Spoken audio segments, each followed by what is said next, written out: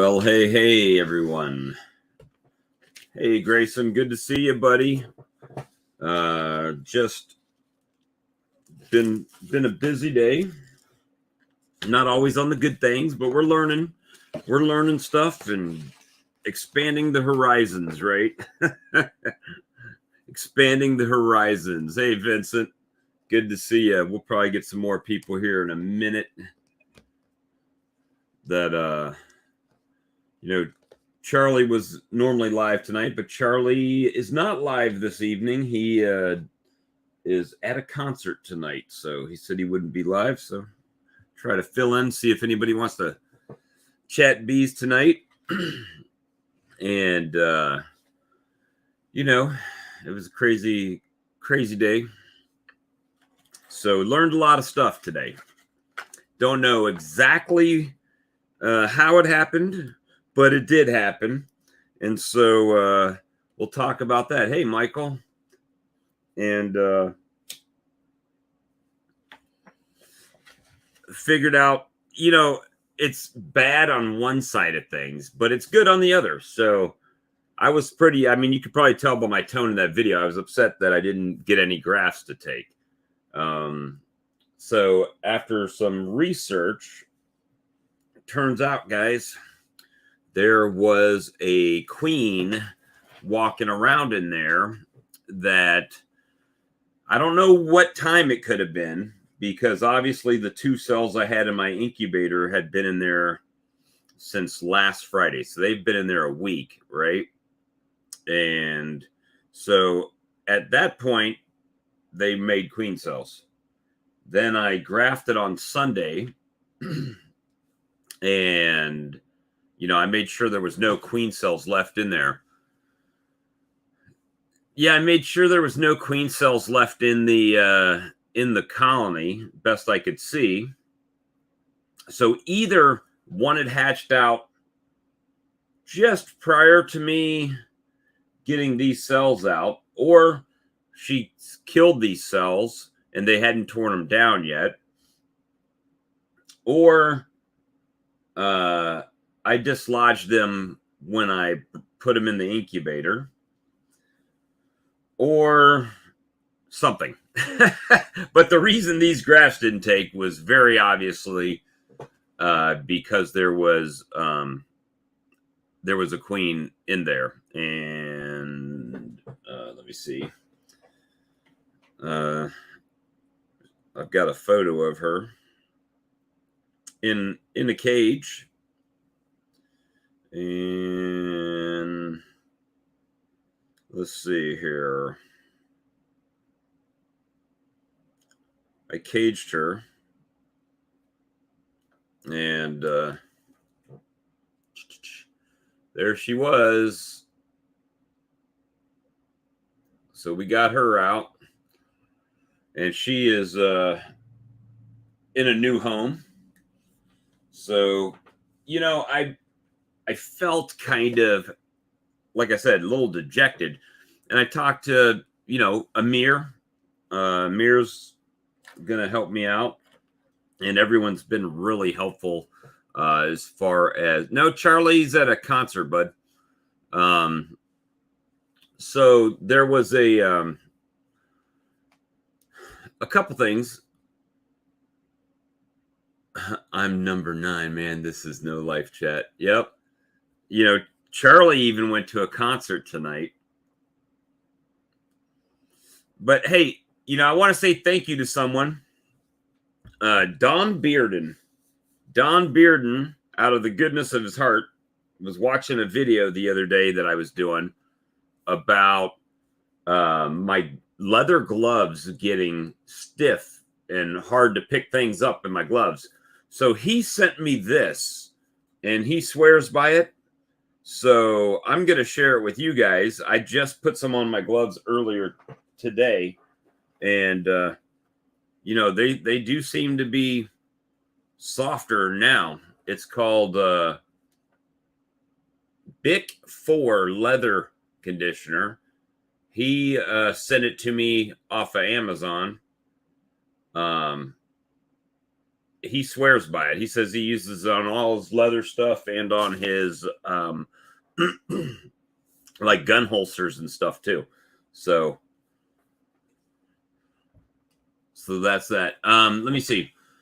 So yep, I ended up having a queen. So I was a little bit dejected, and I was talking to Amir and talking to James, and James afterwards, when I showed him, hey, I got 0, so whoever picked 0 won won the little pool. He said, well, nobody picked 0. Everybody had more faith in you than that. And I said, well, I had more faith in me than that. But at some point, a queen hatched in there sometime, guys. Don't know when. I didn't see her because I specifically went through and knocked down all the cells that I saw. I could have missed one. Don't know. But at any rate, the that queen is now in a different home. So, and I was kind of telling James, I'm like, you know what? I just feel like I'm behind. I feel like I'm behind. He's like, what are you talking about? I said, well, I'm behind.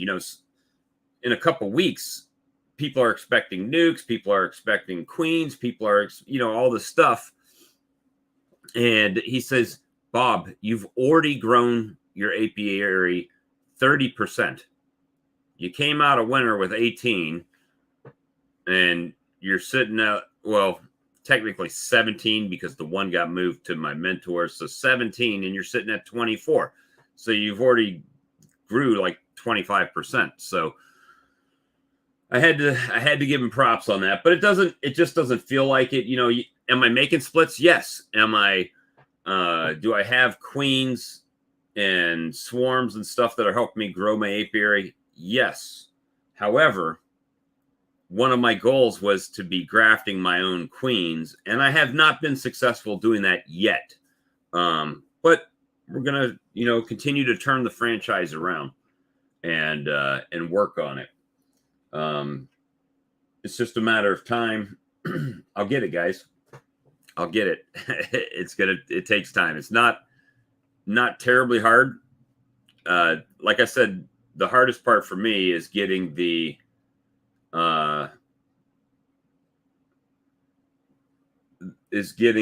starter finisher set up. Once that's set up, which bee suit?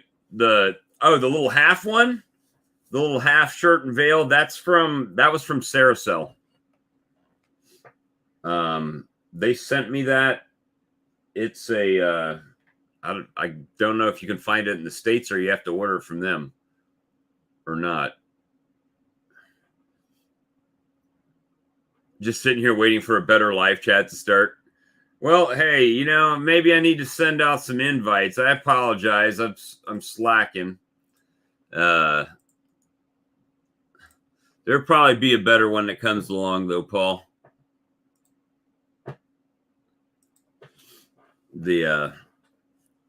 But just trying to fill in for Charlie for a minute. And we'll get it going. We will get it going. Wait a minute. All of your bees died? I thought you still had some.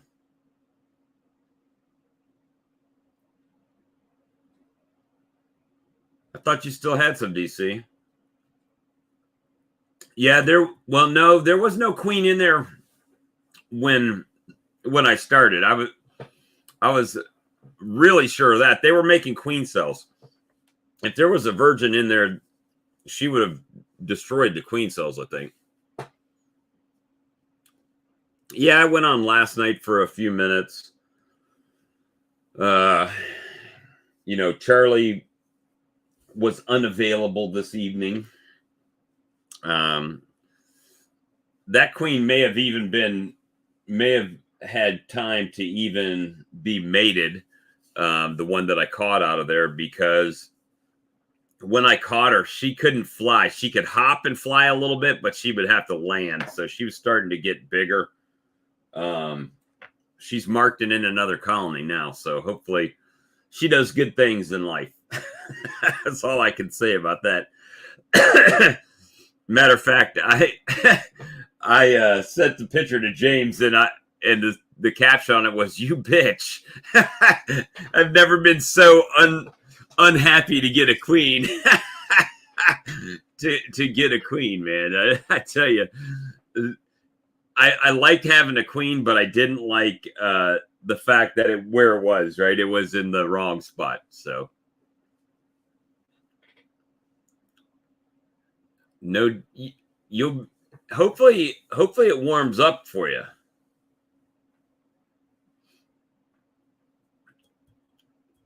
Because that'll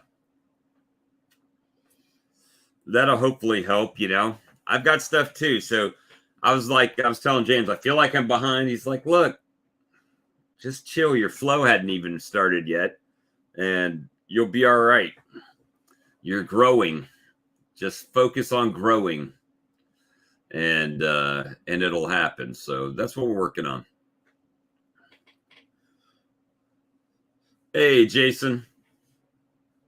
Good to see you. Had the fail queen graph today. Hey, Lee, come on in, Lee. I know Renee's at work tonight. So Amir's coming over tomorrow, and we're going to try to get our graft on around lunchtime and see how that works out. He's been doing it for several years, so stuff that I can't get off of the chat, then he'll be able to say, no, that's wrong, and that'll be good. Hey, Joey. Let me see.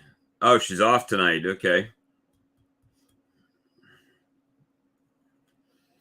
So, yeah, that's the I figured you guys would be interested in seeing those numbers and the fact that I pulled that frame out with nothing on it.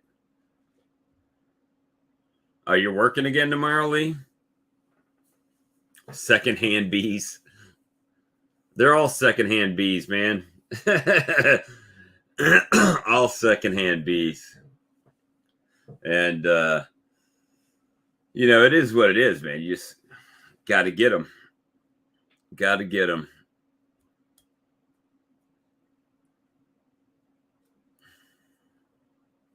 Let me see.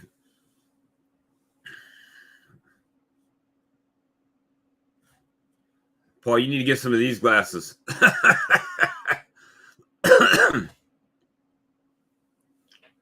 Well, you're working with Garrison too, right, DC? Yeah, that, you know, I took my time, guys. Believe it or not, I really took my time to make sure that that I did a good job. I felt like I selected the right aged larva. Everything was going good. They started drawing up right on that one for sure. And then I guess that queen came back or something. They're like, yeah, we don't need these anymore. And then they were gone. So they actually had already drawn out 2 frames and put sugar stores in it. So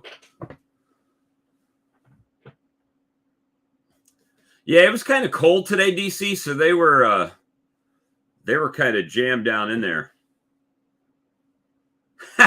Ian, I know what the problem is on my poor graft. This guy, there was a queen in the box. There was a virgin or a newly returned mated queen came back. There's the little heifer right there. I caught her, marked her, and moved her to a colony. So, look, even have surgical gloves on, guys. But, yeah, found her walking around in there. I know, right? I'm with the cool kids. Yep, that's it. Person behind the keyboard. For sure. It was, yeah, I found her. Matter of fact, James said that happened to Brad like 3 or 4 times in a row. He's like, I don't understand it. I know I'm doing this right. Yep. I said the same thing. I said I was good. I didn't look in it. I didn't check it.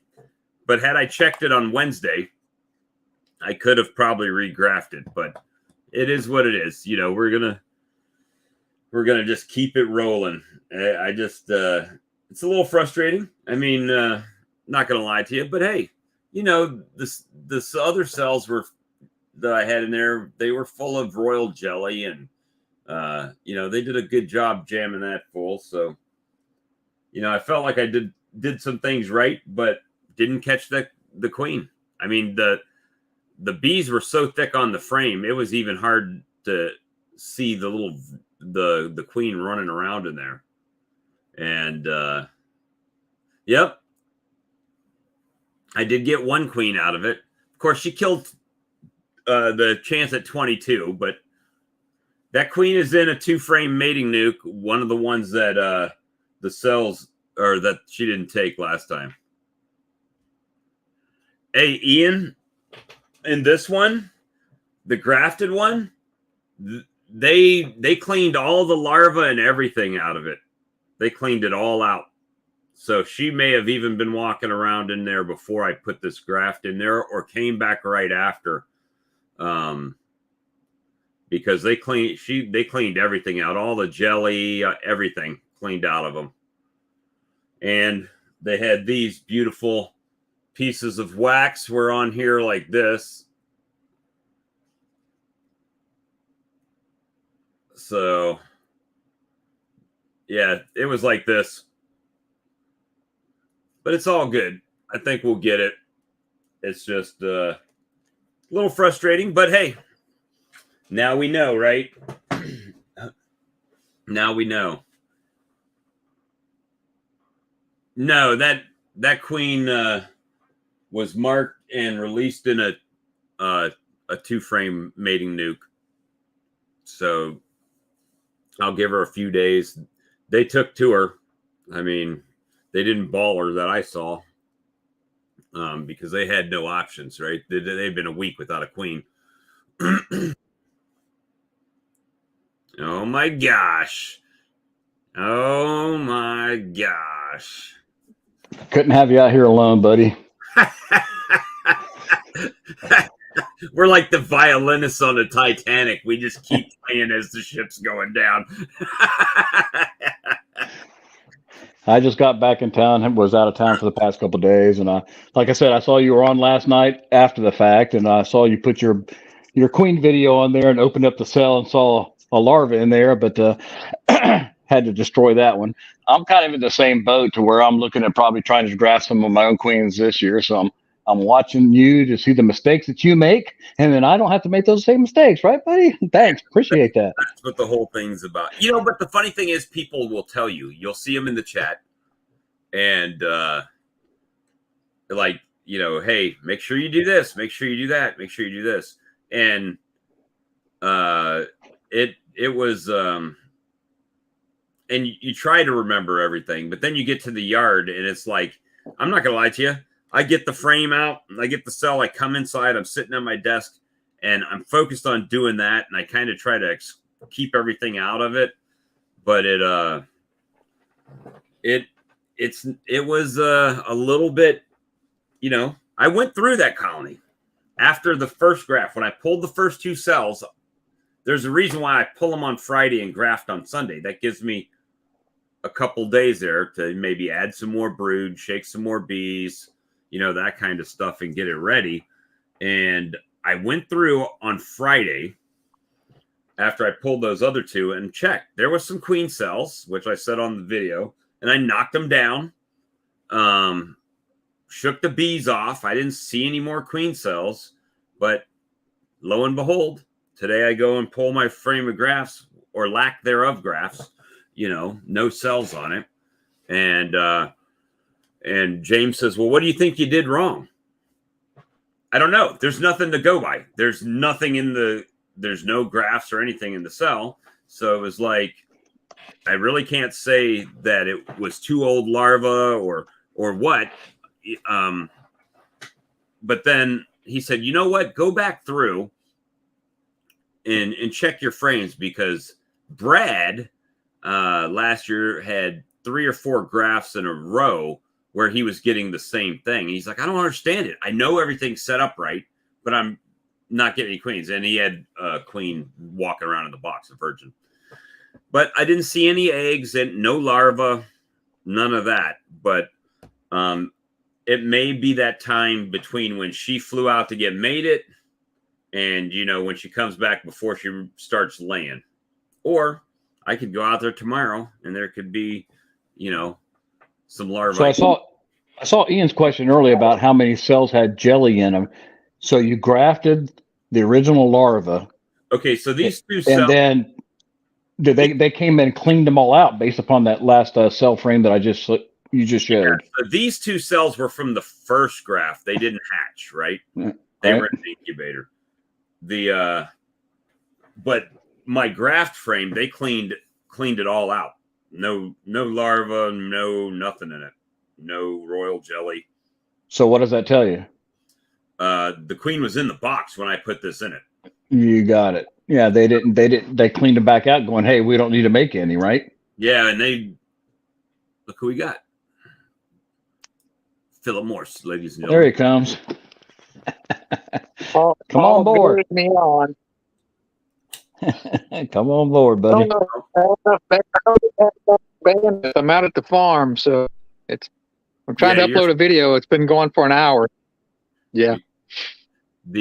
So now we got the break it up a little bit. The violinist, the cello player, and the bass player from the Titanic right now. We're all sitting there watching the ship go down. And okay, so who's the viola? Who's the viola guy? Oh, the next person that hops in will be the viola guy. So, I mean, you know, I was, you guys could probably tell in the tone of that video, I was not a happy camper when I pulled that frame out. But what can you do? It's just that now I feel like my honest feelings when I did it, I didn't want to give up. But if you remember back when I started this, I said I wanted to buy cells so my season did not rely on my first year grafting skill. Remember, that was kind of the thing. And I'm like, you know what? Well, they're not going to have cells till the first week in March. So that if they can have cells in the first thing of March, well, then I can have cells, right? That was kind of the thing. But okay, so Bob, you got to understand, you're the icebreaker ship that goes through uncharted territory, and we're the little tugboats that follow in. So we watch the mistakes that's why we watch Walker Bean Ranch videos to see how not to do things. Hey, I should just reverse Mike Berry's thing. This is not a how to do. This is a how not to do video. Exactly. And everybody's got their niche. So I mean, I don't know. So now, I mean, with the whole thing, now I feel like I'm in the middle of March, and I'm now discounting the actual knowledge and routine of grafting, right? If you took that out, I'm actually behind where I would have been had I just bought cells. So, but then James points out, Bob, you've already gained colonies. So give it some more time, do some more grafts. You got from now until, okay, these aren't going to be production hives anyway, right? No. Yeah, so you got now till June to continue to work on your grafting art and let my other colony get stronger a little bit, you know. Let your production quantities do what they want to do, and you're in the learning yard, right? Yep. And so it's been interesting. It's been fun to watch and to do.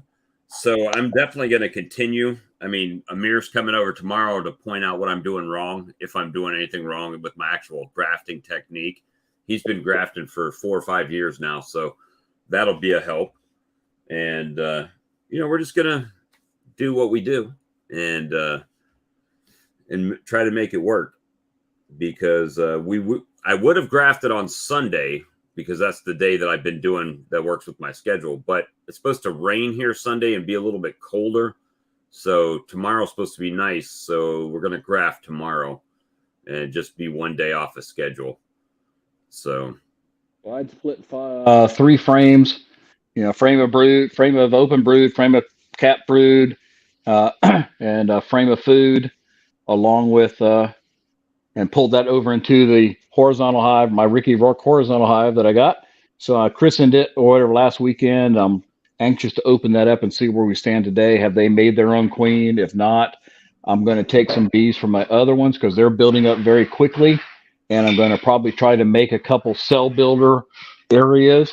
And since I won a new cell frame or whatever from your all's 1-year anniversary video the other night, although I purchased one already, Right. I'm going to give that a shot and see how we can go with doing a little grafting myself probably next weekend.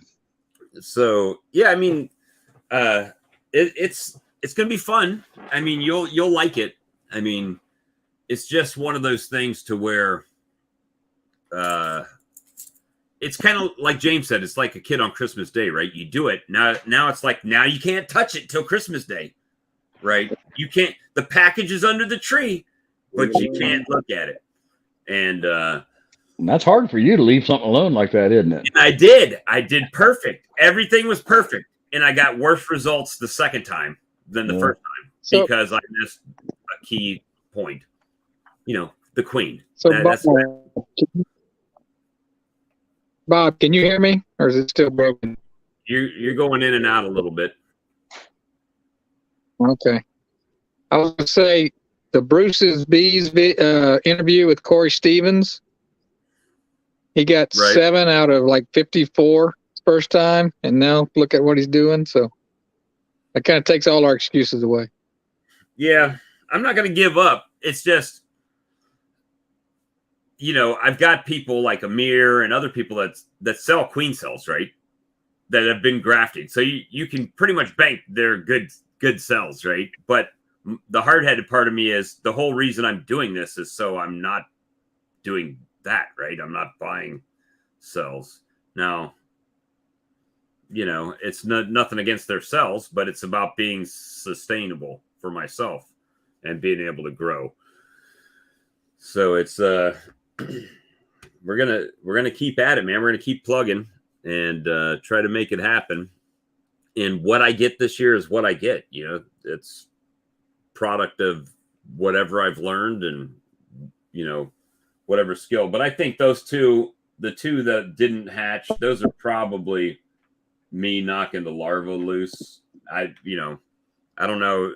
For me, I guess it's pretty difficult to take a queen cell, and put it in the incubator. I don't know how that's so hard for me, but no, I haven't primed the cups. We're gonna probably prime them tomorrow, though. When Amir said he's bringing some royal jelly because he does a wet graft. So did you overload the cell starter with just massive amounts of nurse bees? As many as I could jam in there, that I could jam in there from my other colonies, right? To me, that's what I've seen. That's the key to everything, is just making sure you overload that with nurse bees, make sure they understand their queenless, and they'll go to town. Yeah, I mean, they've been drawing comb up. Hell, you should almost make one if you just need extra comb, man. You just throw a feeder on them, throw a couple blanks in there. You come back a few days later, you got comb. You just move that to the side. I mean, they are building the comb. But I had to take one of the frames out that I put in there last week because they had already drawn it out and loaded it full of syrup. And I just took it and put it in a weaker colony that doesn't have that much resources and gave them a fresh frame back. Skunks stink, but you have to get sprayed sometimes to learn. That's it. That was definitely a queen in there for sure. And James thinks she's made it. I'm tending to lean to the fact that she's made it, just because when she tried to hop and try to fly, she couldn't. She hopped and flew about that far and landed again. But when I put her in to the roller cage, I set her off to the side and bees were landing on her cage. So with the virgin, they'll pretty much just leave her alone, right? But they were landing on the cage trying to check her out and everything. So we'll see. We'll see what happens. The second rack of cells that you grafted or whatever went in there, you put them in there. You had just took the royal jelly and the whatever the larva was in there and grafted those cells, stuck them in the thing, and Just then like- went back a couple days later, pulled that back out and looked at, and they had cleaned everything out. No, I grafted these on Sunday. Today's the day they were supposed to be capped. Right. So then I pull them out today and I 5 put them in days. my incubator, right? And then I let them finish out after they're capped in the incubator till they hatch. And that's when I introduce them to their colonies, right? But the second frame of cells that you had, you said this you one, got 0, right? yeah, I never checked it. Remember, everyone's like, "Oh, don't check it. Don't go. Leave it alone. Don't touch it." You went in and checked it, and everything was gone. Clean cups. I went in today to pull those cells out to move them to my incubator, and there were none. Right. So that's, I mean, clean the larvae that were out of the cups, yes. And the cups were all clean. Yep. They cleaned it all out, all the jelly, everything gone. And but I didn't. Yeah, there was a queen. Sure, then. Yeah, I got her out today. So, but I didn't see any eggs or brood, or I mean, there was some cap brood, but it had cap brood in it. But there was no larva or eggs or anything like that I saw in any of the frames. And after I found her in Cacher, I just shook them off, right? And didn't see any of that. So. I'm afraid that in one of my hives that has been just a gangbuster one, even at this time of the year, I'm going to go in there and find swarm cells tomorrow when I go check. But I just got back in town late tonight, so I'll be checking back in tomorrow and see what's going on. Let me see. Does the fact that they destroyed all of the cells indicate that the queen is in fact mated? I typically what I find is if there's a queen in there, they tear down all the other cells. Even if they're capped or whatever. I mean, unless you happen to get in there at the perfect time and can cage them or something or move them, I'll find that they tear them down quick in my colonies. I don't know if you guys have had that same thing happen or not, but that's usually what happens in mine. Charlie is at a concert tonight, Grayson. That's why he's not live. So yeah, you know, there's things I could change about the starter. I could definitely get the little strip for the license that has the queen excluder on it, right? That would not let her out or in if she flew out, right? Or if something from the outside tried to fly in. But the reason I didn't do that was because I felt like the drones that are in there needed to get out, you know. So James was like, "Yeah, don't worry about the." Oh, there he is. Speak of the devil. Hey, James. He said, "Don't worry about the drones. Who cares about the drones?" And you know, at least for the starter finisher. I saw Jason on here. I saw Ian on here. Come on and give us some tips on how to better graft those next time around. Hey, Ian's probably calling Carrie up right now and say, "Hey, go in there and help them boys out." Yeah, Carrie takes care of it after they're there. She puts those cells into those hives and makes him another 4 or 5 different 6-frame nukes on each of the pallets that he's got out there. So what I think's going to happen, looking forward, is hopefully if I get this down to where I'm having some sort of success with it, which I will eventually, then it becomes a little bit different, right? So then I could move to a starter finisher setup to where they're starting it over in this colony. Once they're started, then I can move that frame to a finisher colony and let them finish out over there, right? And then I can regraft right away, so you can speed up your process. That's not my goal right now. My goal is to become somewhat proficient at, you know, getting them to draw some cells on. I can't even say a percentage, right? Because they're like, "Well, what's your percentage take?" Well, hell, I had none out of 43. So whatever that is, 0%. Your goal is to not have a queen. What you garbled Jimmy, up your there. goal is not your goal. Your goal is to not have a queen in your starter. That's pretty simple. Yeah. Well, there wasn't on the first round. You fix that, you're probably going to be okay. Yeah, that's like do not get out of jail. Do not have jail. Yeah, that's like the cardinal rule, right? So so I was talking. I was like almost. I was almost to the point to where I was going to regraft it today, and then we're like, no, we better wait and let them be queenless for at least 24 hours, and redo it that way. And they after I took her out, they got noticeably louder. So I'm thinking they realized she was out of there. But hey, I'm the crash test dummy, right? Bob Benny leaves his queenless for like 2 hours. Bob Benny leaves his queenless for 2 hours. And then puts it back. They go to lunch and they come back and. I need to go work for Bob Benny if they get 2-hour lunch breaks. Only the queen grafting there. That's the let me see. Yeah, well, see, yeah, most people do put them in a finisher 24 to 48 hours, but mine is a starter and a finisher, right? So I tried to take this guy out of the equation. That's why I was leaving him longer this time and didn't want to disturb him. So, maybe this week we go right by the spreadsheet, and after 3 days we go in and check them, just pull it up. Yep. But see, by this, had I done that, I would have pulled it up and I would have said, okay, there's a couple of them that have like 1, 2 that have some wax on them. So only 2. And then I would have put it back, dropped it back in. So maybe the same situation, but it still would have came out with 0 had I checked it. Unless I went ahead and regrafted right then, or done it then. Yeah, grafting technique was not your problem. What's that? Grafting technique in that situation was not your problem. It could have been. It could have been, but I can't determine that at this point, right? It was just gone. No, your problem was you had a queen already in that hive. Yeah, that I didn't know about. Yeah, so you didn't know about. That was the problem. So that's it'll be good. It's just a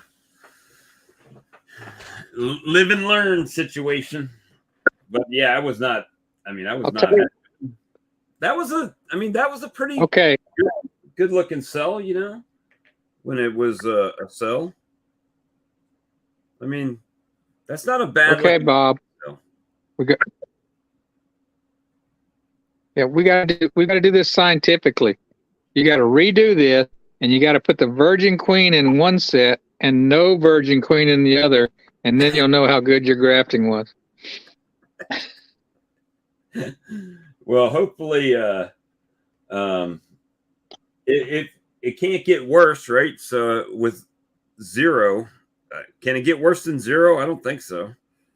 So anybody that says, this week, oh, that we'll get more, you're probably going to be right at some point. Nobody said 0 though, so I appreciate that. So 1 is not the loneliest number, right? So it's going to be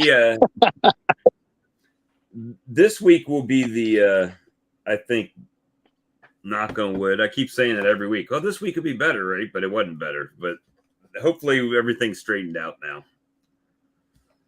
Of course, you never know. Yeah, I've learned a ton. A ton.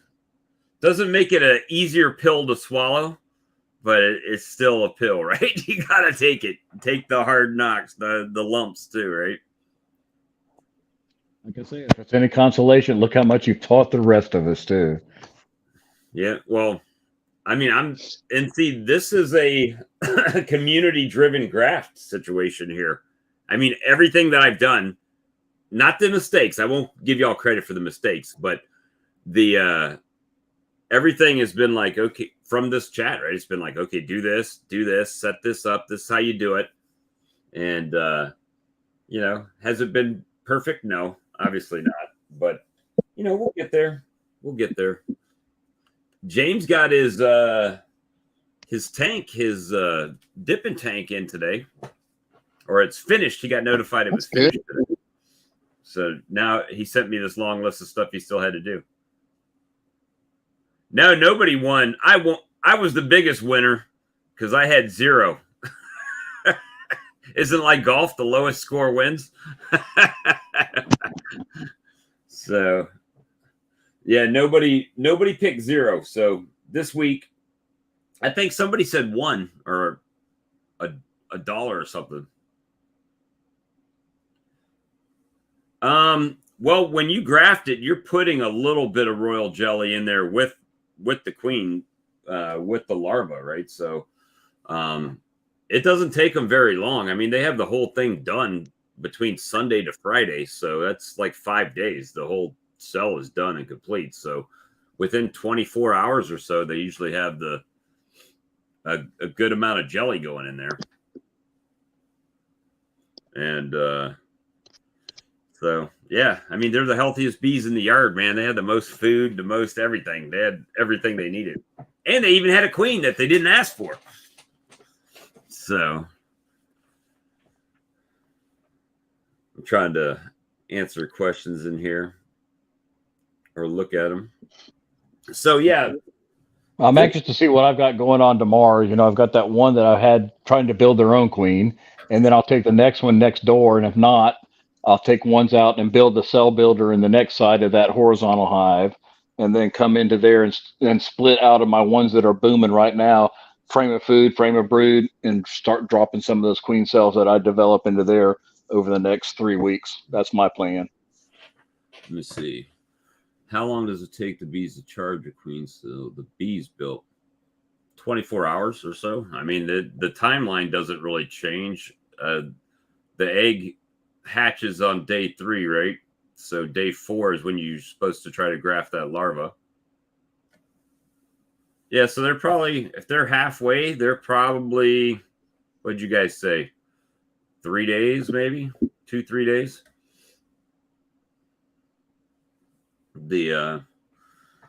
But yeah, I went through today. There was no queen cups in there at all. So, but they had the queen. So Paula, were you on vacation?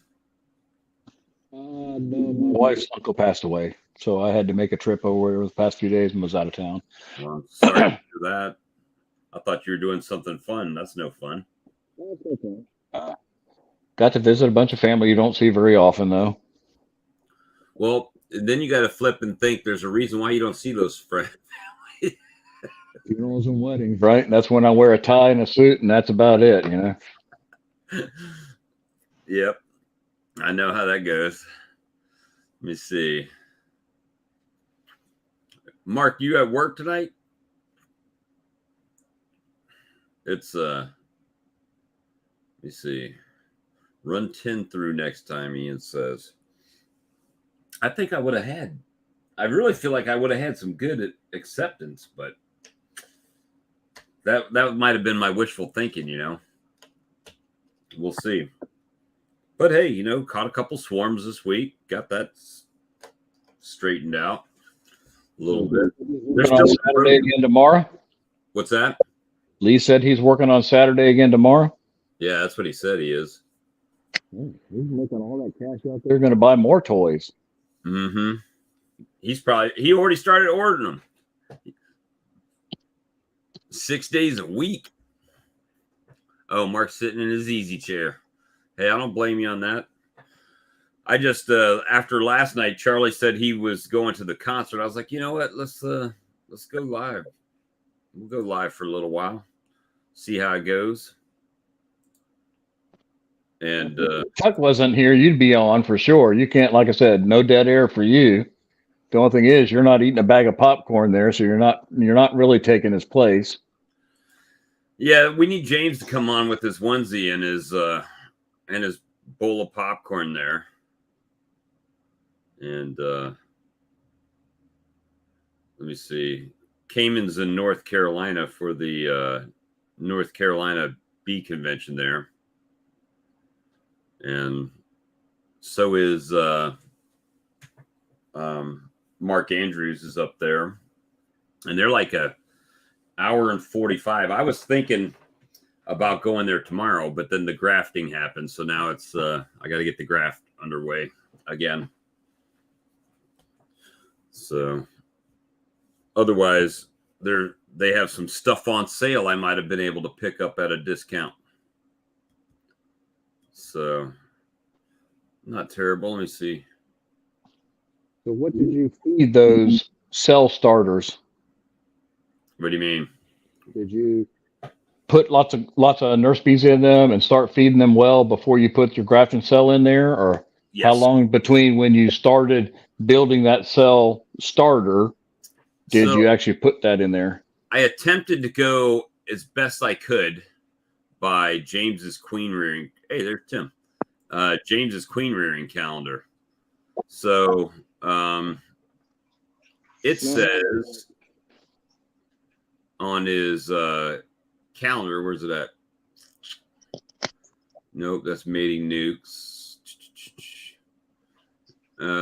So day 5, it says, obviously that's grafting day. So I did it about 4 to 5 days ahead of time. So anything that was in there, you could go back in and smash cells, right? And then make it painless. And then it'll be too old. The larva will be too old at that point to make a queen cell with. But giving them a pollen patty or anything at that time? Yep. So I put a pollen patty on them and filled up their. I've got that Lysin poly nuke, right? So it's got that top high feeder on it that sits flat on the top, and gave them some apis and sugar syrup and let them go. And they start drawing comb like nobody's business in there. Well charged. Mm-hmm. And that way, as long as you keep the feed to them, they've got everything they need to make the royal jelly to produce great looking dead queen cells like mine. Nobody produces dead queen cells as good as you, Bob. Yeah, I know. I'm a world-class dead queen cell maker. If you want dead queen cells, just hit me up on my inbox. Just kidding. But you know what? That's actually would be a great tool if you were teaching a kid about a queen cell at a school, right? I mean, they don't have to know it's dead in there, but this is what it looks like, boys and girls. And then they hatch out. And once they hatch out, they come out of their little hidey hole in there. And they're good to go. But only they're playing hide and seek with you, right? Yeah. I'm trying to figure out when that queen hatched or what, because when I pulled those, I went through and made sure again that there was no queen cells in there. And let me see.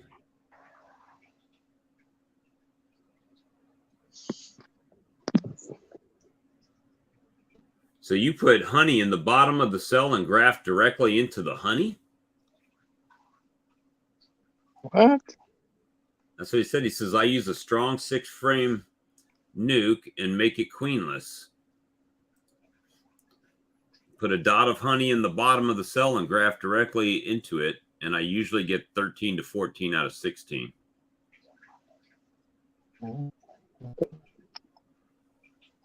Never heard. Well, I guess I've heard people using yogurt and all kinds of stuff. So honey is another thing, I guess. But subscribe to Lee's channel. I'm ready for my Guardian Bee jacket, man. He says he's 12 away. Tim, what you been up to, buddy? Working trying to get back on track work coming out of that little vacation we had last week. But been dabbling in the bees a little bit last few days. It was more of a lesson learned week. But everybody's doing good. Well, that's good. Any swarms yet? Or do we have to wait on a video on that? No, not on our end. in the hayfield or the pecan orchard where we took them boxes up there. We went yesterday, I think it was, and nothing yet. Nothing yet. Nothing yet. It'll come. Everything, I mean, the swarms that I've got have been calls, right? I had a call today, and this is the thing. Somebody said, hey, is there anybody that can remove bees from an overhang, you know, like over their front door? And so they've been there for like 8 months. Why would you let them establish for 8 months under your overhang before you ask somebody, could they come get them out for you? Doesn't make any sense. It's kind of like that trailer. Oh, they've been in there for a year or two. Oh, now it's important to get them out. The last 2 years, you didn't really care to get them out. And I mean, I don't understand why people let it go that long. Probably getting their tails tore up. Probably. Yeah, they probably didn't get. They probably weren't active during the winter. Yeah, I mean, they see them. Then that's what happened with that cutout. You know, first real nice day, all of a sudden there's a million bees flying out on the side of his house because they're going in and out and pooping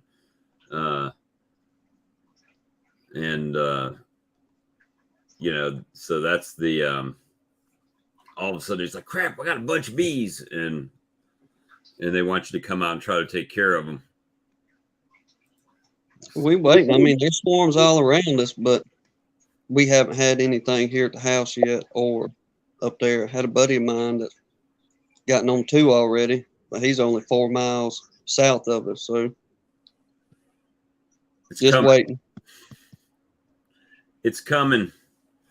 That's I'm setting out for. well, evidently all you have to do is park a Mercedes van in the middle of a brewing company parking lot, and they'll just come and land on it. And the other one that I got was on a pine tree. Tom Seeley, look into that. Tom Seeley, what? So he needs to look into that technique. Tom Seeley Mercedes van. add a chapter to his book. Yeah, Right. Faulty spray. I'm putting out swarm traps on Sunday. It's the spray's fault. It's the spray's fault, Tim. As DC's like, faulty spray? Could be. I mean, it's mixed in 5-gallon pails, I guess. Could be. That only works for Canadian bees, Bob. Right. That's the Canadian bees. But Guess we have to go back to our lemongrass. Do you think they spilled? Do you think they spilled a little of the swarm rustler in the bottom of that Mercedes, and that's what happened? Well, probably. I know I definitely put them in the Pro Nukes. I put it in the Pro Nukes, and I just set the Pro Nuke there, and they just started walking right in. I set it up on top of the van so I could get up on the top of my truck to be able to get up there to work with them. And when I set it up there, they just started walking in, and I let them walk until I got impatient with it. Then I started brushing them off. So, but yeah, I got them. And then I don't know if y'all saw last night, I got these swarm troopers. This is what I'm putting out there at their plant, on their fence line, to try to catch some. So we'll see. They're pretty inexpensive, but I thought my boxes, being a brand new company, they wouldn't want my raggy boxes out on their fences, you know. So I tried to make it look a little bit professional, I guess. You got any out there yet? No. Matter of fact, I built the one last night, and I've got 3 more here to build. And then I'll probably go out Monday or so out there to put them out. I got to call them so they can let me in the gate, and they'll ride me around on this little, it's almost like a golf cart, but it's got doors on it and everything. And a little gas powered job, like a Polaris type of deal. And they'll take me around. I'll be like, I want to put one right here. It's got to be hanging on their fence. So the way it's going, take you another box with you. You have to have another one on that van Monday morning. Yeah, I've been keeping a Pro Nuke in there with some old in my truck with some old comb and my suit. Everything's in my work truck now. So if I get a call, I just head out there. No, this is not cardboard. This is like plastic, corrugated, like political sign type stuff. So it's plastic coated, or it is plastic. It's not cardboard at all. It's just plastic. Basically, plastic cardboard. That's what it is. But it's got a little feeder hole in it. But these things are like $50, you know. That's a little steep. Huh? That's a little steep, really. Yeah, the wood ones are like $75, and then if you get like the Interceptors, like $155. So this was the cheapest of the three options. That's nice that it's got all the features built into it already. Yeah, there's guys that are building them for $60 that are out of wood, you know. So for $10 more bucks. Yeah, $10 more bucks, then you got to paint them. And that, all I got to do is fold the door in and close the bees up and take them home. So it's not bad. I mean, if it were up to me, I would just set pro nukes around everywhere.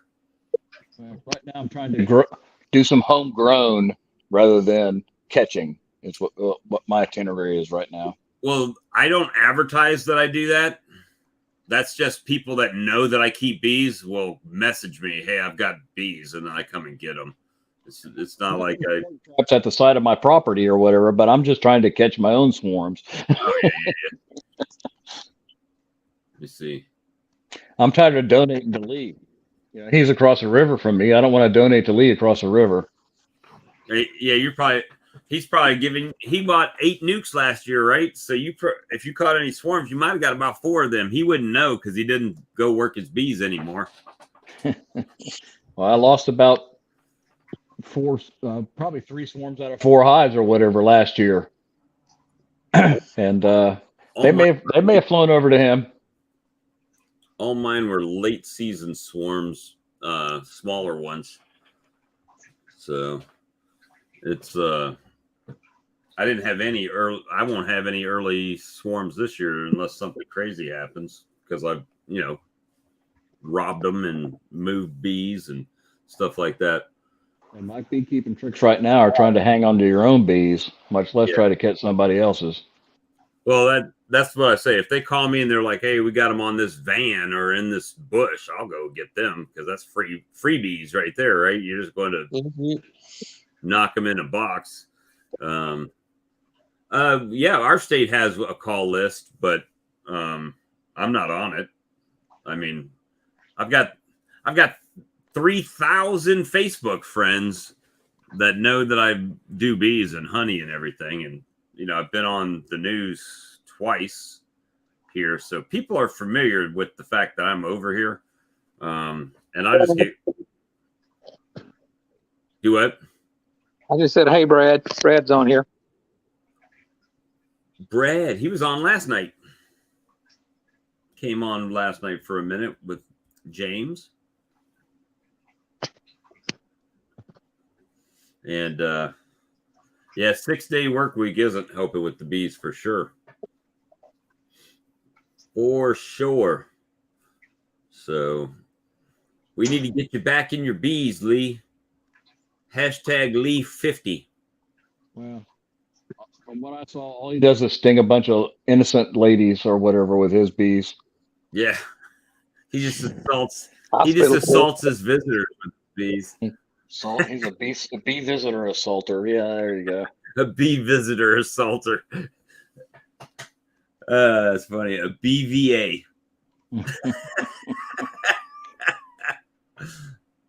That's funny. It doesn't. I tried to explain that today. I'm not always the fastest getting back with people on the phone. I get it. I've got this thing called a day job that I might be at a customer's house dealing with them or in the office or something. So I can't always get the calls right back. And then you get home and, I've got a little swarm lure thing going on. So I've got to ship those packages, right? And then, we got to eat dinner sometime. And then we got YouTube, right? So we do YouTube too. So there's just like a bunch of stuff all the time. If you want to get a wrench into what you want to do, huh? Yeah, I got a lot of irons in the fire, so I get back as quick as I can. I'm not purposefully avoiding anybody for sure, but let me see. Has anyone had trouble hearing Sam on his videos lately? I don't know. He got a new microphone, but I know he had dropped his camera, or the wind blew his camera over the other day, so maybe that might be part of the problem. I have to wake up and answer the phone. Yeah, Lee wakes up in the middle of the crane. Yeah. He's the only person you can call in the middle of the workday. Know he's at work, and he sounds like you literally woke him up from a sleep. And he's not even union. It's right. He's not even union work. Oh man. So yeah, that's pretty much it. That's been my day in a nutshell today. A week actually. And so we're just gonna keep going. We're gonna figure out what's happening. Keep going with the plan. I hate it when a real job gets in the way of doing what you want to do, right? Yeah. Every day. It would not hurt me to walk in and say, "Yeah, thanks for the opportunity, but it's bee season. I got to go."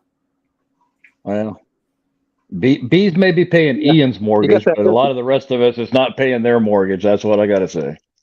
Yeah, it doesn't. It wouldn't pay the mortgage here for sure, but at least not right now. But it would be helpful. Lord willing, one day.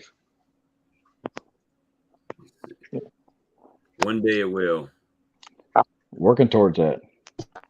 I get to go into my 19 colonies out here tomorrow. It's like Christmas Eve for me. It's gonna be great. You're selling them? Is that what you said? No. I get to go. It's gonna be my first inspection tomorrow. Okay. My first inspection of yeah. And they look.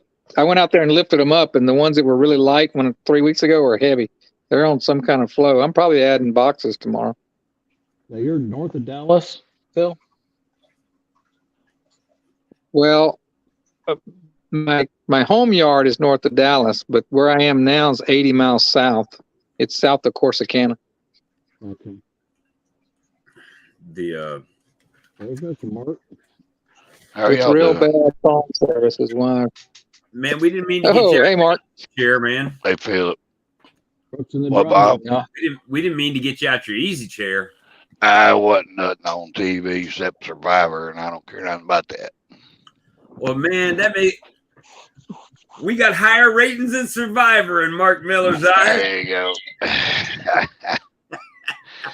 Oh, wait a minute. So Tim's got to be the viola player. That makes Mark the conductor. Yeah.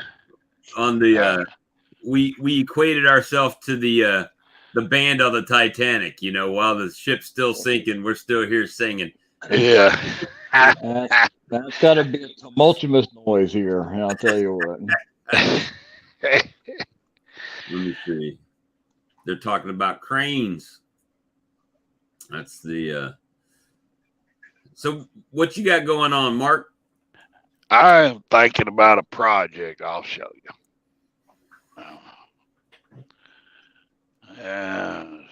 This is a biggie here, boy. You see that little? It's an old tractor. It looks like a tractor seat. No, it's a little garden. Garden cart. Yep. Yeah, a little garden cart. See, you just sit in it, and you can roll around, right? Right. So I want to try to build me something underneath it to put my queen cells, and then on the side hang a smoker and maybe a hive tool over here, and then hook me a handle to it where I can roll it around. And then I'll have me a place to sit down instead of having to move a box around and sit on a box all the time. Just drag it. Appreciate that kind of ingenuity. I'll tell you what. It's just you work your bees. I don't. I'm usually standing all hunched over it. By the end of the day, my back is killing me. yeah. I'm just trying to make it easier to where I don't got to bend over so much, right? The you know what Sam has? He's got one of those pull carts from Tractor Supply, but the sides fold down on it. So you could actually, I think his has got his bottom, and you could fold the side down and just sit on the cart on the side, and then you would have everything right around you. Yeah. I don't want too much weight to have to pull around, but I want at least have like a smoker, a hive tool, an extra one, a brush, just the basics, maybe some sugar water and a cold drink, and then just have it where I can roll around like these 3-ways. I can set it a 3-way and get 3 queens or 1 queen or whatever and put it in there and roll the next one. But see, if you're like us though, it'll start out like that, and next thing it'll be a Peterbilt. It'll be a Peterbilt. Pull in your bee supplies I'm with just trying to power inverter and a mini fridge on there. I'm just using what I got, whatever's handy laying around here. That's how it starts. Opposite point. I took it from the opposite point of view. Instead of getting down there, I built my hive stands to where they're up about waist high, so I didn't have to bend over at all. Yeah. When I started my hive stands, I had my cinder blocks standing up, right? So it was taller. And after 1 year of doing it like that, and I was putting honey supers on and they were getting too tall, I'm like, man, I need to lower that thing down a little bit.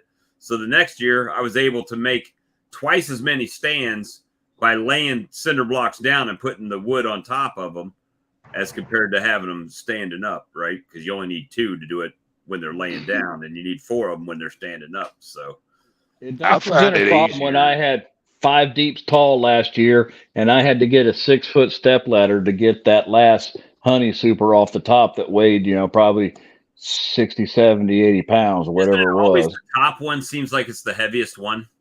I tried to do something last year, which is stupid for somebody my age, and that was I was under supering my new supers, so I was putting the empty ones under 3 deep supers on top. So I was having to lift 3 supers off top to put the under one underneath. Yeah, that ain't gonna happen this year. I can tell you that much. Yeah, I don't think I'm gonna do that this year either. I'm probably gonna be right on top. The right on top guy. Where are you gonna put that? Right on top. That's where it's going. and ROT is not the wood. It's right on top. Right on top. That's it. That's as I'm getting older, I'm finding that things out of nowhere happen, right? Like all of a sudden you wake up and why is my whole left leg hurting today? My right leg don't hurt at all, but my left leg is killing me. So that's been going through that for the last 4 or 5 days now. How old are you, Bob? I'll be 53 in June. So yeah. So getting there. Not, some people are like, it's young. Well, yeah, it is for some people. For some people. Yeah, you're right. Not this person. Anytime you can make it easier on yourself, the older you get, you're going to do it for sure. Yeah, that's Sam rides his riding lawnmower around his whole place. He uses it as a tractor and pulls that cart behind his riding lawnmower. Yeah, I use a four-wheeler with the same thing. Trailer behind the 4-wheeler and then I leave all kind of junk on it, and then I just back my 4-wheeler with the trailer in the barn, and I ain't got to unload nothing. Just walk away and go in the house. Well, and where my hives are, I just have to walk around one little area to get into the honey house, right? Yeah. Last year, I pulled my F-150 down there, and I was loading those honey supers on the back of the F-150, and then I was backing them up close to the door so I could just pull them off the F-150 in. I don't know if it was less work, but it sure seemed like it at the time. Not walking them back and forth anyway. Well, I'm wondering how to do that single brood management. Well, today we're talking about single brood chamber management, and I started taking it a little bit further. If you watch the videos, I start doing when he's talking, I start talking about like the exits in the back, like the flight attendant, and find your nearest exit. and you'll have the air come from up above, and make sure We you. tried checking on ours today. What'd you say, Tim? I said we was trying to check on ours today, doing Charlie's method, but we got in it, and then the rain came. Yeah, it was raining today it rained, and then it was just kind of misting when I pulled those cells out and found the little. I think we're in for a big setback here. Cold weather's fixed to move in here. It was cold today. It was in the 50s today compared to the 80s the other day. Yeah, I think we're fixed to get set back next couple of weeks for sure. It may be first, second week of April before we really do much. I'm telling you, Charlie. He knows already. I think he likes it. He laughs every time we start doing it. So, yeah, I've got 6 propagation trays, 168 cell propagation trays, all filled with seedlings and stuff already. But talking to my wife's cousin or whatever over in Mississippi this week, he thinks that we're still going to have another hit before we get stuff in the ground. Yeah. It was cold. I don't even know what it's supposed to be now. Let's see. About the only thing you can plant now be potatoes. You know. So tomorrow it's going to be 62 of a high, and it was 82 yesterday or day before yesterday. It's here. We had a nice day today, and I think it's supposed to be a nice weekend. We're supposed to get a little rain, but then it's going to be back in the 80s again. But it's we're in the 50s and 30s at night. It's saying that's what we're going to have on Tuesday, 58 at night and 33. I'm sorry, 58 is the high and then 33 at night. So we're going to kiss freezing again. Yep. If they're right, you know. It's still going to be a while before I can split or make queens or anything. I ain't going to do it with that tech code. Well, and that's the other thing I was thinking about. Those cells I put in last week, right? So if they hatched out Sunday night, means they would have went out or tried to go out. How many days after? Queen emerges. So 1, 2, 3, 4, 5 days later. So she would have tried to fly yesterday or today. No, today and tomorrow. Tomorrow will be her best chance because today was no good. Well, if the weather's bad, Bob, go down there and just close them up. I mean, if you're getting high winds or storms or anything, put a little feed on them, close them up. That'll ensure she ain't going out. And then wait to warmer weather. And but I'll tell you what, that marking, Brad's spot on with that. I've marked more queens in the last couple of weeks using the marking the virgins than I marked all last year. Yeah, virgins are easy. They're easy to mark. Yeah. Especially when they first come out because they can't fly yet. Well, they're just gonna crawl everywhere. So, hey, was it you talking about getting in pins at the Wally World? They're coming. I think they're supposed to be here Monday. Yep, they're supposed to be here Monday, and then Tuesday, my replacement Apis order's coming in. So, but yeah, I got the queen set is coming, and I got to see how much the ending bill with shipping and everything is, and I can figure out how much I need to charge for them. And then they're going on the website, so they should be there Monday. It shouldn't take me long to figure that out.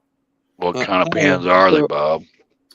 They are James, what are they called? They're the ones Cayman was talking about. Those I'm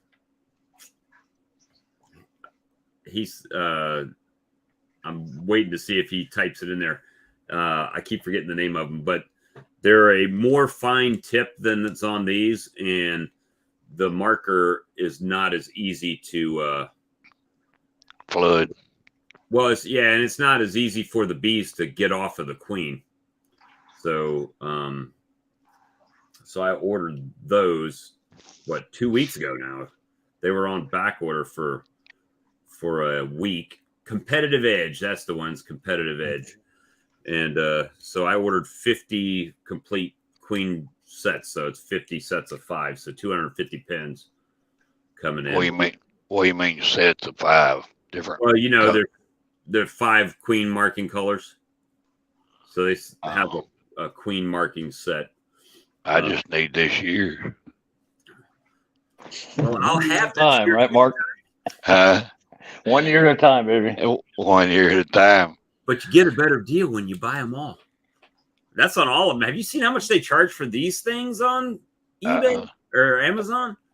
Holy moly. I think they, well, let's check Man Lake. $10. They are about 10 Hey bucks. guys, I'm gonna jump off. All right, Philip. I'm gonna jump off Philip, here, but I'm gonna take care. listen to you. Y'all take care. All right, Have a brother. good night, Philip. Talk to you later. But yeah, they're pretty high dollar. Let me see. Some of the just the Well, Walmart something paint we- pins last time, they work pretty good. So how much is a whole set gonna cost? That's what I don't know yet. I got to wait and see when the shipping and all gets here. But then I gotta pay shipping for you to ship it to me too. Yes, sir. That's typically how it works. That's typically how it works. But hey, we could say it the other way. But if you buy multiple things, Mark, then you can divide the cost of that shipping out. Okay. Is that how it works? Well, that's what I'm telling everybody. I mean, let's see. Queen marking pins. So 5 of the Posca like this cost $24 on Amazon. One of these they got $6.50 is the best price that I'm seeing for one pin. And what you got is supposed to be better than the Posca, right? That's what James McNally said and what Cayman has said. I'll give you the honest truth. I haven't used the pin yet myself. Well, they ought to know. Well, I believe them. I mean, I don't think they hear me wrong, but I like Michael on here. He says hit him with whiteout and a drop of food coloring. That sounds like good to me. What? Whiteout?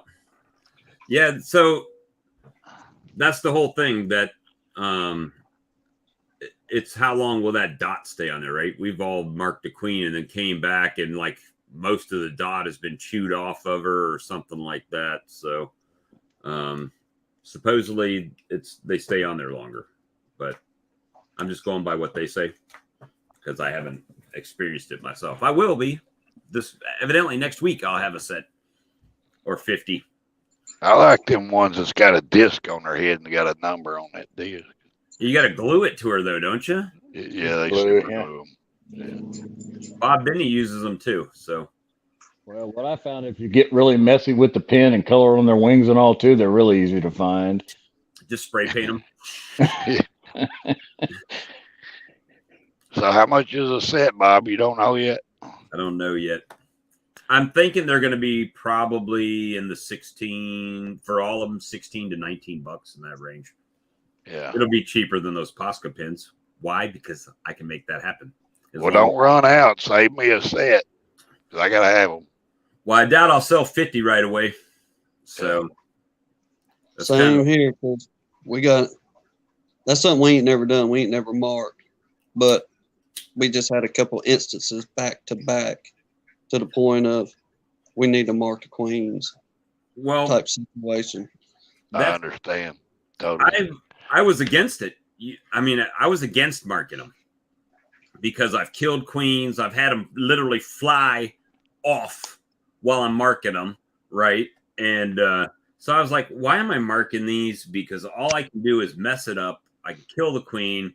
She could fly off, And then James is like, all he had to do was ask me, well, how old's your queens, Bob? Don't know. So you don't know. How can you know when to replace a queen if she's brand new, or excuse me, or how old is she? Right? You get a nuke, you don't know how old that queen is. They say overwintered. Does that mean she laid all season and then she overwintered and then you sold her the next year? Or did you make her after the season and she overwintered as a not really laying that much, right? Yeah. So you don't know. Well, it helps with good supersedure. You know that the bees are taking care of the problem themselves. If they're getting old, right. You know they're getting old that way. And if they supersede her and they succeed, then that's a good trait to have, right? Some bees don't supersede very well, and you want that. Well, what I found is, at least with this, I just saw that Michael said he's had queens rejected because workers think they have a problem. I've never had that with marking. I think one of the problems is when you mark them, you got to let them dry all the way. Yeah. And I think if she's in there smelling like paint, yeah, they might have that problem. You know what I mean? But well, I'm bad about not marking my own. I'm bad about it. But this trick, doing the virgins mark, perfect. Do you mark your virgins now? No, I don't fool with it until they get mated. That's when they get marked.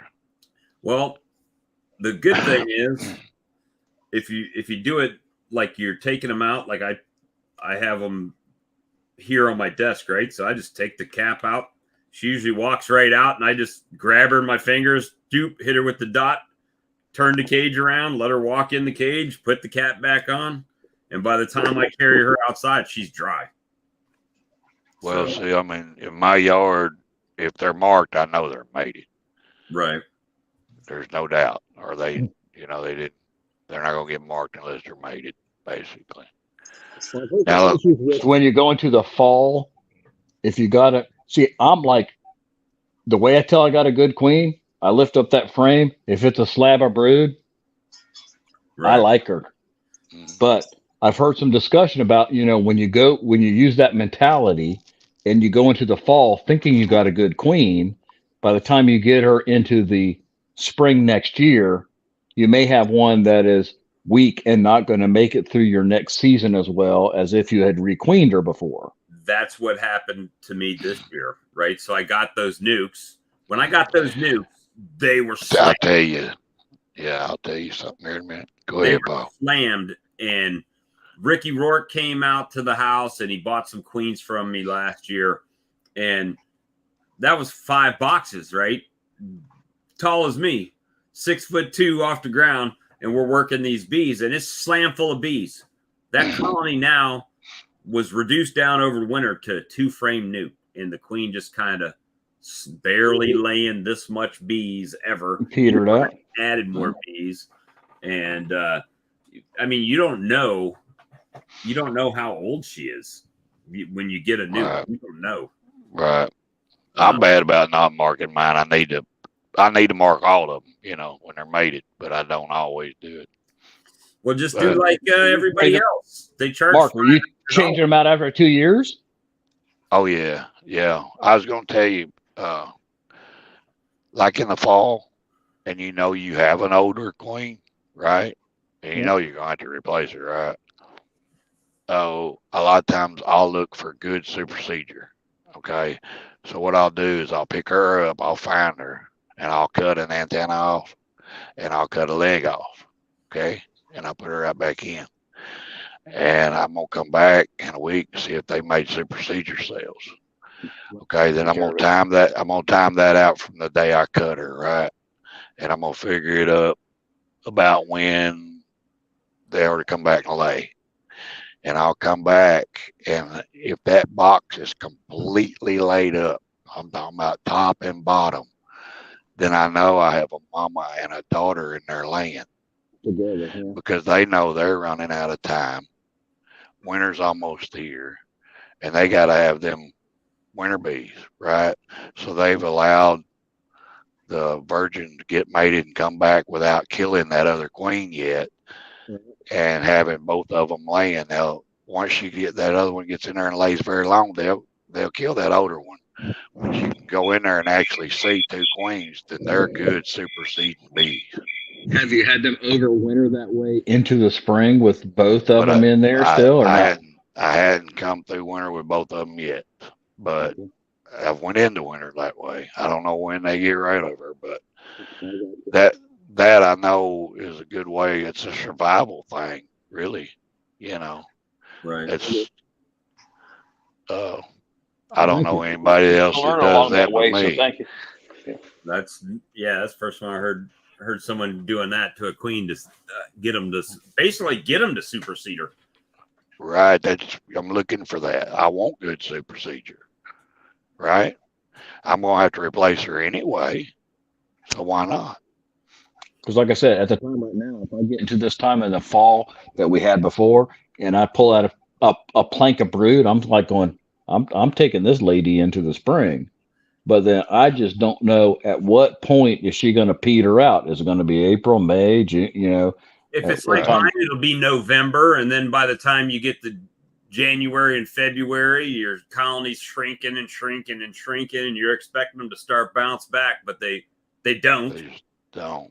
So you add more bees in there, trying to give them some stimulation, right? Well, we got more bee power now, so we'll start laying more, and they just don't. And so you end up throwing good resources after bad resources. Where if I was following the commercial beekeeping situation, they probably would have just said, hell with that colony, and made a new split off of a strong colony and started it over again, and not even worried about that original one, right? I think from what I've heard, like commercial, Ian probably would have pinched her back in August or September and not even let her go through the winter. He would have had a new queen in there to go through the winter based upon his what I've seen from his he would have practice and management. His pocket carry out and been like, here you go, gift for y'all. You know, for the most part, they don't take any chances with. They want to overwinter a queen and have her ready to go in the spring. Yes, and I'm kind of in a different way. I'm like going, she's doing great in the fall. Why am I going to pinch her off in the fall? Let her go. But then I'm kind of rolling the dice come springtime about how long is she going to last. Well, guys, that's one thing. Is she going to peter out right in the middle of the honey flow or what? That's one thing that I feel like I've kind of learned this year from our friends up in Canada is that we do it backwards here. At least here. Where I'm at, we do it backwards. Everybody splits in this. There's a temperament changing our management style because we are so much warmer down here and how we handle that. That you got to take into consideration a little bit as well. Right, but we got a longer drawed out deal, But we're making the splits in the spring more as swarm management, right? Where they're making their splits and nukes. Yeah, they do some in the spring, but they're making their new queens and splits in the fall and feeding the heck out of them to get them strong to overwinter. So when they come into their spring, they got a brand new fresh queen that's ready to rock. And we're that's what I do. We're moving our old stock through the season, through the winter, into the spring. And then we're trying to make chicken salad out of chicken shit the next spring, like I am. I don't do that. Yeah, I overwinter mine. Is that really considered the same management technique? What they're doing in the fall that we're actually doing in the spring, just because it's a different temperance. Their climate versus our climate. They're taking care of that in the wintertime to bring it into the spring, and we're actually taking it into the spring to bring it into our honey flow time. Is that really considered the same beekeeping management style, just 3 months later down the calendar? Yeah. You know what I'm saying? Well, they only have a 3-month season, right? So if they did our thing, their colonies probably wouldn't get to that full strength for their honey flow. So that is kind of a time. That queen, their queen's not going to lay near as much as they do down here because they got 3 more months to lay. Right? Right. So what I do is I overwinter nukes and then I'll sell off of them and I'll keep off of them my replacements. Right? And then when I need to break them down to keep them from swarming, I use them for mating nukes. Okay, and I just keep breaking my hives down to keep them from swarming. They're mating nukes. Whatever I Wait a make. second, Mark. Back up again and say that again. Where you want me to start? About taking your queen and breaking them up, and before you said taking those queens and breaking them up. I'm preventing swarming is what I'm doing. He's reducing the colony strength and using that colony strength for his mating nukes. For my mating nukes. That's how I'm keeping mine from swarming. Not in the fall. Yeah, that's in the spring. Yeah, that's in the spring. And that's what I use for my mating nukes. Now, and then all the queens that I make there, I'm replacing anything that I want to replace with what I just made. And I'm selling off of that. I'm selling off of my virgins that I'm grafting. And then as the post-summer Celsius comes, I'll run another graft and them go to my overwintered nukes, which I'll sell in the spring and I'll keep and replace and do the same thing over and over. But that's a key that's one of the keys that I picked up to marking the queens so you know exactly how old that queen is. So, and I wasn't, right? So I didn't know technically if it was a 2-year-old queen, a 1-year-old queen. Did I just get her in a nuke? Only the stuff that I could remember. Hey, this row is the nukes that I put in this year.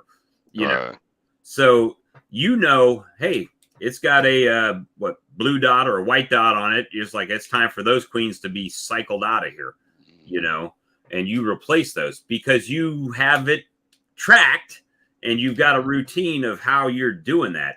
I didn't have a routine, and I think I would like to say I'll take one for the team. I'm the only guy in this chat that does that and don't have a clue. It's not the case, but I'll say that I'm the only one that does that. And when they started when James started asking me simple questions, trying to help me, and I couldn't give him those answers. Well, he can't help me if I can't give him the information he needs, right? So how do we know which ones I want to requeen? Well, like you said, Paul, she's kicking butt right now. Yeah. But she might have kicked butt last year too. So now she's been laying solid in our southern climates. A lot more eggs probably than out of, let's say, Canada, because they have that short and condensed season. We don't really get a brood break all year long. It might be smaller, but there's always brood typically in the colony. So it's like... Let me back up and understand Mark's practice here a little bit. When he's talking about, so you are raising a set of queens in September, October area, that you are taking those queens then through the winter and then taking those and breaking out your nukes out of that. He's raising a queen like late June, early July. Post-summer Celsius. Post-summer Celsius. Just right after summer Celsius. June the 23rd, I think it is. 22nd, 23rd in that area. First, 22nd. They're going to be hatching before July. 4th of July queens. Yeah. And then you're bringing those up through the dearth, essentially, and leaving those to be your winter queens. But then those are going to end up being your production queens next year. But then you're going to take nukes out of that queen, what she's raising, or whatever, and make queens out of her daughters or whatever. But then use those as your production queens in the following year. So he's working. So you've already had an overwintered queen. I'm ahead. You're using for the. I'm changing that up next year, and the overwinter nukes are going to be strictly for sale because the UBO spray is supposed to come out, right? So I'm breeding for this genetics, correct? So if I do these post-summer Celsius queens and I bring them through the winter and I get my hands on the spray, then them overwintered ones are going to be tested and they'll be scored real simple. And then they're going up for sale. Boom, boom, boom. Then I'm right back catching up. But that's fine. I can raise queens. No big deal. Well, and see, that's the thing where I'm failing as a beekeeper, right? I haven't done that forward thing. Hey, there's Brian. Hey, Brian. I haven't done till this point. I haven't, even today. I had the same very similar about it's not this year you're working for. You're already working for next year. If you're not working for next year and you're just working for now, you'll never really be ahead of the game. You'll never get that rotation, that system, right? You're always only going to be working for whatever year you're in. 6 months down the road is where you're looking. That's right. So I'm looking for, all I'm trying to do this year really is get drones. It looks like I'm raising queens, but I'm actually building my drones. That's what I want. In October, you're really looking for April, May. And now in April, May, you're really looking for where you want to be at the end. Yeah. I'm looking for next year's drones this year. So Mark's already got his scheduled out because he's been doing it for a few years, right? So he knows when he's going to graph for the summer solstice to produce those nukes for next year.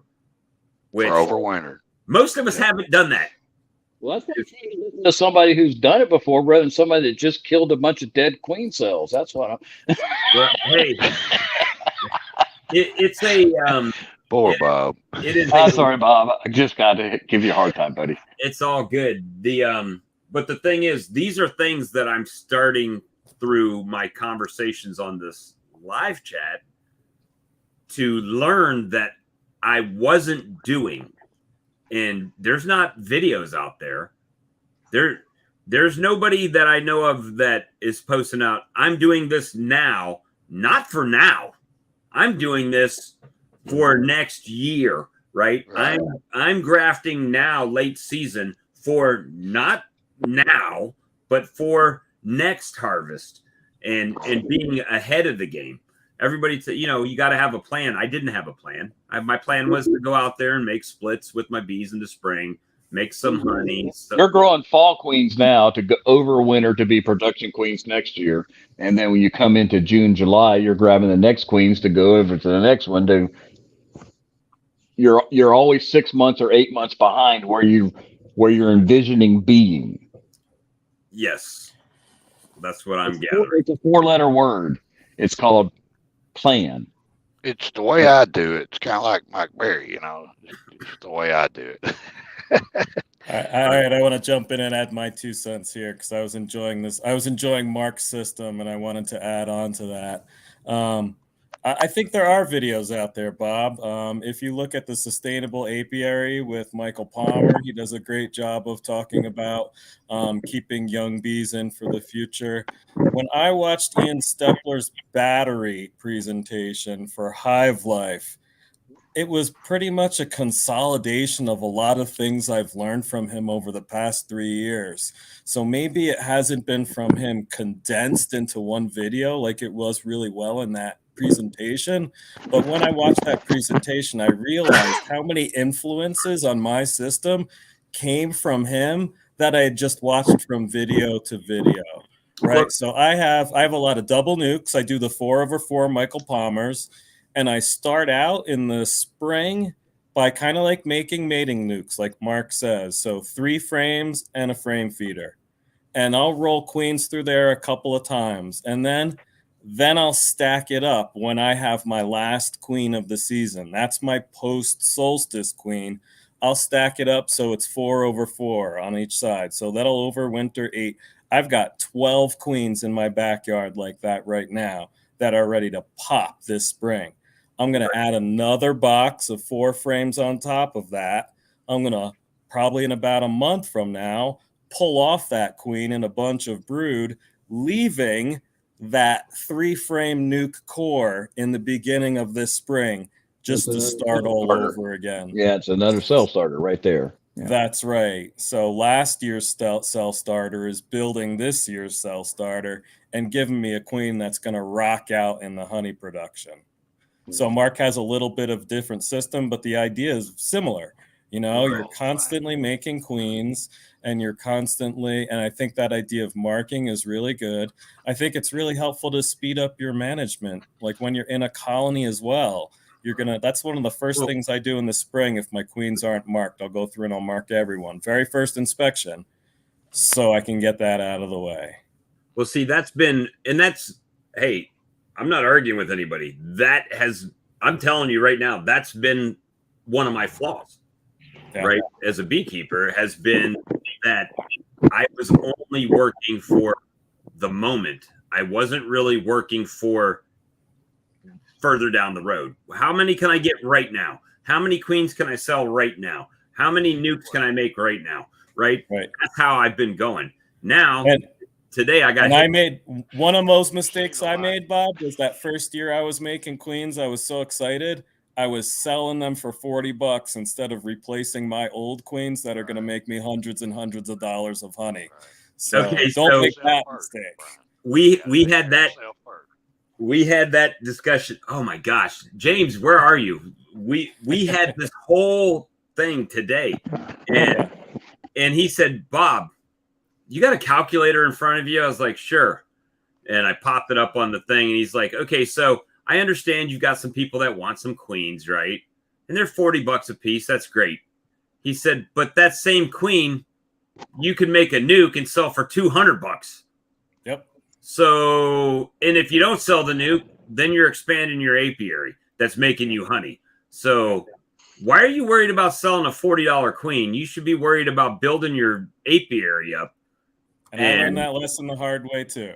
I got through that season. I was like, well, where did all my honey go? And, I got like $10, $40 sales, but, and it felt good in the moment, but looking back on it, that was one of my big goals the following year, was to replace my dinks. And I've gotten through that. I learned my lesson and I took my lumps. And go ahead, Bob. I'm just saying that's where I'm at right now. It's like, I'm tired of learning and that's been my frustration, guys. I'm like, man, I just feel like I should have more bees making more honey and more production. And then after this past year, because I had bees everywhere. I had mating nukes. I had queens. I had everything I needed to really explode it. But what did I do? The money, I made $1,200 selling 100 queens. Well, what if I would have used 50 of those queens and had 50 extra colonies, right? Well, now I'm making a crap ton of honey. And coming to the spring, and I had 50 more nukes I could have sold or something like that, right? So I'm playing catch up instead of, and that's from not having that plan, that 4-letter word that Paul just said, the plan, right? So I think part of it comes from your entrepreneurial mentality, is that quick flip. And that works for you in certain situations, but maybe not in certain places of the bee yard. And there's still a throw this in there, Bob. Yeah, there is. Like right now, Bob's at the point of building, right? Mm-hmm. I'm at the point of trying to tweak what I have and don't have no more hives than I need. Right. Okay. That's where I'm at. I want to tweak what I got. I want 150 gallons of honey a year. I want to sell queens. I want to sell virgins. I want to sell nukes. Okay. How many hives can I tweak that down to and still make 150 gallons of honey? Right. That's where I'm at. I got 3 yards. So, do I make honey over here? You got to figure all that out. Okay. That's where I want to be. If it's 30 hives, if it's 70 hives, whatever, but I don't want no more than that. I want to sell 20 or 30 nukes, and I want to sell as many queens as I can get out the door and make my honey too. I'm not looking to grow 1,000 hives. I don't want 1,000 hives. I'm 57-year-old, and a truck driver, so I want to keep my little hustle going, but I just want what I want. That's it. And tweak it all out. Fun with it. Yeah. Well, see, if I could do 150 gallons of honey with 20 hives, then there are going to be 20 production hives, and that's it. I don't want no more. Well, this right here, that statement, I don't think that's possible in my location. I hate to say it that way. But last year I flipped 100 queens, meaning I bought 100 queens from a queen breeder and sold them out of my yard to people that needed queens. So I could still do that. I could go down there and buy them and bank them, and those are the only ones. When you come to buy a queen, those are the queens you're getting. And You all can my do that by the thousands if you want to. I don't have thousands worth of That's queens. not keeping bees. That's buying bees and selling bees. Right. That's just You know. part of the hustle mentality, right? That Right. people need queens, and I can get them queens. So, Well, what I've heard two professionals here say lately is, I heard Corey Stevens say, "Why am I going to spend all my time raising a mated queen and not use her myself?" right. That's a future mate, future breeder queen is what it is. He says, "I'm going to, if you want to buy queen cells for me, sure, I'll sell you $5, $6, $7 queen there comes cells or that- whatever." When you're poor, you'll sell something to keep your operation going, right? Well, that's what it's been. It's When you're just the way it starting is. out and don't- or when you're starting out like us and don't know any better, you're like going, "Whoa, I'm a queen breeder now. What can I do?" You know? The operation has to pay for itself, you Right. know. And if it's not making a little side hustle money, what's the point in doing it? You know, just because you enjoy it. If I just enjoyed it, I think I'd just keep 3 hives and be done with it. right. If all you wanted to do was be a queen breeder and a seller of that and not make a lot of honey, right? I want to With do it all. I don't want to make a lot of honey, 150 gallons. That's not a lot. That'll cover my little area. Well, and that's kind of The it. second guy I heard was Bob Benny too, saying, "I want to get out of selling the nuke business." And I think Cayman's kind of touched on this a little bit too. And why don't I selling the whole single business instead of selling the 5 frames? Why are I not selling single beehive colonies to people that already have established queens, have more than just 5 frames established there and ready to go, and really set people up where you don't have to sit there and go, "Oh, you really need to feed these heavily for the next month. You really need to put some more frames in here. You really need to do this. You really need to buy a bigger box." Sell them the bigger box. Sell them the everything. Problem is, people don't want to turn loose that much money. They'd rather buy a package because it's cheaper.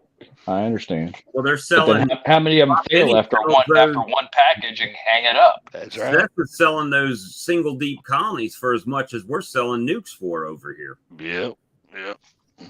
So, I mean, technically, there's a business model right there. Go buy them from Seth, split them, add a queen. Now you made $400 on your $200 investment. So, there's that type of stuff. But the thing is that Bob Benny has much more resources than Bob Walker does, Right. So he's got thousands of single deep colonies. I don't even know if I got enough single deep boxes for my expansion this year at this point, So, Yeah.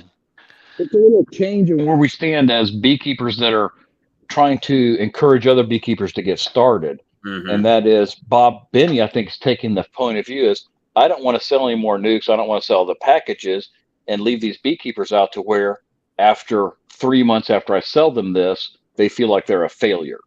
I want to give them something that gives them a little more rooted start in their beekeeping journey.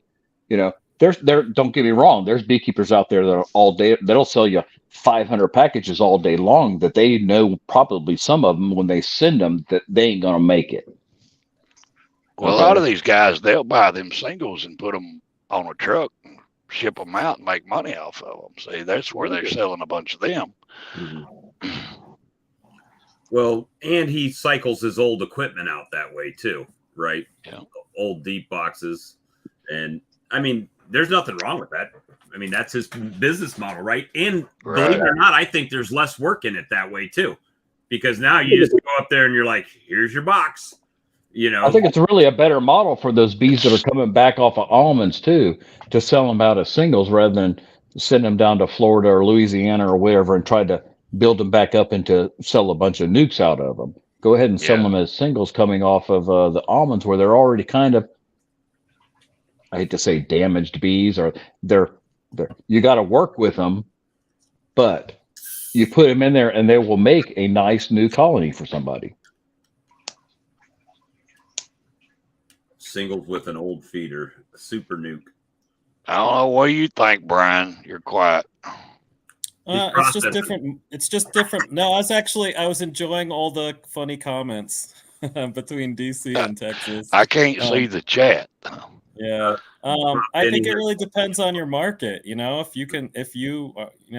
First of all, if you have a wood shop, Bob Binney's making money in his wood shop because he's making money with the wood equipment he's building.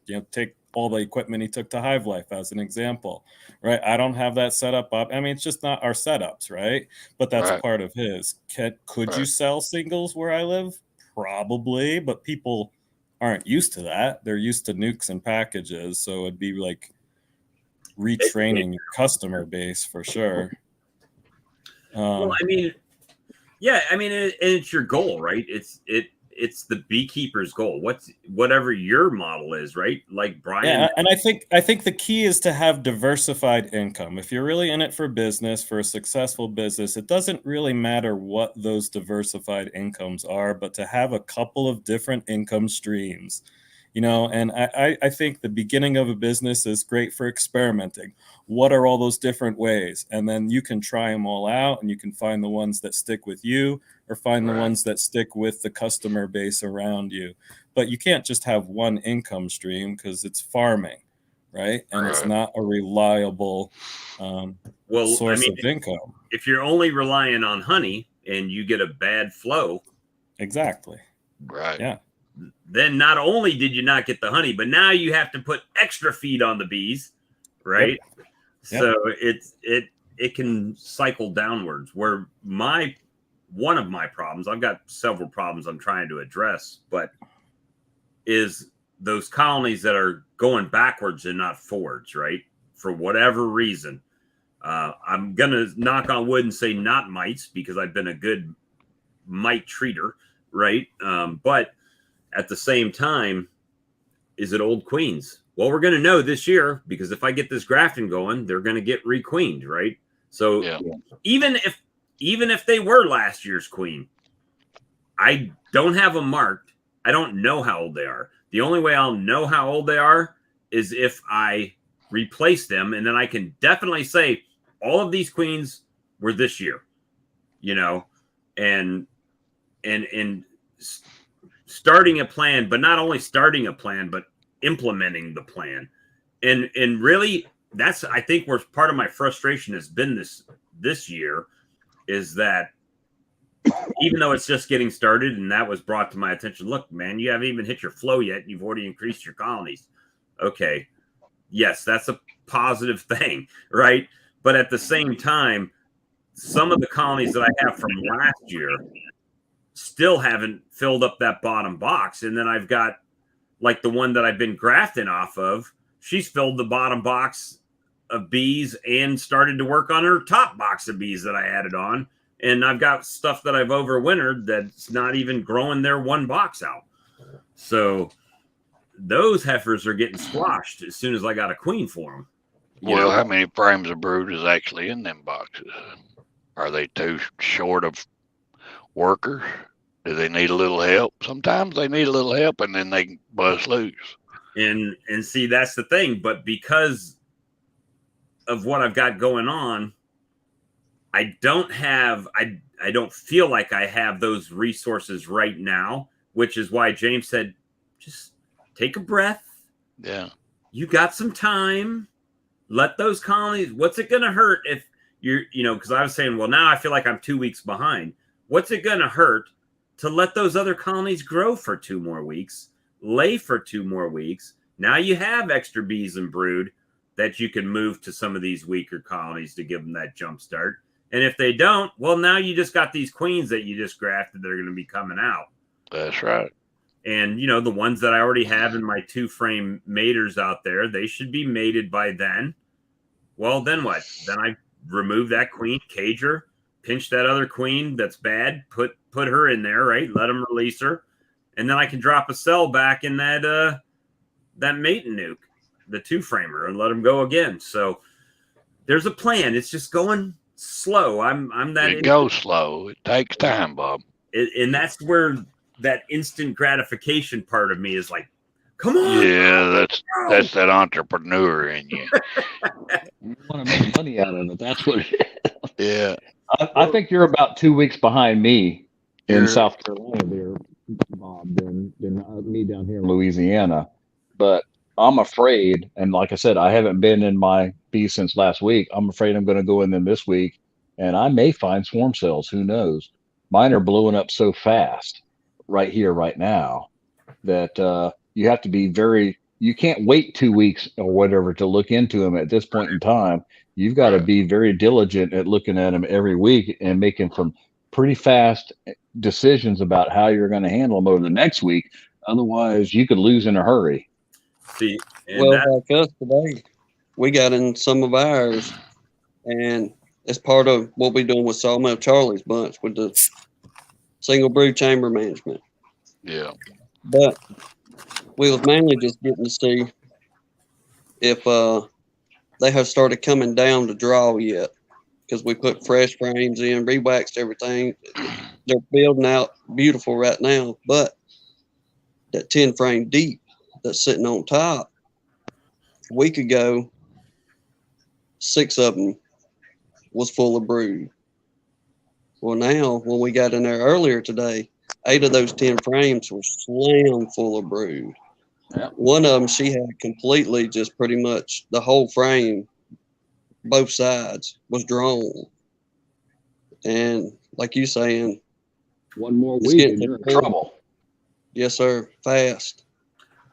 well, I mean, that happened to me. I had one colony that was starting to supersede, but they didn't do, I mean, they went all out. I mean, they didn't just make cells on one frame. They made cells on 3 frames, right? Not swarm cells, but supersedure cells. So I split that colony in half, and then I took one frame that had queen cells on it and moved it to one that I knew was queenless. So basically, that colony got split 3 ways, like that. You know, it was not, like you said, Paul, you can't wait. Otherwise, you'll be having bees everywhere. Where I'm Not at, saying it wasn't long. We didn't even, we found 1 cup out of all that. But like say you come back in a week, you might have 5 sitting in there. yeah, yeah. Where I'm at, I run double deeps, right? So I leave that top full of honey. Okay. And this time of the year, they're moving up into that top. They're consuming the honey, right? She'll just keep moving up until the honey just starts disappearing, right? They're feeding all that brood, and at the top, the honey just starts disappearing, and it becomes a nest. She'll have a little bit of a nest down at the bottom, but for the most part, it's all going to be at the top. I just reverse them, put 1 frame of brood up into that, what was the bottom, set it on top. Usually that gives me enough time to get me to the point to where I'm ready to start making bees or making queens. Most of the time. Going to be tomorrow, Mark. I think I'm going to go in there and I do run the double deeps or whatever over the winter. And last time I was in there, I still had several frames and some of them of honey that I left in there over the winter, but they were already building brood in the middle. But some of the bottom box was starting to get a little empty. And I'm like going, okay, I need to go ahead and reverse these and give her room up top to grow. But then in other boxes, the bottom was just as full as the top. And I'm like going, whoa. Yeah, so you're packed and got to do something. Game on, buddy. Here we go. Yeah. Right? Yeah. Yeah. So I need to pull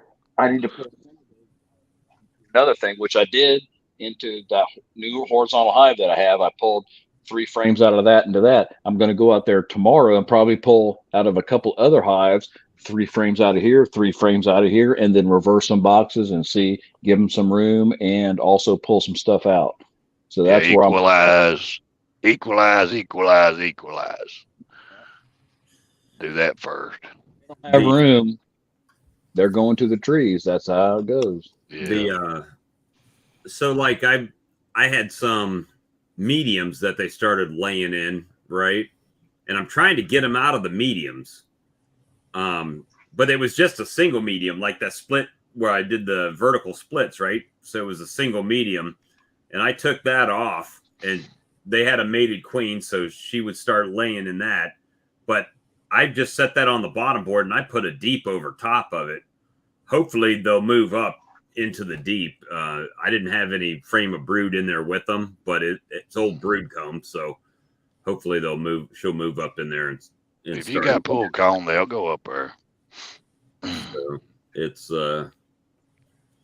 it's all kinds of, trials and errors, right, too.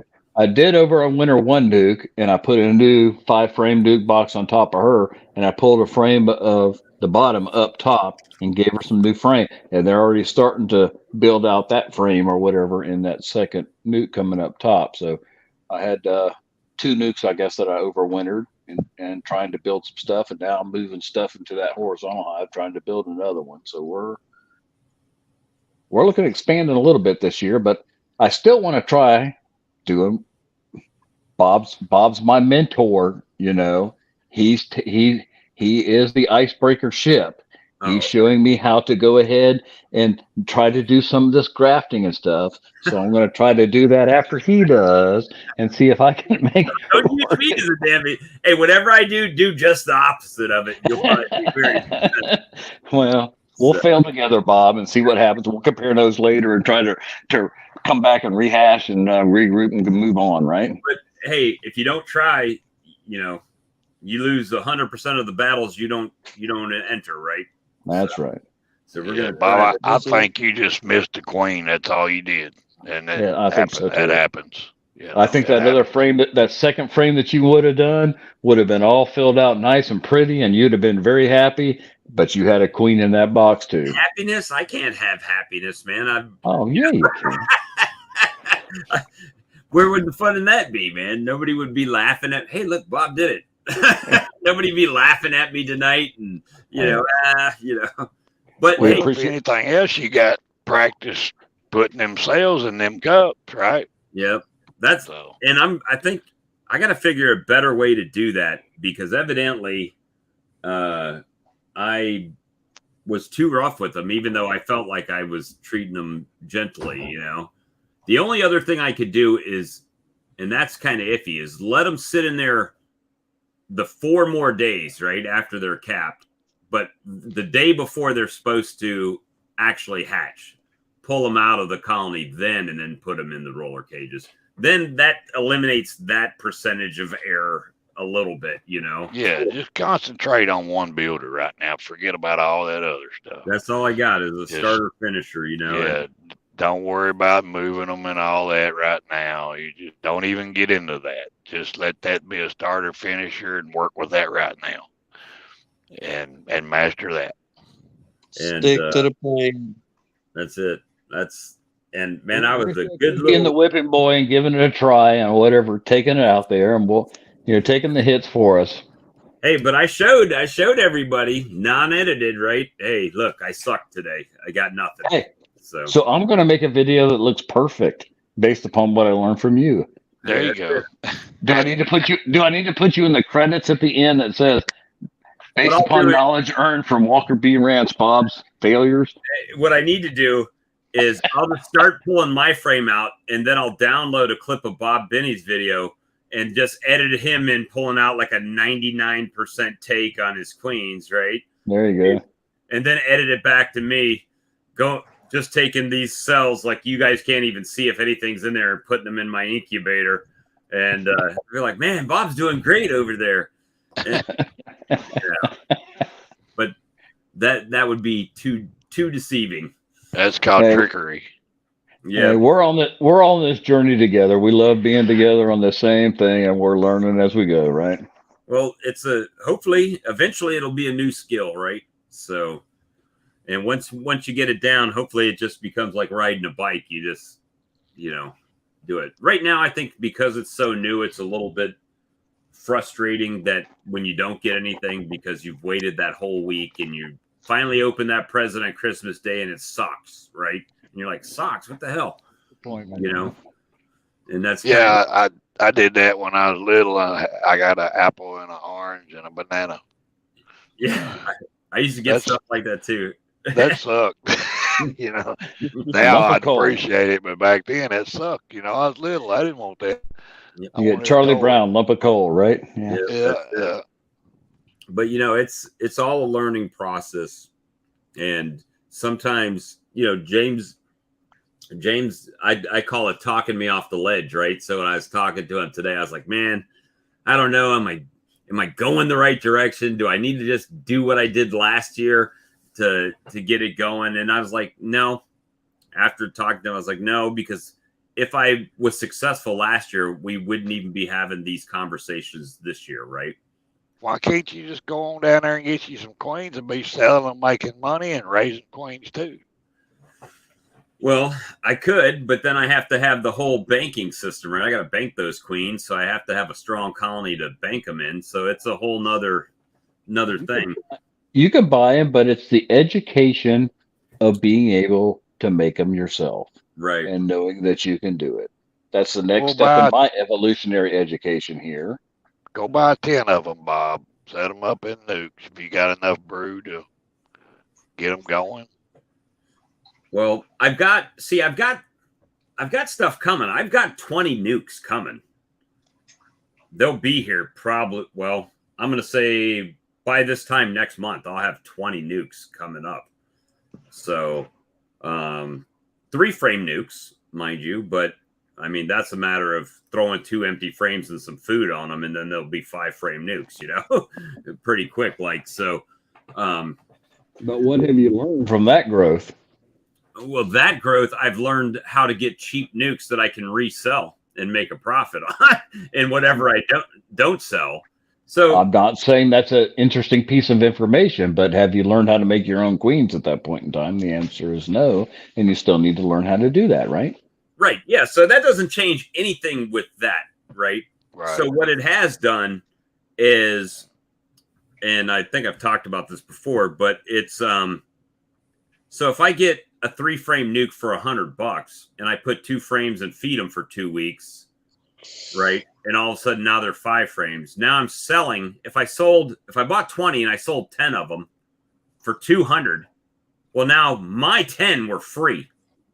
So what did I learn in that? How to get freebies. I'm gonna talk about some of the potential learnings that can happen with Bob, right? He gets 20 nukes in his front yard, and he's anticipating those are going to be ready for sale in 2 weeks. Now he's got to find 20 customers, and he's got to get those 20 customers, right? Or he's doing that beforehand or whatever. And now he's creating a calendar, and he's telling those customers they're going to be ready on this certain day. Maybe they will. Maybe they won't. He's going to have to learn how to adjust to that part. That's a dance there. What if he only gets 10 of them sold? What is he going to, or what if he wants to sell all 20 of them, finds customers to sell 10 of them? What is he going to do? Is he going to hold it in that 5-frame box, hoping he can find someone to sell it to? Will he move it to a bigger box? It's a dance of managing all these bees at all these different times in the calendar. Well, and I'll tell you what the initial thing is. Yeah, I can roll all that up in one those deal. nukes are going to land here, and most of them are going to get loaded on the truck and taken down to the chestnut grove.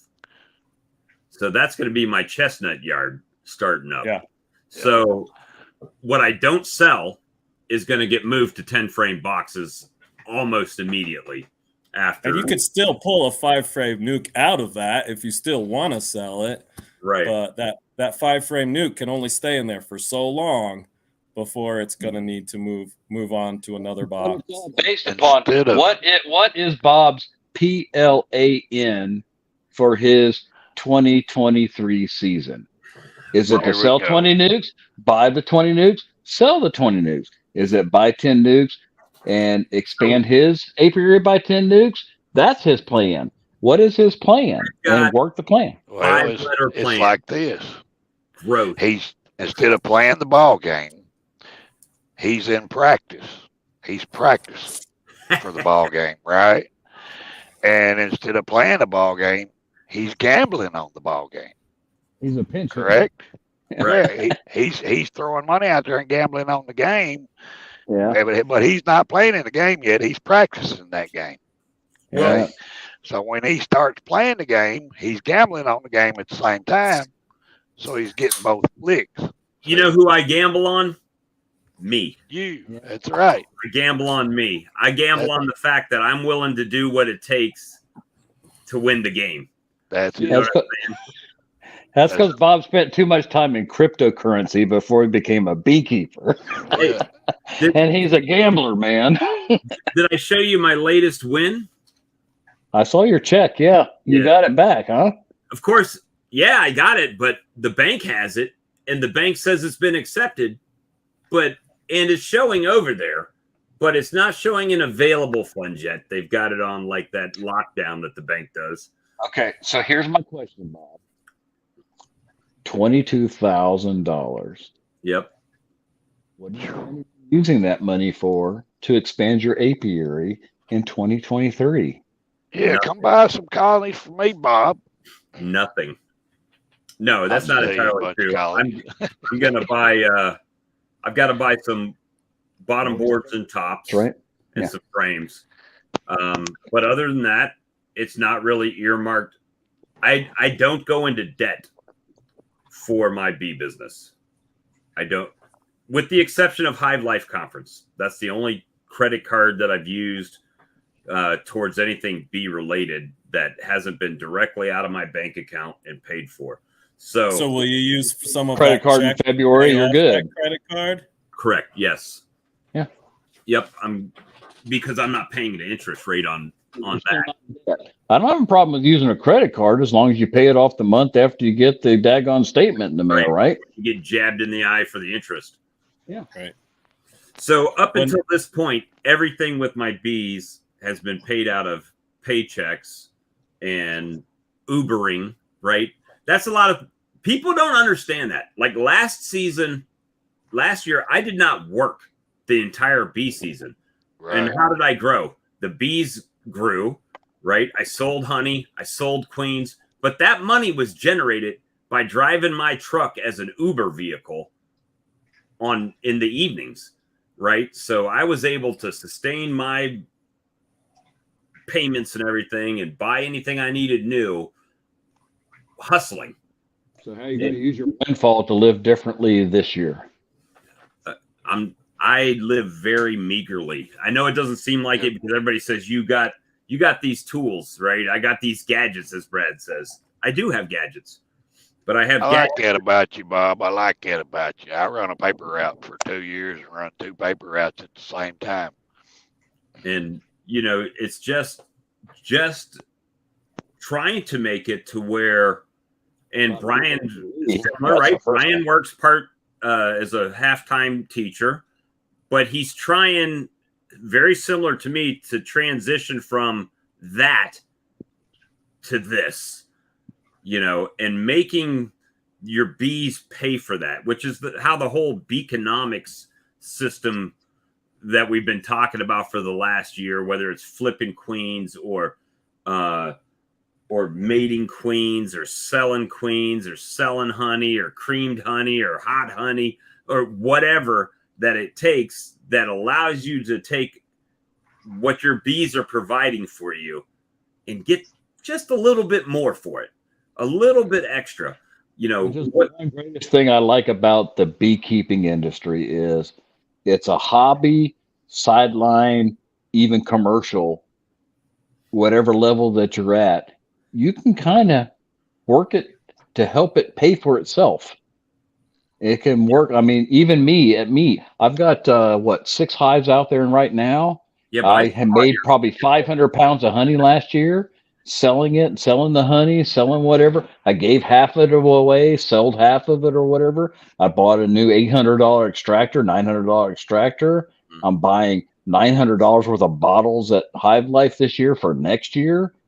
But it's going to come around and it'll end up paying for itself. So that's kind of nice. It's a lovely hobby / sideline to be in. That's what Charlie says, right?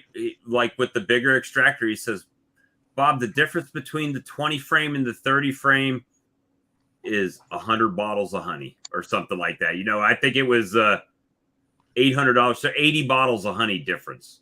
Will having the extra capacity in your extractor allow you to make 80 more bottles of honey. Well, maybe not make it, but it will allow me to process it faster. So that time savings is worth that. And over time, it'll pay itself back. So there's, I mean, Bob, last year unlike with Brian, and unlike you, who's looking to make it, Mark's a young guy. He's out there looking like, I don't want to be a teacher the rest of my life. I want to be my own entrepreneur. Hallelujah. More power to you, buddy. I'm at the end of my career. I'm like going, okay, I've worked for 35 years. My wife works for 35 years. We're looking to, retire and be able to have this as a nice little sideline kind of thing that we can do. I'm not looking to have to make a living, but it is nice to be able to sit there and go, hey, ultimately I can make $10,000 off of this a year and supplement my retirement if I look at it this way, right. And have a good time doing it at the same time. That's what I'm looking for. Yeah, sometimes bigger is not always better. No. You got to have a certain amount of bees to do what it is you need to do. But sometimes bigger just ain't always what it's cracked up to be. I don't want 500 hives. I don't want 500 hives either. I don't think at this point. I don't have the land for 500 hives. It's not even like a question, that if I could have them at this point, now like Brian's expanded to other people's yards and solar farms and stuff like that. Right. Brian Cooper, hashtag 20. We've been joking about him going up to 20. I'm thinking about ultimately the max I'd like to have is probably about 30 hives, but even 30 hives, you're starting to think, okay, I had one hive with 160 pounds this year, and I had another hive with 80. I probably averaged about 100 pounds. Well, 30 hives at 100, at 100 pounds of hive, you're talking 3,000 pounds of honey. How am I going to get rid of 3,000 pounds of honey when I've got 5 commercial beekeepers within 100 miles radius of my place? Yep.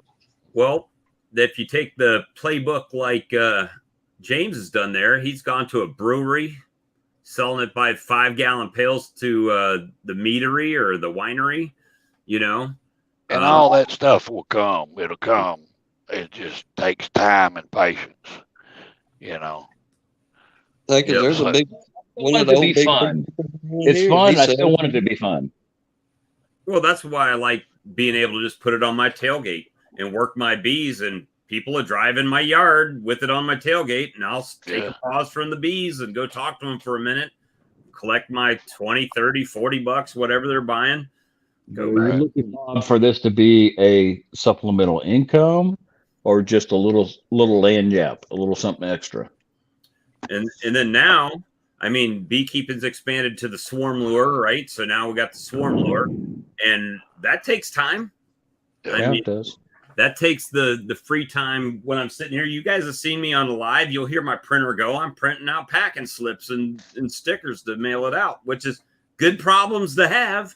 I mean, that's just more resources I can then turn back into my bees to buy frames and boxes and stuff for the website, marking pins. But like Mark said, he wants to sell queens, he wants to sell nukes, he wants to sell bees, he wants to sell honey. And Brian he wants to sell bees, he wants to sell honey. He's got a whole bunch of different things that he's got different hive-based products or whatever that he's looking to market and into his ultimate enterprise that he's working on. Right. So with Brian, so if he only wants to be at 20, once you get to that 20, well, we know the bees do 2 things very well. They make honey and bees, right? And wax and everything else. Yeah. So you have to have a method to keep yourself, like Mark said, keep yourself at wherever you want to be. If you want to produce 150 pounds of honey and it's taking you 20 colonies to do, or 150 gallons, and it's taking you 20 colonies to make 150 gallons, then you have to find a way, which is usually selling nukes, right? Selling nukes to keep those colonies where you need them to be and stay at that level. 4 letters. What did I say? Plan. PLAN. Yeah. So everybody's got everybody. Your plan's different than my plan. Is different than Brian's plan. Is different than Mark's plan. You are all planning something different and getting out of it what we want. So Right. I can't tell you what to do, and I can't tell you what to do, and I can't tell Tim what to do. I don't know what Tim's plans is here. He's been kind of quiet over there in the corner tonight. but you know, everybody's got their own. Our experiences, though, Paul. We can share Exactly. our experiences, and we can talk about what works for us and what Yeah. doesn't. 100%. And guess what? I'm going to learn from you, even though I'm not doing what you're doing. And I'm going to learn from Mark, even though I'm not doing what Mark's doing, et cetera, et cetera. Right. But now, that's why we're all here tonight, right? That's 100% why we're all here tonight. In my situation, I can learn from both Brian and Mark, right? Because I'm doing kind of a hybrid of what they're doing, right? Yeah. I want to do the beaconomics and do things that way. And also, Mark does a lot of queen rearing and stuff like that. Very valuable information. So that's what I really like about this format, where we can just. I love it too. That's why we're 2 hours and 20 minutes on here tonight, having a good time on a Friday night. And didn't catch you last night, but I was probably on last Tuesday night. Hey, I actually won something Tuesday night. Thank you very much. Hey, Yeah, that was nice too. That made me jealous. Yeah, so that kind of went out of control the other night. So it was good. It was good. So I mean, it was fun. Lee definitely handled. Lee had more things to give away than he knew what to do with. Right? That was good. Yeah. The funny thing was, Lee just had messaged me the week before, or before the stream. He says, "Hey, I'm just picking up a few things to give away for sale." I'm like, "Cool, man. If you need some money or something, I'll send you some money to help pay for it." He's like, "I know, I got it." And then Mark donates something, and James donates something, and Amir donates something, and people are putting stuff in there, and next thing you know, we got the 2 hours worth of giveaways. Yeah, but it turned out good. Yeah, we had a good We're time. gonna have me going to the mailbox today. Oh, you got think it? that Bible come in yet? No, we didn't get it yet. But she was sure hoping it was in there. Well, I know that the extractor, he got the extractor yesterday, so it came real quick to him. So that's the beauty of ordering it off of Amazon and having it shipped to somebody else. They're going to Which Mark, probably come June, I'm probably going to grab a couple queens from you somewhere in your end of the year queen rearing, because I want to take some Corey Stevens stuff, which you have, F2 queens or whatever that you got from your from your Corey queens. I want to grab a Pepto Pink from Carnelian or whatever from Greg Burns up there too, and I want to try to do a little crossbreeding here in my own yard and try to get something going that works down here that's both general prolific and VSH or whatever traits as well. My next big purchase that I wanted my bees to purchase for me, and y'all gonna think I'm probably crazy, but I want to set up my own personal.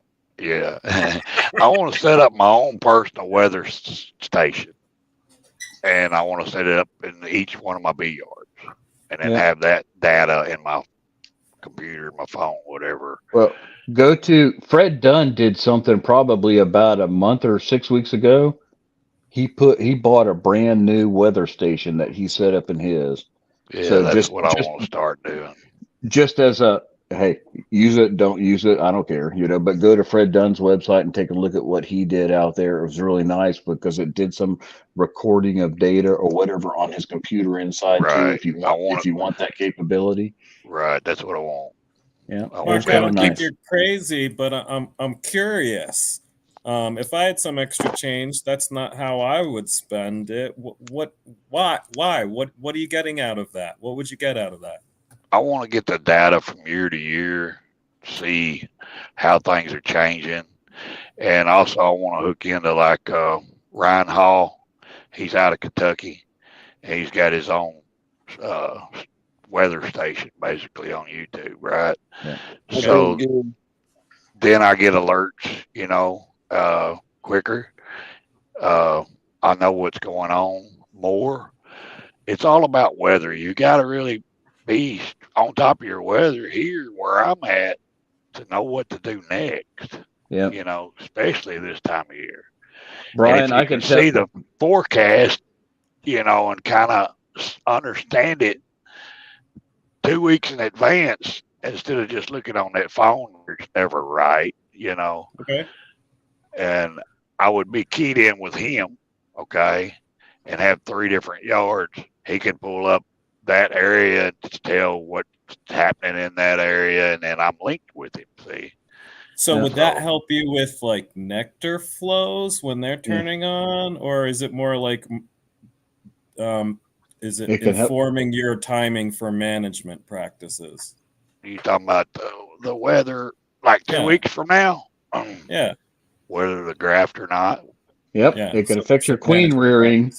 Yeah. And Brian, I can tell you from personal experience last year, it really affected my honey harvest because we had so much rainy weather at the end of June. And I was like going, I need to harvest. And I should have harvested like the second week in June, but I waited and waited. And then we had rain and rain and rain and rain. And it was the week after 4th of July before I actually had some dry enough weather to where I could feel like I could harvest it and not have high moisture content in my honey. So definitely the weather has a effect on what you do all year long. Like my first mating round last year was just a total blowout. You know, I just didn't have hardly any come back.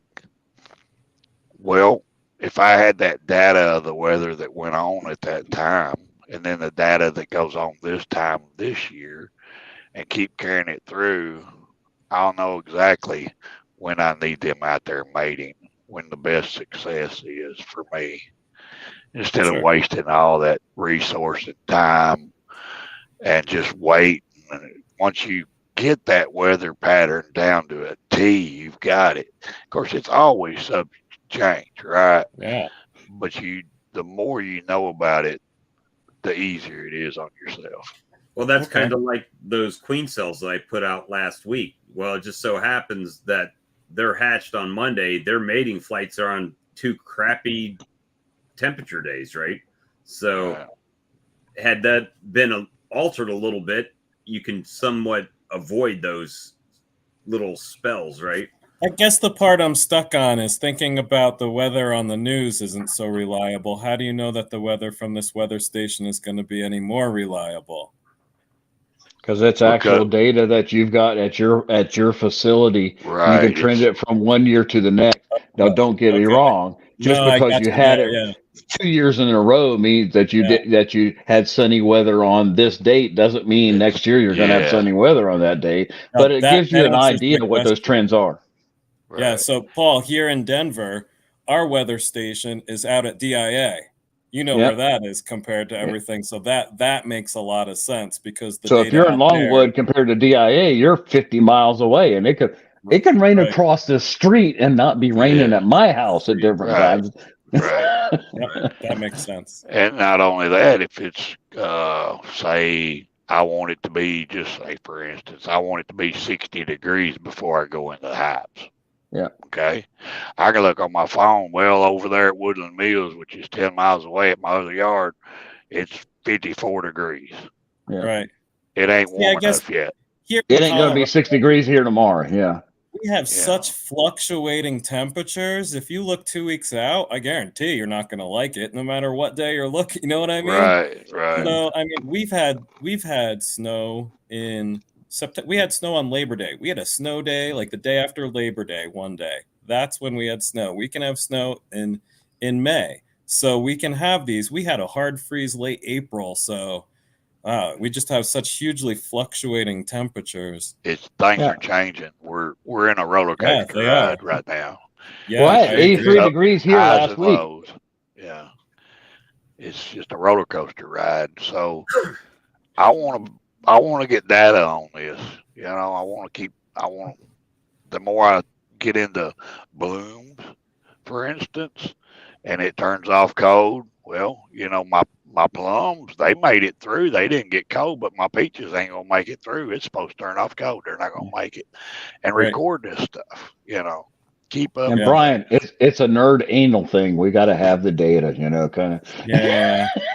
No, I'm always curious why. Like, I watch those people that like get the electronic drones so they can find DCA areas, and I'm like, cool, super fun.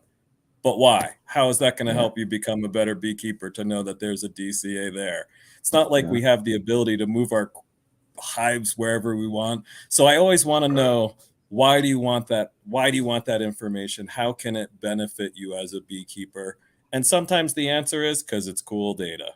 And sometimes the answer is because it can help you decide when to time your management practices. So I always like to ask those questions. Why? Like, we had this one girl who she's in my support group. She's great beekeeper, great questioner, and she lives up in the mountains a little bit, and she's worried that she doesn't have enough drones in her area to get her queens mated. So she's wanting to start this whole study trying to find all the different like bees in her area. And I'm like, well, have you tried getting queens mated there? And she's like, yeah. Well, how's your success rate? Well, it's pretty good. It's like 10 for 10. And I'm like, well, what's your question? What else do you want? Yeah. That seems like all the data you need to answer your question. Right. And so that's why I always ask questions like that. Like, information for information's sake is helpful, but I want to know if it can be helpful to me as a beekeeper. Well, old people like me and Mark, we talk about the weather. That's what we do as old farts. All beekeepers. So we want to know about the weather. Well, to be a good beekeeper, you got to understand the weather. You just can't. You just can't. And like, I've lived in my area for about 20 years, so I kind of get a sense of the patterns here, and I get a sense how they're changing as well. Right. So, but like, for me, if I want to find out temperature and humidity, I want to know inside the hive. That's the what I found out about Denver is there is no pattern. It's like this this same date last year was this temperature. This same date this year may be 40 degrees difference in snow or not snow. Good night. That's right. Yeah. Sometimes it's a crapshoot. But at the same time, you're trying to develop trends to see what's going on in your area and where you're going to be. But like I said, last year was different for us here in Louisiana. I mean, usually during our rainy months, it was dry. And sometimes during our dry months, it was rainy. You're going to have that everywhere, every time. It's going to throw a wrench into what the trends are. But knowing what's going on in your area and keeping up with it. What's happening this year is the most important. It don't matter what happened the last 4 years in a row. It's nice to know that data, but what's happening right now is what's most important. Isn't that fascinating, Paul? Like we do the same thing, but we so don't. There is not one time when I am thinking about how much it's raining when I'm pulling off my honey supers. It's just so dry here. I'm never thinking about humidity. I don't have to worry about 80% capped off. I can push that rule really hard because everything is so dry here. And I don't have to worry about hive beetles. But on the flip side, I don't get the amazing flow that you get in the South. We got amazing flow, but guess what? When it's 95% humidity around here, and you're worried about whether your honey's not going to come off at 17.5 or 18.5, that makes a huge big difference on what you need to be looking at. Mine usually comes off around 16.5 here. Yeah, that's where I'd love to have it too. And that's if I pulled it off at the beginning of June last year, that's where it would have been. If I pulled it off at the end of June last year, I was looking at 18.3. Guess what? That's real borderline, buddy, to start making mead in a jar. Didn't Lee say that he had it like 19%? One of his we had some stuff that was if you weren't careful, you were taken off later and you had to leave it on longer. Right. Brian, let me throw this at you. Would it help you to know how many days that the bees got out and maybe got nectar or pollen, by the temperature? That they didn't get no nectar unless the sun was shining and it was up at least 60, 65 degrees, right? They didn't get much. And then you record that data and look back at it and think, well, bees had a hard time here and an easy time here. And they only had 10 days out of that month that they could even really get out. you know. Sure. Therefore, you know how to take care of your bees. You know, And whether another they thing, need- you know, as you're talking, Mark, it makes me think, like, my first reaction is I'll know when they're bringing nectar in when I look in the hive and they're putting nectar in. But you got connecting that that to data. temperature, that's what you're talking about. Connecting it to temperature so I could make that inference without even going into my hive in the future. Right. You just look at your data and think, well, they've had 5 days this week. I better get out there, you know. Yeah, they might need another box. Yeah. Something. Yeah, that's that. Yeah. Thank you, Mark. I appreciate that. But over yonder, it could be cloudy, you know, for 3 days. Yeah. You know, 10 miles away. Yeah. Well, I'll tell you what.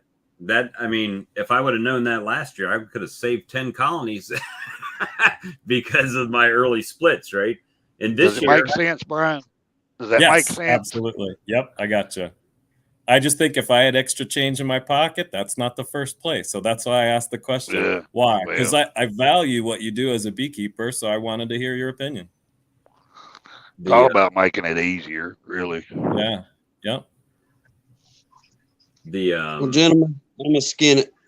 All right, Turn brother. in. Appreciate it. Enjoy it. Tell Hannah we're upset she didn't come sit in with you tonight.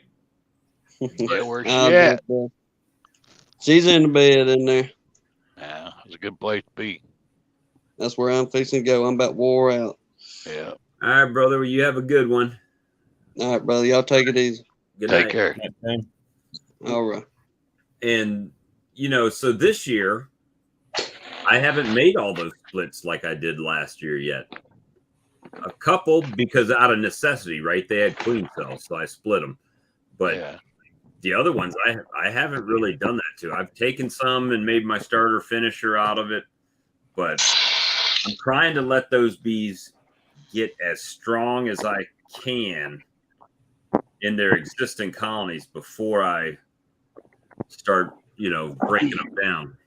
So we'll see how it works. I mean, I guess it's working so far. I've grown, but it's just not that go out there, split every colony, right? We're kind of doing the, as James says, split them when they're ready to split. Don't just split them to split them. So I'm right now, James is my Obi-Wan, you know, so he had great, you leaving, man? These are not the highs you're looking for. Yeah, that's it. Some of mine are not the hives I'm looking for either, for sure. I got one the other day. You know, I told you one blew over, and I put them back together about a month ago. Remember? Yeah. And I got them back together, and I went down there the other day, and they was full of brood and had a queen in it. But buddy, they stapled my blue jeans to my leg real quick. They were ill. I don't know if it was from them blowing over and then losing a queen and making another queen, or I don't know what happened, but they were ill. Like those ones that I split last week, I haven't gone back in them. Nothing I can do for them right now. I don't have a queen to replace any queen if they don't have one. And I got into mine about 3 p.m. the other day, and they were feisty. But then the next week I got into them at about 11 o'clock, and they were much more calm. You know? all those forger This was a pretty day when I got into them. I thought it would be fine, but they hadn't got over it, I guess. They still were hating on you. Yeah. That's the I run into that quite often. Yeah, you had the same suit and same gloves that you lose last time that they were feisty, right? Yeah. But she's got one more strike. I'm going to give her one more strike. That's it. I'm going to wait till, you know, give it a little while, see what happens. All right. So this is one of those rabbit hole questions. What extractor would you suggest for someone with 30 hives? I know what extractor I suggested for myself with 30 hives. I got the Lyson 30 frame extractor, but everybody here is going to have a different opinion on that. How many honey boxes do you have with draws? Or are you going to pull off of those 30 hives? Exactly. Yeah, that's so you got to know. Have you got 90 honey supers, or have you got 60 honey supers? You got 2 deeps. If you got 2 deeps apiece, that's 60 frames. Right. Well, yeah. Well, no. A 20 frame extractor and a nice uncapping tank that can keep up with your honey, keep up with uncapping your frames to put into the extractor. Mhm. And you'll be ready. A 20 frame extractor should do you.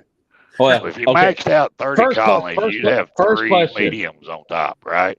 Three Now, honeys. first question: are you running only deep frames? Or you're running medium frames? What are you talking? Have you got pull cone? Yeah, Texas has a good point too. What are your long-term goals? If you have 30 now, what are you thinking of in the future?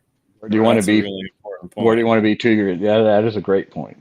Well, I mean, if you're pulling 2 honey boxes off of 30, that's 600 frames, right? So no, 2 boxes. That's 20 frames is 2 boxes, right? Yep. So it's 30 frames. 20 times 30 is what? No, not 600. 20 times 30 is 60. No, you're pulling 60 deep frames of honey supers off of 30 frames. If he's got 30 colonies and he's getting 2 deep boxes, that's 600. No. 20 times 30. 10 times 20 would be 200. So 600. 600. 20 times 30 is how much? 600. 600. Yeah. Okay. So 600 frames, you would have to cycle a 30 frame extractor 20 times, right? Yep. 20 frame 30 times. 30 times. That works for me. Unless you do it like me and Brian, and we're running honey all summer. That's how I've been doing it too. That's how I do it, because I do not have enough honey boxes for what I've got. I need more honey boxes. I'm still pulling them. You know? I'm getting there. I don't probably have enough honey frames. Me and you are both getting there, but it takes time. It does. And I ran 40 colonies last year. I spun honey out of a 9-frame extractor, and I am picking up my licensed 30-frame extractor tomorrow morning, and I'm super excited for it. So, yes, you are. Paul's comment about an uncapping tank is really important, because if you're going to be processing that much honey, a lot of that honey is going to go through your uncapping tank. So make sure you get yourself a good uncapping tank. I think it's really important to have a lid on, so you can cut the comb off those frames and even leave them overnight, let them settle in that tank, and that for the extractor. It eases the strain on your extractor as well. Yeah. Did you see? To me, the extractor is not the bottleneck. It's the uncapping tank for sure. It's the uncapping tank getting ready to put into the extractor is always the bottleneck. Yep. Yeah. Did you see what Larimore said?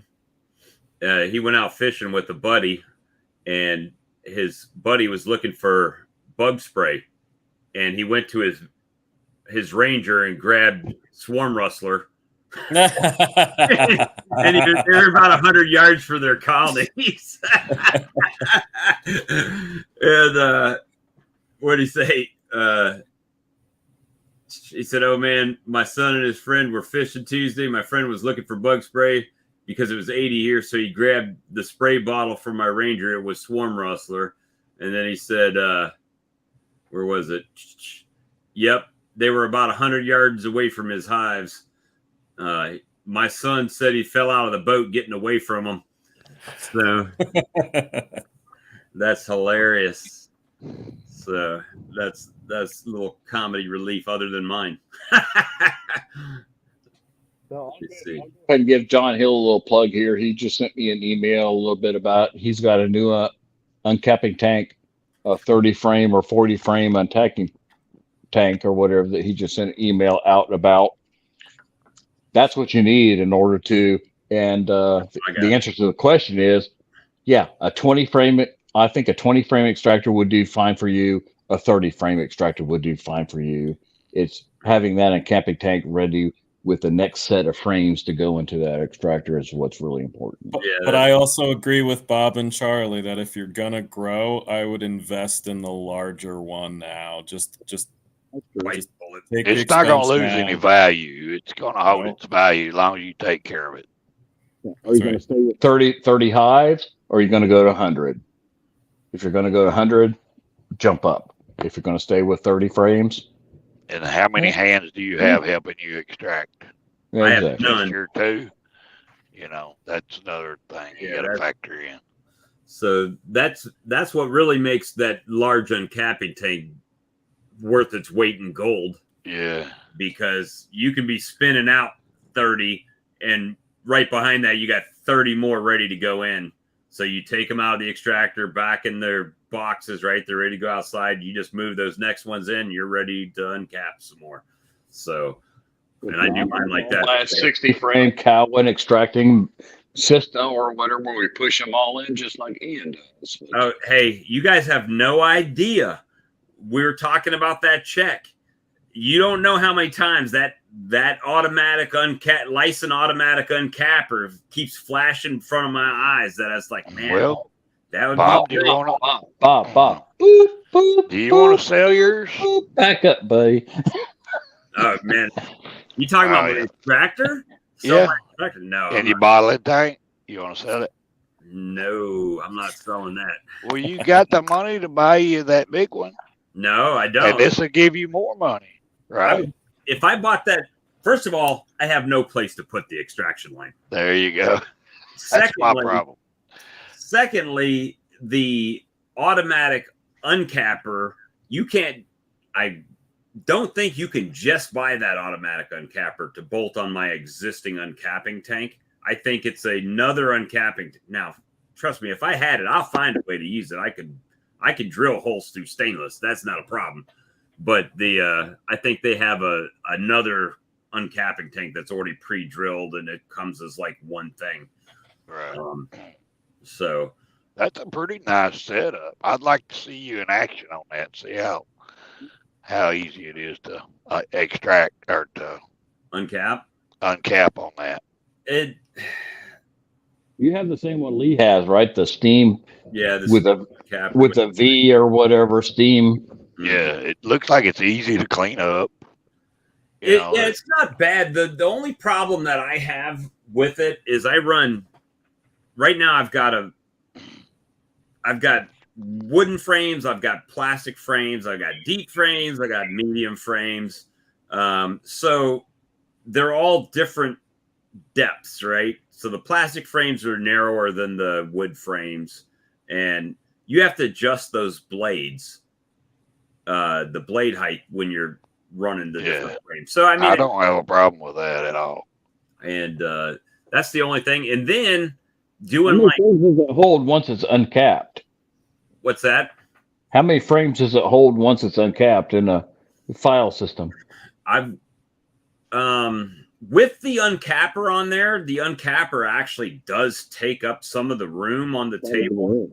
Yes. So it could hold like 40 frames in it, but I think I'm getting like 25 at a time. So not quite a full extractor, but a lot of times I used that uncapper like for the main pull I did.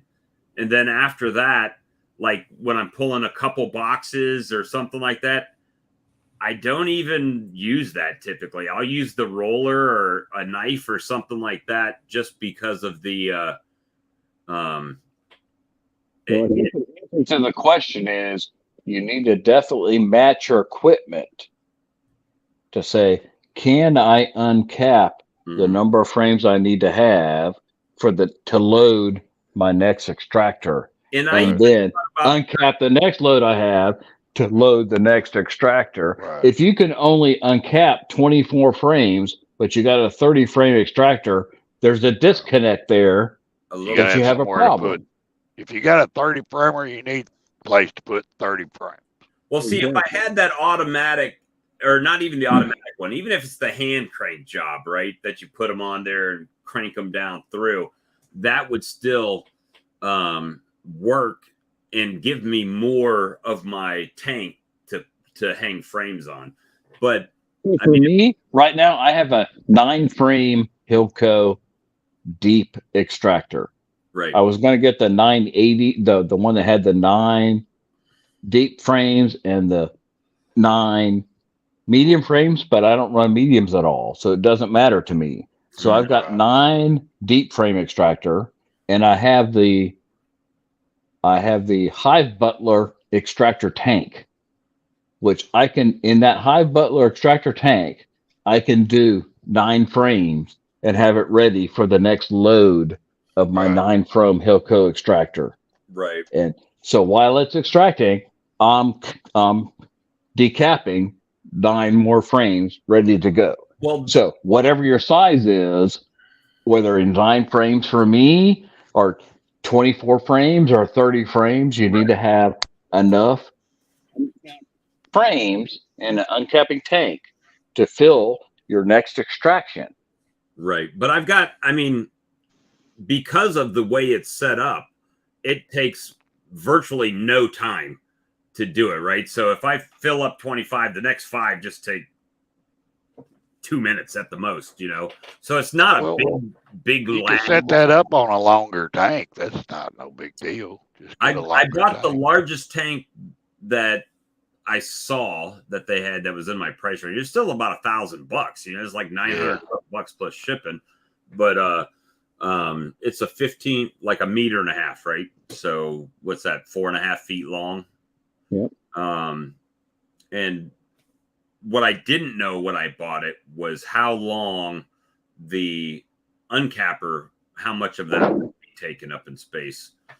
But you know, there's workarounds for that too. I could buy a Hive Butler or something like that, a smaller tank, just to put the uncapper on and then just move them over to the other set it on the table next to you.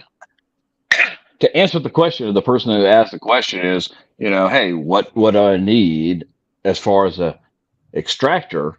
I think the question is, you need to look at your whole operation and say, I need to look from the time I bring it into my honey house as a box in a frames in a box. Or in your kitchen. You don't have a honey house, you know. Or kitchen.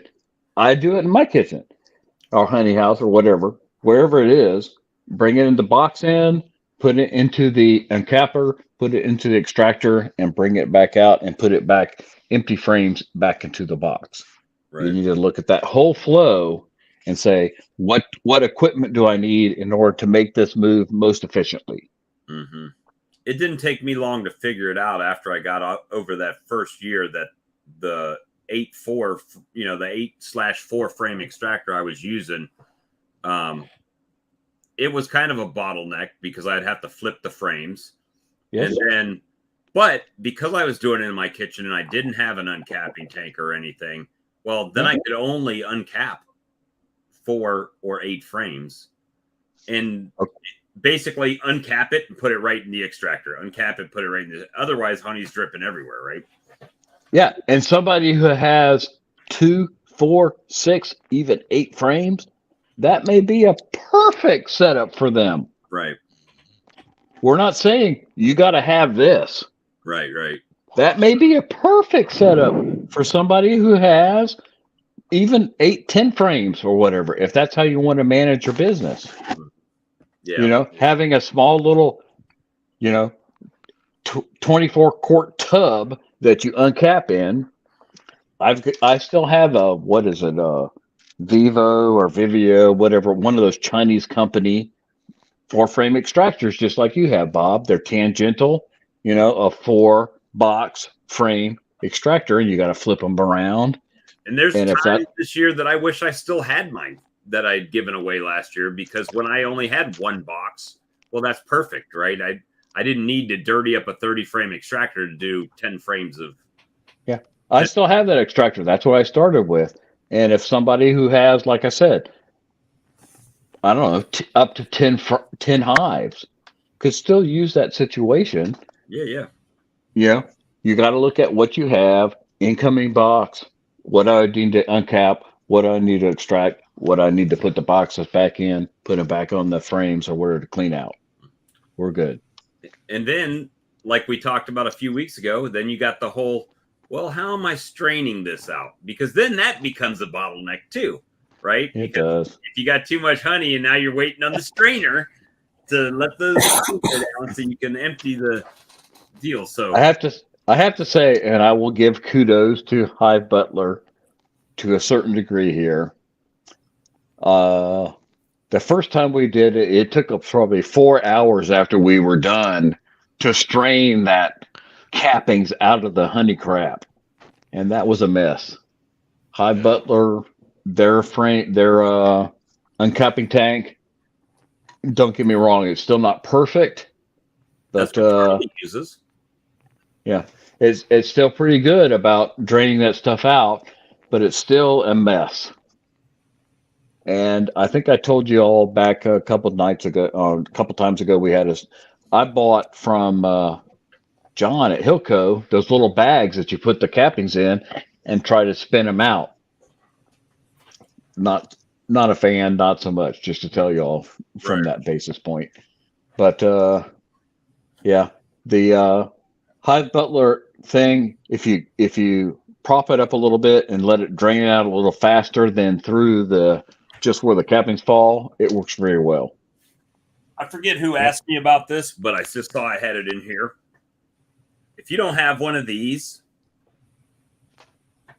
again, this is one of those, it's just a half, it's a veil that with a pullover, like a jersey almost. And if you've got semi-calm bees, man, this thing's great. Because you just pull it over. I had a hoodie on, right? So I had the long sleeves on, but I was just wearing like a t-shirt long sleeve, kind of like what Mark's got on there, is Carhartt, right? And put your gloves on and works like a champ. And this is a harder mesh than like the Guardian is, more of like a screen. This is a harder mesh. So when they fly into this thing, you can hear them thunk, thunk, thunk, because it's hard. It's keeping it off your face for sure. Yeah, I've used those too. Lightweight, just throw it on. Boom. Yep, this thing. I got a few of those at Hive Life from Man Lake that were the round veils. Right. They were the drawstring kind of bottoms. They didn't have the armholes in them, but they just had the arm string. $10. Well, $10. There's some things I learned at Hive Life that next year I'm going to implement.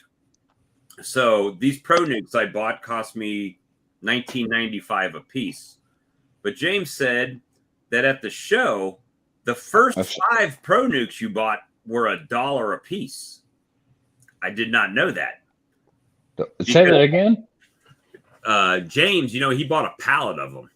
Yeah. And he said they had a deal at the show that the first 5 Pro Nukes you bought, they gave them to you for $1 a piece.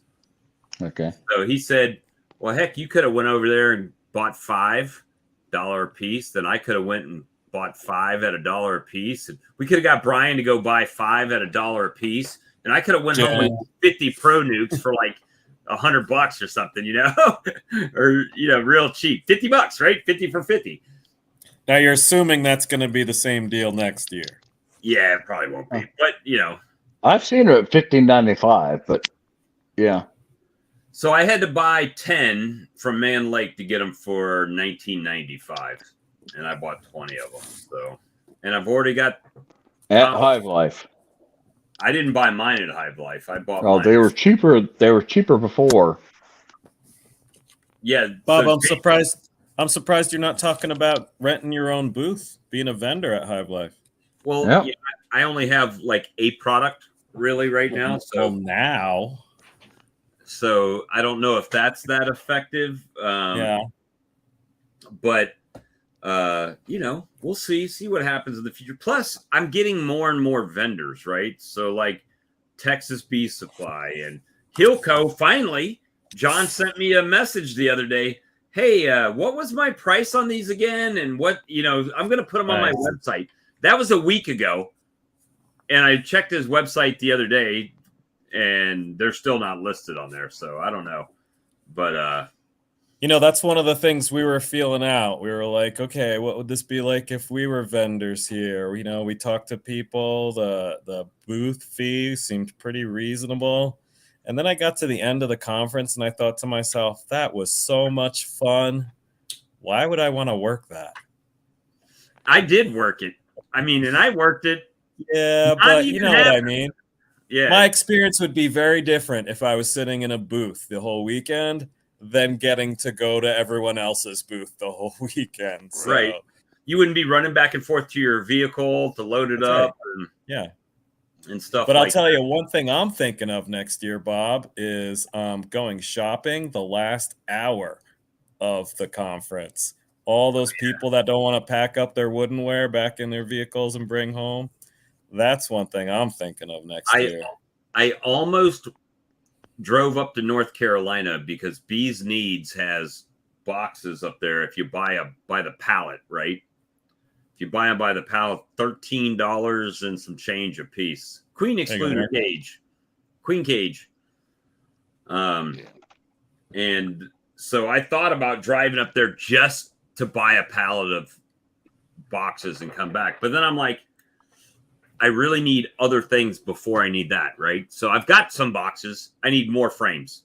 I need more bottom boards. I need more migratory covers. So what Lee made a great point about last year, and I like going, okay, I think it's been posted already. What is it, $35 for the videos? Yeah. And I'm like going, why waste your time watching Ian and Bob Benny do their presentations instead of spending time getting to see people like, let me see how that is, Brian, yeah, and Mark and Bob. Oh, sorry. Yeah, and Paul, I was with my wife there, and we sat through 3 presentations, and halfway through one of them, she was like, "I'm done." So we spent so much time having fun socializing, and you couldn't even see half of them there because they were running concurrently. So I went. So how many times am I going to get to see Sawmill Charlie? How many times am I going to see Hillbilly Earl and Grayson and everybody else there and socialize with those people for the short time that we have there versus spending an hour in this conference, an hour? So Lee like going, I'm going to buy the videos and meet with people during this time. And I'm going, that's a great idea. That's what I did. That's what I did. And I mean, we had a great time. I mean, we went out, like a lot of us got together and went out to dinner and hung out. I apologize I didn't get to come and hang out with you that night, but I was staying with Grammy and midwife, and we were staying like out in the back 40 up at the top of the mountain. And by the time I got there, I was like going, I ain't coming back down to Sevierville. Yeah, I mean, we had a great time. And you know how many of those conferences or presentations I saw? Yeah, exactly. But how many people did you meet out there? Oh my gosh. Tons. You sat there and you met Bob Bendy, you met Ian. I saw you sitting there at the thing while we were standing there. You met all those, and you met all of us no count farts or whatever that walked up to the thing too, right? Well, I mean, heck, I had a great time, and going around looking at new stuff. I mean, I bought that automatic bottling machine. I like it. Did I really need it? Probably not. Not this. Yeah. So to me, the conference isn't about the conference. It's the shopping and the socializing. It's a socializing. It's a get to meet. Okay, I haven't seen Brian. I don't know who the heck he is from Colorado. Me neither. But I got to see him there, and I got to hand him a bottle of my honey and say, "Hey, glad to meet you, buddy. I've seen you out for the last year on this thing, and hey, we're friends now, right? Okay, here we go." Yep. Yeah, that's cool. You got to come next year, Mark. I wished I could, man. The problem is time and having to go to MD Anderson and all that, and having to take vacation. Oh. Well, MD Anderson is not the 2-3 words I like to hear together. I know, man. That's not the place anybody wants to be. I just try not to dwell on it, right? Just leave it in I'm God's sorry, my hands. man. well, look, even at Brian Coper, he went to a wedding and then drove all night to get there. No, Brian Coper screwed up in not making his son change the date of his wedding. Yeah. Say, hey, do you not realize What date this is? That's a High Life conference. What are you doing, boy? I mess with Brian Cooper on that. And the You were showing the other thing. I was going to show you this. This was from. This was actually from Man Lake. oh, that was a $10 job. Yeah. This was crap. I can't find a doggone hole to get into this stupid thing. This is a round veil with drawstring on the bottom That's kind of like what Cayman uses. One of those. Yeah. with a hat. $10. I bought 5 of these, so anybody that comes to visit my yard and wants to see my bees, any visitor that comes around for $10, I got protection for them. At least For $10, you can't beat that. I mean, this is hard stuff. This isn't that floppy stuff that you see like a mosquito screen or whatever. That this is good. You'll find a hard time poking a hole in that. Unlike my Guardian veil that now has holes in it. It's gonna have duct tape on it or something soon. But it's yeah, I enjoyed the heck out of the show. I'm definitely planning to be there next year, but I kind of liked the fact that I wasn't beholden to a booth, just like you were saying, right? I could do what I wanted to do. If I wanted to talk to, and I sold a ton of swarm lure and gave a ton away. I gave a ton of swarm lure away at the show. But so my question, Bob, last year you waited and waited and waited for Blythewood B. Wood to buy you a ticket. I don't have to wait on them. Are you going to freaking buy your own ticket next year and then show up? Yeah. The only issue is that you have to order them so early that you don't know what's going to happen 6 months from now. You know what I mean? Like I've got my mom with Alzheimer's here that can't even tell you she's not feeling good, and you got a little situation to me. Yeah. That's a little bit of an issue, but I'm definitely going to make some changes for next year. So my truck should have a trailer behind it this year coming up. So I can do the Paul and Brian and load it up, with stuff. I want to drive out this time and then drive back. Paul, that's one of the things I wish I would have gotten to do was bring honey out and do the honey swap. So I love that people like you still gave me honey anyway. But man, I look at those videos where people have like 30, 40 different honeys throughout the country. What I love is I got one from you, one from Charlie, and I wrote the type of nectar it is, where it comes from, because I don't have those plants out here. So I'm trying to get better at training my palate, Right. Well, I'm sorry. You just got a bottle of Hale Hives honey. Bob got a bottle of Miel de Rey de Louisiana. I refuse to open it. It will crystallize in that bottle because it probably will. That's a beautiful packaging, though, Paul. That was a great idea. Well, I did the wine bottle and the bourbon bottle, and Randy at he got a bottle of the bourbon bottle because Ian couldn't take it back on the plane. I made those bourbon bottles to give to the speakers, but several of the speakers flew in and they couldn't take it. So Etienne Tardif and Ian couldn't take those bourbon bottles back with them. So I gave one to Randy Caffrey or whatever with Dirt Rooster or whatever, and he's got one of those. Sorry, Bob, but I got the wine bottle. You just muted yourself. Hale's muted. Paul, you muted yourself. Paul, we can't hear you. No hearing you. You're muted. Can I unmute him? I don't know. Oh, yeah. It just clicked on and off. Oh, he must have hit. There you go. Try now. Now you're on, Paul. Okay. Well, I was saying I gave a bunch of bottles of that to Bob, Lee, the wine bottles, but the bourbon bottles I gave to the speakers that were there for the conference. Then Lee brought all that mead. Yeah, Lee had all the meat out there in the parking lot, and he was kind of having a taste testing out there going on with Hillbilly Earl and. Oh yeah, we were slamming them after this. We were killing them. But yeah, it's good stuff, man. Matter of fact, I was meaning to save one, but now I've just got 2 empty bottles up here.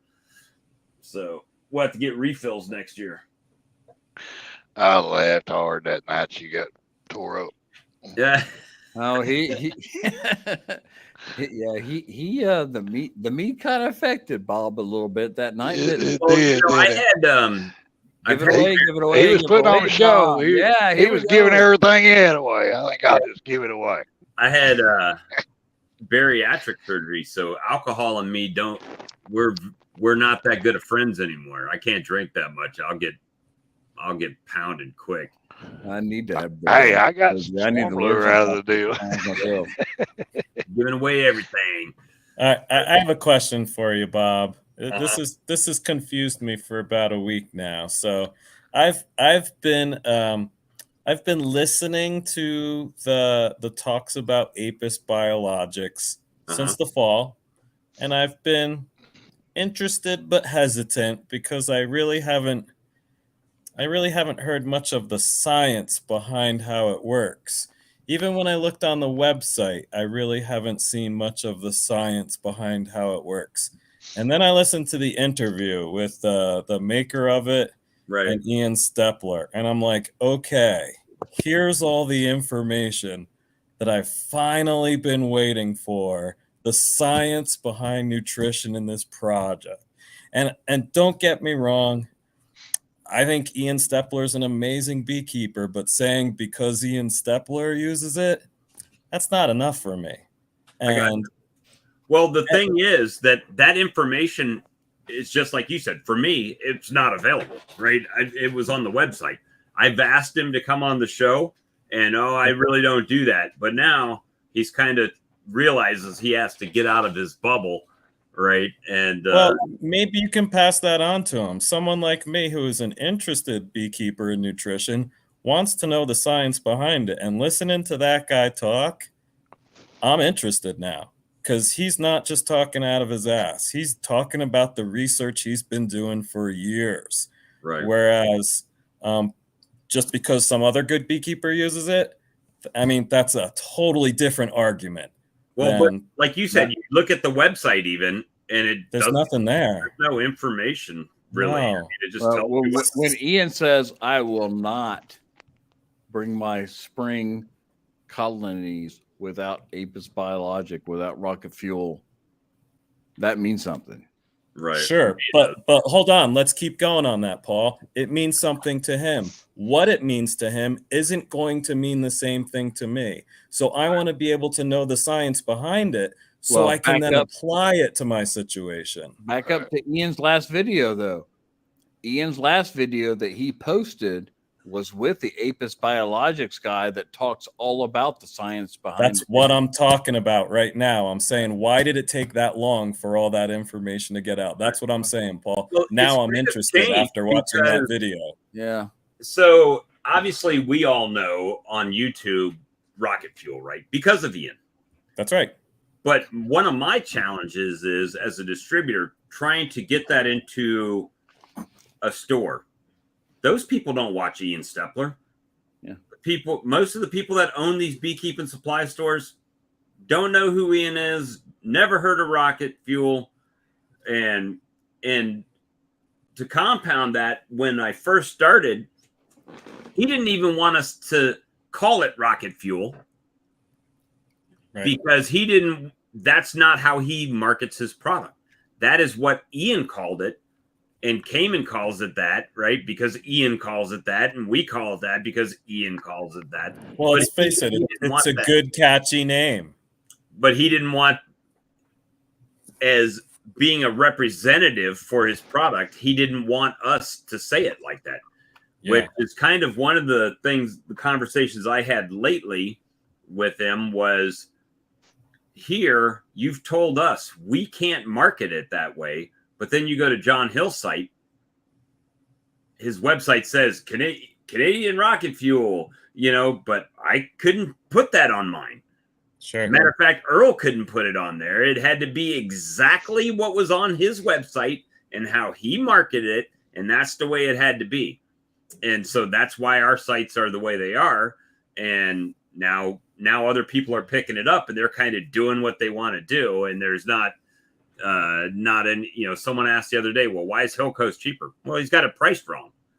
I mean, his prices are I remember that. Yeah. Reversed. I mean, so as you watched that video, did you learn more about the science behind the products that was new to you, even as someone who's like a rep? Well, I've had those hour-long conversations between he and I, right? So okay, I've had the conversations. Now, do I fully understand it? No, I don't.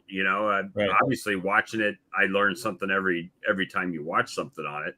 And it's very helpful. I know how he came up with the science behind it and stuff like that. And honestly, that's a lot of the ways that I came up with the science for my swarm lure. It was some of the research was not my research, but it's published research that I was able to read because I'm a smart guy. I can read and see what they're saying and apply that. So that's when, people were like, I give Mike a hard time. Well, I'm going to see if it catches any swarms before I give a review. Well, first you got to buy it to leave a review, and you haven't bought any, right? So that was kind of like, that's why I poke at him. I'm like, well, obviously you're not leaving a review. You haven't even bought any. So, I understand that whole, I've got to see it for myself. I'm the same way, right? Well, do I need to put my cups in to get them polished beforehand? James says yes. Some people say no. Did I get mine polished?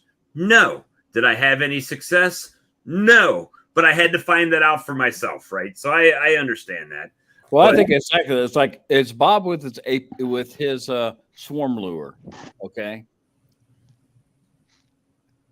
Bob's a guy in Columbia, South Carolina. Who the heck believes in what he's got?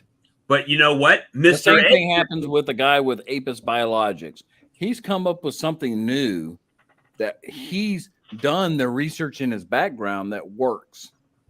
Okay. But he's got no springboard to tell you and me and Bob and Mark and everybody else that, hey, this crap works. How do I get this message out there? Well, that it works. Who's going to believe this little guy in Northwest Canada has come That's up why with you have to provide the evidence. Right. That's why you have to provide the science and the data. Well, and he's got it. Why does it take so long for this to come out? Because you had to have somebody like Ian Stepler, who runs 15 friggin' hives in Canada, to run this stuff and say, this stuff is great. Well, but there's none of that information on his website. And when Bob started talking about it in the fall, I went, okay, let's go check it out. And I went on the website and I left that website with no more information at all. And the guy's got it. He's clearly got the information. He's got it. It's the same thing with the swarm lure, right? So, but he's a nerdy old fart scientist who put this crap together. He's not a marketer. Okay. Right. And maybe he needs someone like Bob to help him out with that because he's got the science behind it, and Bob knows how to sell. It works. He needs somebody like Bob to say, "Hey, try this crap. It works." He needs. So when I started hearing about my swarm lure, my swarm lure, I come out with it. People are like, "Yeah, I'll try it." Right? People on the website bought some. Great. I gave some away, bought some, got it out there a little bit, but nobody could try it yet. Right? Then all of a sudden, at Hive Life, I give Mr. Ed a bottle for him and a bottle for Good Time Charlie, right? And he puts out that video. Boom. Overnight, sales start going. And then, 2 days later, Mike Berry's putting out a video. Now it just keeps going, right? And now it's just kind of, there's some videos coming. Hey, I caught some swarms, people using it. Grammy caught a swarm. Chris caught a swarm. I've caught swarm. Mr. Ed caught 2 swarms. So now they're starting to get some videos out there where now people can do their research, right? But like Brian, I'm a chemist and I've got a couple patents to my name. Are they being used out there? Who knows? Whatever. They were assigned to the company that I was working for at the time. This other guy, he's the same thing. He's a chemist. He's come up. He's developed this stuff. He says this works in a hive. How does he get that out there to the masses that says this crap works? He has to take it by word of mouth, one person at a time. And he's gotten to the point to where he's got Ian as a mouthpiece and Bob now as a mouthpiece, and those other people who have used Apis Biologics as a mouthpiece to say this works. And we're working that out. Why is it taking so long? Because you're going from one guy's little idea and trying to espouse it to the masses. That's a hard marketing ploy. Well, you either got to have a lot of money to advertise, right? Or, you know, in his case, he had Ian Stepler, which is just as good. Yeah. It's actually, we all know what rocket fuel was before it was on the market. Yeah. It's a hard marketing ploy to get it out all across the nation, and there was plenty of buzz industry for it. So I guess my people like Johnny Walker, he's putting out a show on how to mix it and how to weigh it. Those are great. Yeah. Yeah. I got some from Johnny the other day. I got some in the mail from Johnny. So for me to get excited about it, I want to have conversations about nutrition. You know, I hear him talking about DeGroot studies and all the information they got about nutritional needs there. That stuff's really important. All the stuff about epigenetics that he's talking about, turning on or off different switches with nutrition, so important.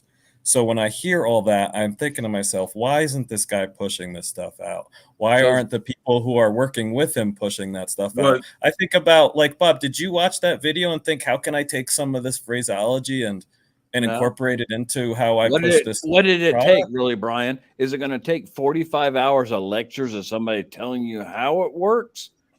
Or is it going to take a couple beekeepers that you trust that have used it to say, wow, I've seen a difference? It took that one video that had him talking about the science, Paul. I haven't seen it, Brian. I haven't seen it. I haven't seen an order yet, Brian. So this is the way. Well, yeah. You know what I'm saying? I don't mean to degrade it down to a simple little thing, but is it going to? You could sit there and say, hey, I've got somebody's dissertation out here that they've defended to the nth degree about how this stuff works. Or is it going to take a couple guys like Mark and Bob and me and you and whatever using it and saying, hey, I've seen a difference in my colonies? I think it takes both. You know, if I hear someone like Mark say something that he's done and is successful in his apiary, I'm going to listen to that. But if I have someone who I have no idea say the same thing, I'm probably going to listen to it a little bit less because I don't know them as a beekeeper. You're going to take it with a grain of salt. There's going to be a little absolutely. Bit of you know, there's tons of nutritional products out there. A jaundice eye. There's a ton of products out there, and you look at things with a jaundice eye until you have some people that's what I'm doing. That says, yeah, hey, this works. For me, I've looked at it from the aspect of a couple things. Yep, I didn't have that science, right? I didn't have that lecture when I started using it, and before I started selling it, I was using it. So when I got it, it was purely on the fact of I saw Ian's video, right? And with Ian's video, my thought was, if he's got 1,500 colonies and he's spending the extra money to use this product, then it's worth at least me giving it a shot, right? So I ordered some right away. So, and for me, I take it a little different. It's worth it for me to pay attention to it. It's worth it for me to want to gather more information, but I don't know how it works with him and his system to then transfer that to my system. I need more information. It's opened the door in my mind, right? But it hasn't really satisfied the itch. Well, I've got a degree in chemistry. Okay. Yeah. And I've got enough hours to have a PhD. Okay. Yeah. But I'm sorry, but and to listen to David Peck talk, and sometimes it's like, okay, I'm gone. Okay. But when it comes down to what works, you listen to the guys. I'm sorry, they do not have a degree. They do not have any advanced experience or whatever. They just have experience in the field. And a lot of would commercial take guys that will say, I will I take wouldn't that even over bother some with guy the talking to nutritional me stuff. who has a master's degree any day. Yeah. Well, See, I get what you're saying, Paul. so this right here, I need to be convinced. And I wasn't convinced until I saw that video. so And yeah, I mean, like this right here. Yeah, I understand that, but what he's doing with Apis Biologic is stuff that would already be found in natural pollen. It's not synthetic stuff. It's stuff that's being added back to regular sugar syrup for nutrition for the bees when they don't have the nutrition out there to get. So it's not like, you know, we're coming up with a bunch of different, there's a bunch of different ingredients in there that he's like, oh, well, this is what works and stimulates, you know, like just about every supplement that you find on the market has lemongrass oil in it. Yep. Lemongrass oil is an attractant for the bees for them to find it. It's almost like you are having that somebody 100 years ago found out that lemongrass oil mimics queen pheromone and says, hey, put this in your hive, right? So that's why we all use it. Right. So, but that also stimulates robbing, right? I mean, because you're attracting bees to that scent of the syrup. Nobody, I don't think I've seen any, and I could be wrong, but I don't think that I've personally seen anything where they say that lemongrass has any nutritional value for the honeybee. None. Right? I agree. So why do we keep using it? Why is there, and some of them got spearmint oil and tea tree oil. There may be studies out there. Because it's an attractant. We found out it's an attractant. That's right. what now it there is. are It's an some attractant. studies showing some benefits of some essential oils. That has been shown. But That is there true. Which I one? don't think lemongrass oil is one of them. I don't If think you so look either. at Ellis and Jack have a paper, it's basically a summary of all IPM methods. Yep. They go through a bunch of the essential oils that have data behind them that have. I agree. benefit. I agree 100%. And don't get me wrong, Brian. Don't get me wrong. I'm not poo-pooing on your jaundice eye towards waiting until I see what data is out there to prove before I jump in with both feet. Yeah, I agree with that 100%. Don't get me wrong. Mm-hmm. especially And from I'm a not- chemist's background. I don't have a chemist's background. Right. Well, now I've got the Apis. I haven't used it yet. And I haven't seen the video you're talking about, Brian, yet. It's an hour. He's got So- two videos. The first one's over an hour long. And I'm not convinced. I'm like Brian. I'm still not convinced. I haven't used it yet, but I bought I'll two get around bags to it. I bought 2 bags from Bob. I haven't used them yet either, to be honest with you. But I've got them in my toolbox, and we're going to see what happens. I'm looking at it like this. What's the difference in just getting 5 gallons of honey and dilute it down to 70% water? What's the difference? Somebody explain it to me.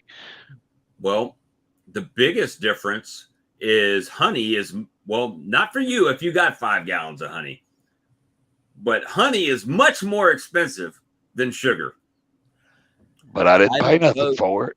You Mark, you I did. don't know that I can explain that to you, except that the honey is what? It's nature, Is concentrated nectar. right? Do we agree on that? I'm diluting it down to 70%, which would be that found in nectar, right? Nectar, And I 70% think the water. Apis Biologics is looking at what is in nectar and adding that as an addition to the sugar water that we provide. So tell is me that what the difference equivalent? is. I'm not going to say that's equivalent. The concentrated nectar that you're providing and diluting it back down and feeding it back to the bees, is that as good as Apis Biologics in a sugar solution? I'm going to say, yeah, but 6 of one, half a dozen of the other. If you don't have that honey is it a good supplement to add to your sugar water to feed to the bees? I'm going to say yeah as well. Okay, well, how much is Apis Biologic to mix up? For sugar syrup, $16. Yeah, so the small one, this is the big. By the time you add to it to a gallon of sugar water, you're talking about a penny or 2 pennies to a gallon of sugar water. So the big pack does 265 gallons of syrup. You're talking, that's negligible. $59. Right. Now, the smaller one that does 52 gallons is $25. So the bigger, I guess, savings is because you're getting more in the pack is the bigger one. Costs more initially, but I mean, you're talking about 1/8 of a teaspoon per gallon. Regardless, it's a negligible expense. You're just trying to add some additional minerals and other things that the guy in Canada has determined is in nectar sources that we don't provide with just Walmart sugar diluted 1-to-1. Right. And then when you compare this to other feeding supplements on the market, let's say everybody's favorite is Hive Alive right now because everybody on YouTube is talking about it because they're getting their cut using their code. That's another one I've never bought. I haven't bought it either. But the 100 ml vial of that, the little small 100 ml that you get, only does 11 gallons of sugar syrup. And that 11 gallons costs $25. So comparison, you're getting 5 times as much for the same amount of price. So cost wise, it's effective. Is it as cheap as just plain old sugar syrup? Nope.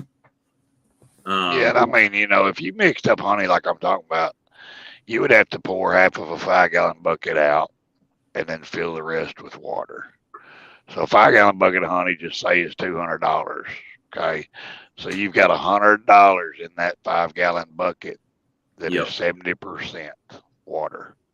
Well, I've got $10 in a 5-gallon bucket of 2-to-1 sucrose, and I split that in half and use half a tablespoon of control, and I mix it. I take a mason jar and put some water in it with the Apis, and I shake it just to mix it up. And then I pour half of it in one bucket, half of it in the other bucket, and fill them the rest of the way up.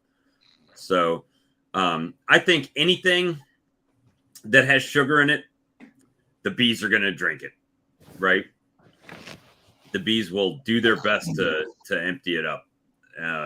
So as far as me actually having a side-by-side comparison, I started a video of just regular sugar water and sugar water with Apis in it.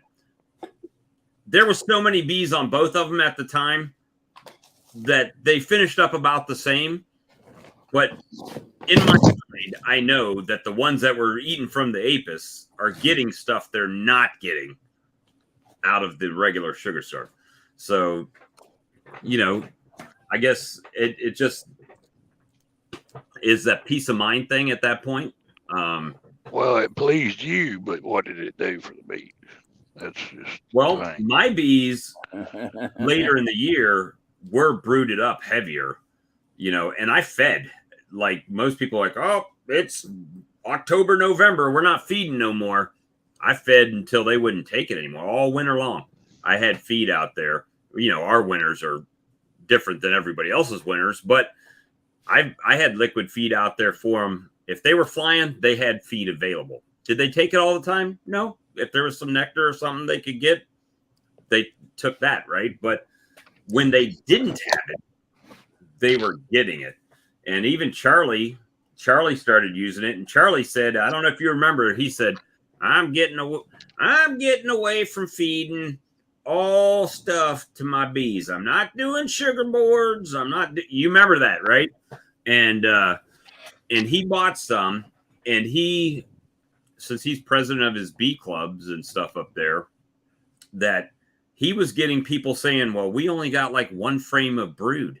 And he says, I got 3 or 4 frames of brood in all my colonies. So the only difference. Now, that is the one piece of data I've heard from a beekeeper that's been really compelling. I know Right. Charlie. I know Charlie's not going to spend his money on anything if he doesn't think it's not going to be worth it.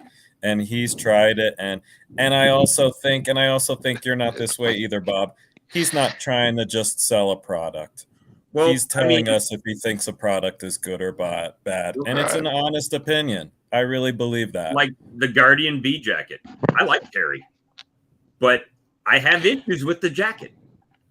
I'm gonna show you something. And I appreciate that about this channel, Bob. You'll get the pros and the cons for products.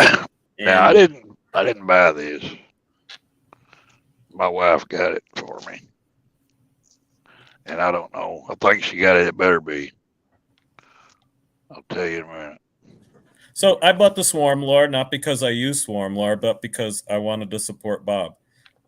If I buy the Apex, I'll buy it from Bob because I want to support Bob. Well, I appreciate that. Says Bee Pro Gear. Come from Better Bee. Put this on the other day. You know, the hive that I told you that fell over that was mean. Right. Yeah. Well, I backed away and this thing unzips, right? Right. I'm going to smoke me a cigarette, take a break. Well, I zipped it back up, I went back down there, and then I got in them bees. And next thing you know, they were in there with me. They're always in mine. This little zipper had come apart all the way across there. Oh. Making it worthless. Yeah. Worthless. What are you going to do? Well, It's got that little bitty zipper, see. Down here, it's got a great zipper. But that little bitty zipper sucks. I would just sew it up and never use it. I've never. Me. That's what I got it closed pretty good. I'm just going to leave it alone from here Well, out. that was one of the selling I'll points never use it again. on the Guardian was they were one of the first ones that had that unzipping veil on the front, right? So you could get a drink or whatever. And I've used that exactly 0 times. I've never unzipped it, right? If I need to take a break from my bees, I just walk off, take my veil off, and smoke my cigarette or whatever, take a drink, and then I go back to work, you know?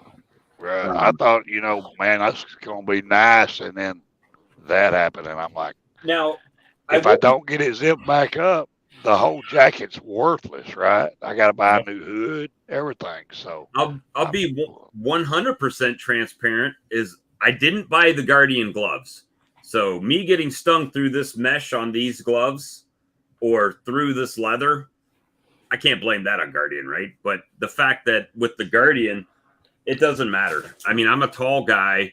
The jacket's not long enough for me, so they'll crawl up my back, and next thing they're flying inside my veil, and that wouldn't, that would be anywhere really. But I like to wear a belt around my jacket with my hive tool on the belt. That closes the jacket to where they can't get up in there. And I have a loose jacket, I can move around. But like this one, it's tight around my waist, and I feel like I'm just, snug. They're not going to get up in there, but I don't like it. It's too tight. Right. And I can't move like I want to move. And then even that full suit, I like it. The one that Saracel sent me works like a champ. However, because I'm tall, they don't have like that tall size, right? So if Mark, you look like you're a pretty good sized fella. 6 foot, 235. So if you've ever wore like a zip up jumpsuit, right, doing some work or something like that under your car or something, they usually are pretty tight in the crotch area riding up, right? They just don't have that torso length you need, and that I find that with the full bee suits too. So, so we'll see. Maybe I order one of those that James ordered. He speaks very highly of those. And I go through a lot of jackets. I'll go through one a year. Well, the Guardian, I mean, I will say they're on point with their customer service now. I mean, when I had an issue with the first one and the zipper messed up, sent me out another one, no problem. But Um, I'm rough on them. I'll throw them in the truck, pile stuff up on top of them. Where's that jacket at? I'll grab it, it sounds rip like it a few times, and tape it up, and then they're filthy, you know. I'm waiting for Lee to get about another 45 subs so I can win a Guardian Bee jacket from him. he only needs 12 more subs now. Wow. Come on, guys. Come on. I need a new bee jacket. 12 more subs. And I wear a jacket as little as possible if I can. I have a veil that like you have to wear a hat for. It doesn't cover it completely. It's got a hole on the top. You know what I'm talking about?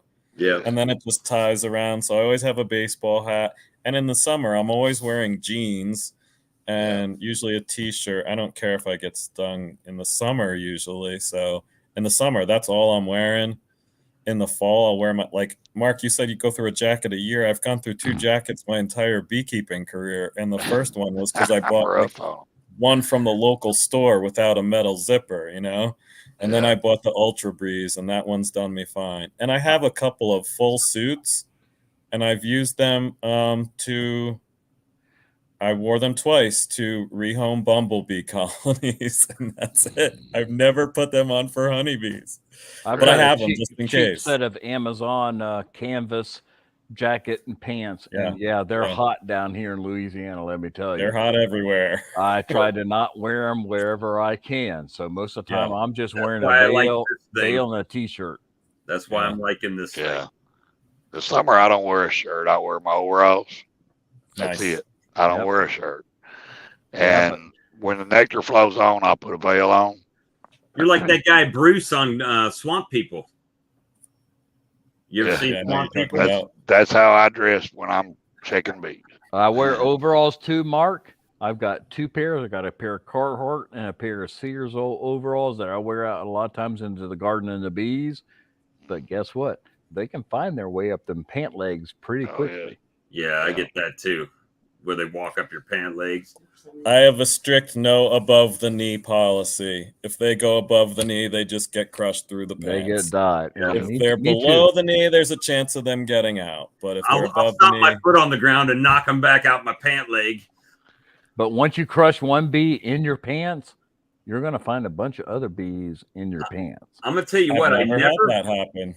I never smelt that banana pheromone until this year. I've smelled it twice already, where they're just so pissed off. You get that you can smell the banana very strong. I'm like, time to walk off from this scenario because they will tear that behind up, son. Come back tomorrow. Yep, that's it. Yeah, I'm done working all my bees today because that's the come back tomorrow smell. Yep. Come back tomorrow. That is no bueno. No bueno. California beekeeper agree with that. Yeah, that's the not trying to do that. So, with this, let's get back to queen rearing a little bit. So I'm confused, and this is the confusion I'm getting. Okay. So with a cell starter finisher or a 2-frame mating nuke that I'm using, right? Everyone's like, you got to have all these bees in there. But then you see them come out with these mini styrofoam organ transplant containers that they set, and they take literally a cup of bees and drop it in there. And I'm like, why can they get away with it in this little tiny cube with a cup? And I've got to have like this mass of bees in my mating nukes. Pay no attention to the man behind the curtain. Just do what you're doing. So the nutrition happens when they're putting all of the royal jelly in those cells during the larval stage. So if you're moving capped cells to those little mating nukes afterwards, something very different is happening, right? Yeah. So but see, I'm not even putting cells into the mating nukes. I'm putting virgins into the mating nukes. Okay. So I really just need enough bees in there to really kind of take care of her and keep her warm before she flies out. For that part, yes. But you need a lot for the starter as they're starting those cells. Yeah, you're talking about 2 different subjects there, Bob. Yeah, those little squares that Jose is using, right, for mating queens. is not the same as the cell starter that you're using to Right. getting those queens. Yeah, I mean, I understand that part, but I'm talking about once they come out of that, is Jose just dropping cells in those and letting the cells hatch out so he's not incubating them? Yes. Yeah, you Okay. pull out a mated queen, you drop another capped cell in. He's making the queen cells and then putting He's- them into the little Cube. styrofoam containers. Okay. Yep. If you can keep up with them, fine. But you got to Right. keep up with them. Right. That's why I kind of like the 2-framer. I mean, it's not a cup of bees, right? But it's they do have that extra frame worth of space that they can work with if they need to. I can't keep up with them working 70 hours on the road. It's Right. impossible. I can't do it. Yeah. I'm not even going to try. I can't even keep up with 3-framers sometimes. Your operation, Bob, and Jose's operation is two totally different things. Right. But I mean, I see like Lee got the little cube, and Holmes or Taken's using the little cube, and okay, those are two guys like you and me that are just playing with that. okay.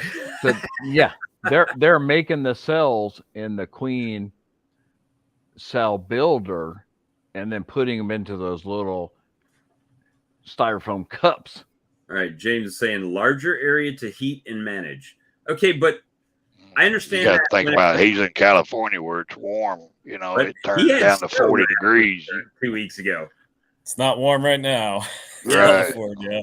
So warmth, yeah, in this part of the year, I can see that. But next month, we're not going to have that issue, anymore, as far as the heat issue, really. So I got cones big enough that can grab them mini mating nukes and carry them off. Yeah, Or I can't who really was it? speak Somebody to said those. that. Was it Paul the other night? Yeah, it was Paul from the University of Guelph on the stream team that said that the raccoons were rolling those mini mating nukes like 100 yards away from where they were. Okay. Yep. What did you just call that? Mini That mating nuke. Yeah. Right. Is that a cell builder nuke? No, I'm not talking. I understand what the cell builder does. Yeah. But what I'm saying is between the 2-frame mating nuke and the mini mating nuke is that, James just said that it's a bigger area to heat. So I get that. But so, they can use in the mini mating nuke just a cup of bees and a queen cell. And I'm using the larger 2-framers, but I'm adding not queen cells, right? I'm adding virgin queens in there. So I didn't know if that, I mean, I don't want to buy any mini mating nukes, if that makes sense. So I was just like, they're both mating nukes. Just one uses a deep frame and one uses these little tiny things. So Don't buy anything. I'm going to have to learn how to do videos. Y'all going to have to teach me how to do videos.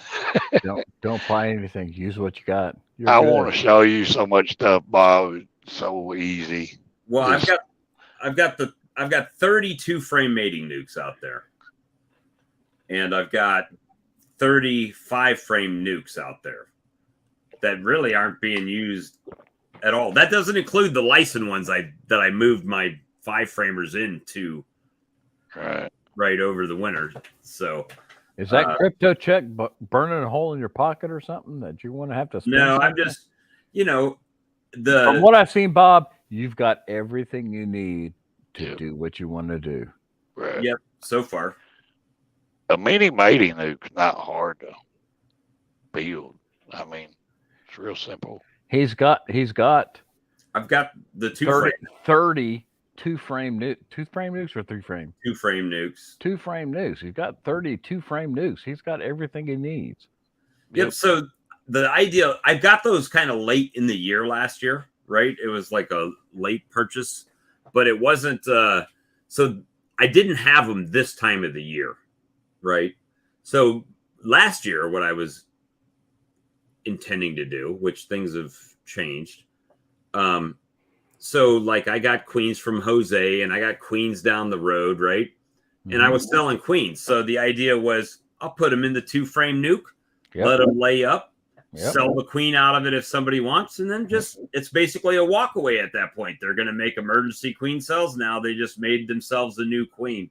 So it was kind of like a poor man's version of letting them just continue to make queens off of them. Well, so where are you at?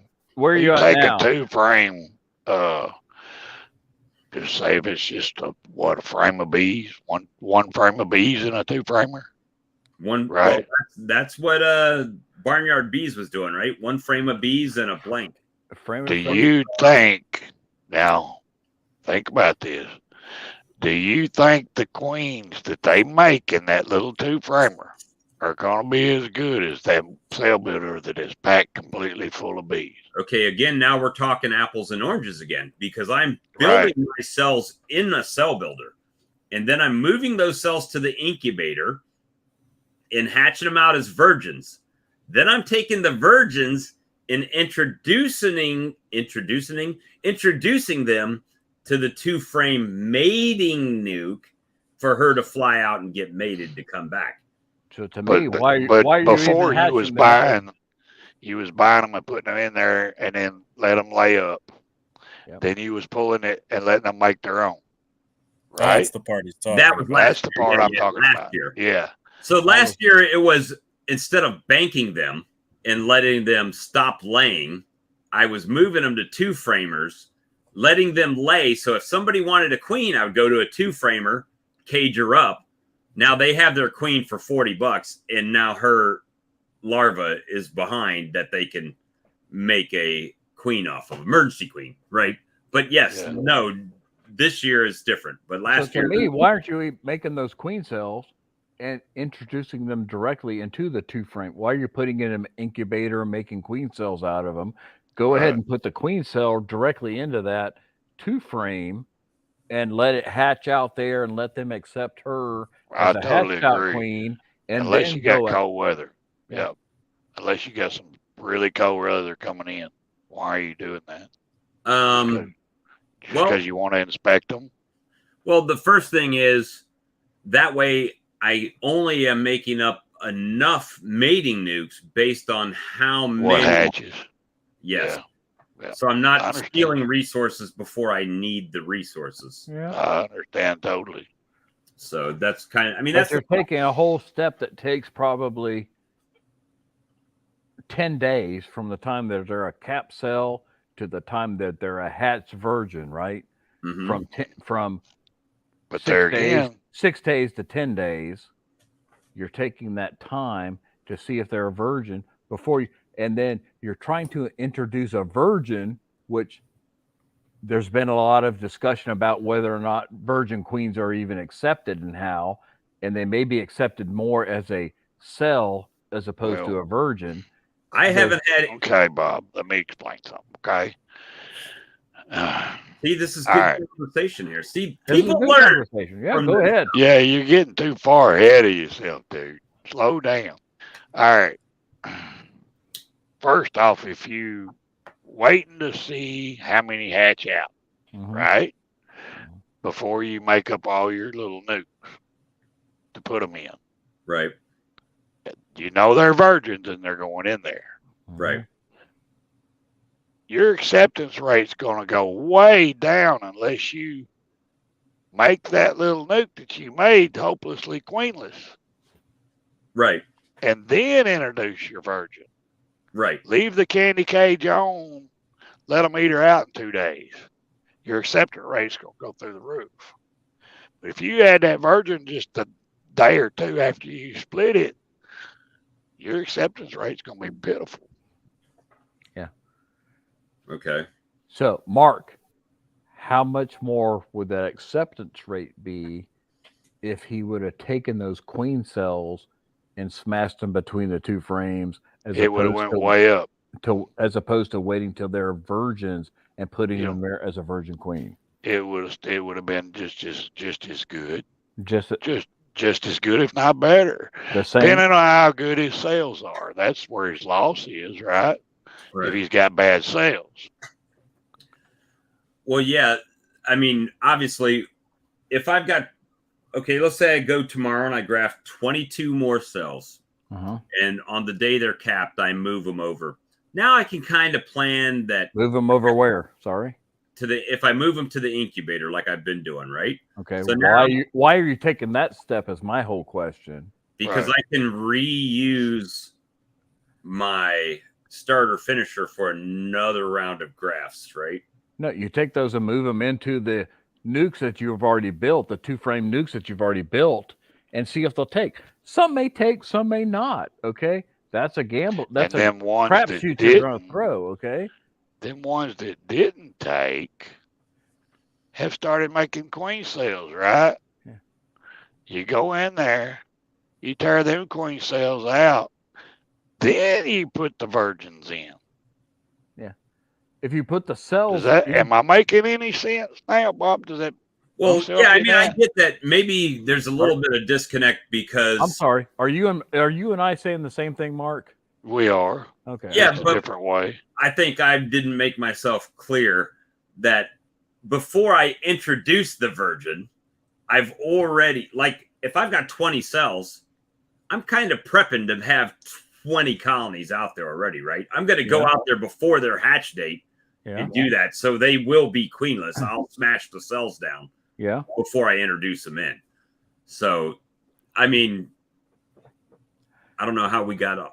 But I think that what I've read, and okay, this is not me personally, but from what I've seen and what I've read and what I've heard other people say, is the acceptance rate of a queen coming out of a cell into a colony is much greater than you just dropping an already virgin queen into that colony. Well, it depends who you ask, because if you ask Gus Mitchell, he'll tell you point blank, I walk all my virgins right in the front door of my colonies, right? Brad, James, those guys are like, we walk virgin cells in, or virgin queens in. We put them on the frame when they're hopelessly queenless. Yeah. You want them all hopelessly good. I agree. And then you walk 300% better. So I love this conversation, guys. Paul and Mark, I agree with you. But I also agree. I don't care that Bob's playing with incubators because he's building skills that he's going to be able to use later. He's going to figure this stuff out. He's going to see that maybe the virgin stuff. He's still building skills around all these different things, and he's getting good advice, and I'm getting good advice, and I want to try both of them. I want to put clean cells in. I want to learn all these different. I want to build my toolbox, and I feel like that's what Bob's doing. But and failure is a good teacher. That's what we're saying, right? That's right. And I think you guys are saying this is the best tool, and I'm like, pick them all up. Try them all, and he'll figure out which one's the best tool. Yeah. Keep grafting. Have you already got your graft back in? No, that's tomorrow. Today it was kind of rainy and stuff, and because they had a queen in there, I'm just took that queen out, and now I'm going to let them be queenless overnight, and then tomorrow hit them back with some more graft. See, one of my frustrations, you ask a beekeeper, what are you working on this year? Oh, I want to work on grafting, right? I want to get good at grafting. But there are so many parts about rearing queens. It's not just about sticking the thing in the cell and getting the egg into the easiest part. And that's what Bob's figuring out. He's figuring out what to do with the queen cells. He's figuring out. James is commenting over here on the side, but he won't get his button here and to give his 2 cents worth. Yeah, and I want to go back to the mini mating nukes too. I think those are great for mass production. Right? If you have to have a lot of queens mated, that's the great route for you. But for someone like me, it's a totally different system. I don't want to use a totally different system. I want to use the frames I already have. That's right. I don't need 800 queens in a month. I don't need 200 the week, right? Yes, sir. So I'm going to use my deep frames. I'm going to use the equipment I have because it's what I have. I'm maximizing it. And I don't have to roll them through like a mass production. So I think one queen frame of grafts is enough to satisfy your whole apiary for the year if they all produce. Yeah. You're reducing swarming the whole time you're pulling from them to make your nukes, so you're not having to do I'm meeting multiple goals in my management. Right. How many queens do I need this year? PLAN. Your plan is different from my plan. Yep. Yeah, do Technically, it. Work it. for what I want, at a minimum, I need 40 queens. And why I say 40 is because that'll let me requeen every colony I've got and expand. So actually, Mike, my website, if you go to my page, there's a hyperlink right in the header of it where it says Walker Bee Ranch. You can click on that. It'll take you right to the website. There's several ways you can go about doing that too, Bob. You can just go to your big colony, put a queen cell in it. Let her hatch out, go down there and kill that queen. Now, what'll stop them from tearing that cell down as soon as I put it in? That ain't no guarantee, for sure. But you can do that, or you can mate it over here on the side. Know she's got a good land pattern. Let her lay, put it on a 21 or a 28-day cycle. You know she's got a good land pattern. Then pull your queen and replace it with that one. There's so many options there. Well, first things first, I got to be able to make the cells, right? Successfully. Once I get that done, that's step one. Having too many queens is not a bad thing. Right. If you got too many, just let them go. Let them fly. Yeah. They'll find somewhere to go. And Bob, how many times have you grafted queens before? Including last week and this week? Yeah. 2, right? Yeah. Okay. Yeah, you're like me. This is a learning experience for us. And if we fail, who freaking cares? And guys, I'll be the first one to tell you, some of the stuff that I bring up on here, even though it might be controversial, is to stimulate conversation. Get people thinking. None of it is right or wrong necessarily for what you're doing, right? So if I'm like this thing, it'd be like, well, why are you doing that, you dummy? Well, maybe some other dummies were thinking what I was thinking. Okay, you ready for this? You was having a sativa moment. Yeah. I graphed my first frame. Oh, here we go. Not last year, but 2 years ago. What did I do? I pulled eggs out of the frame and put them into my cells. Here we go. Shit's going to get real now. I was an idiot. As soon as they let them cross the border.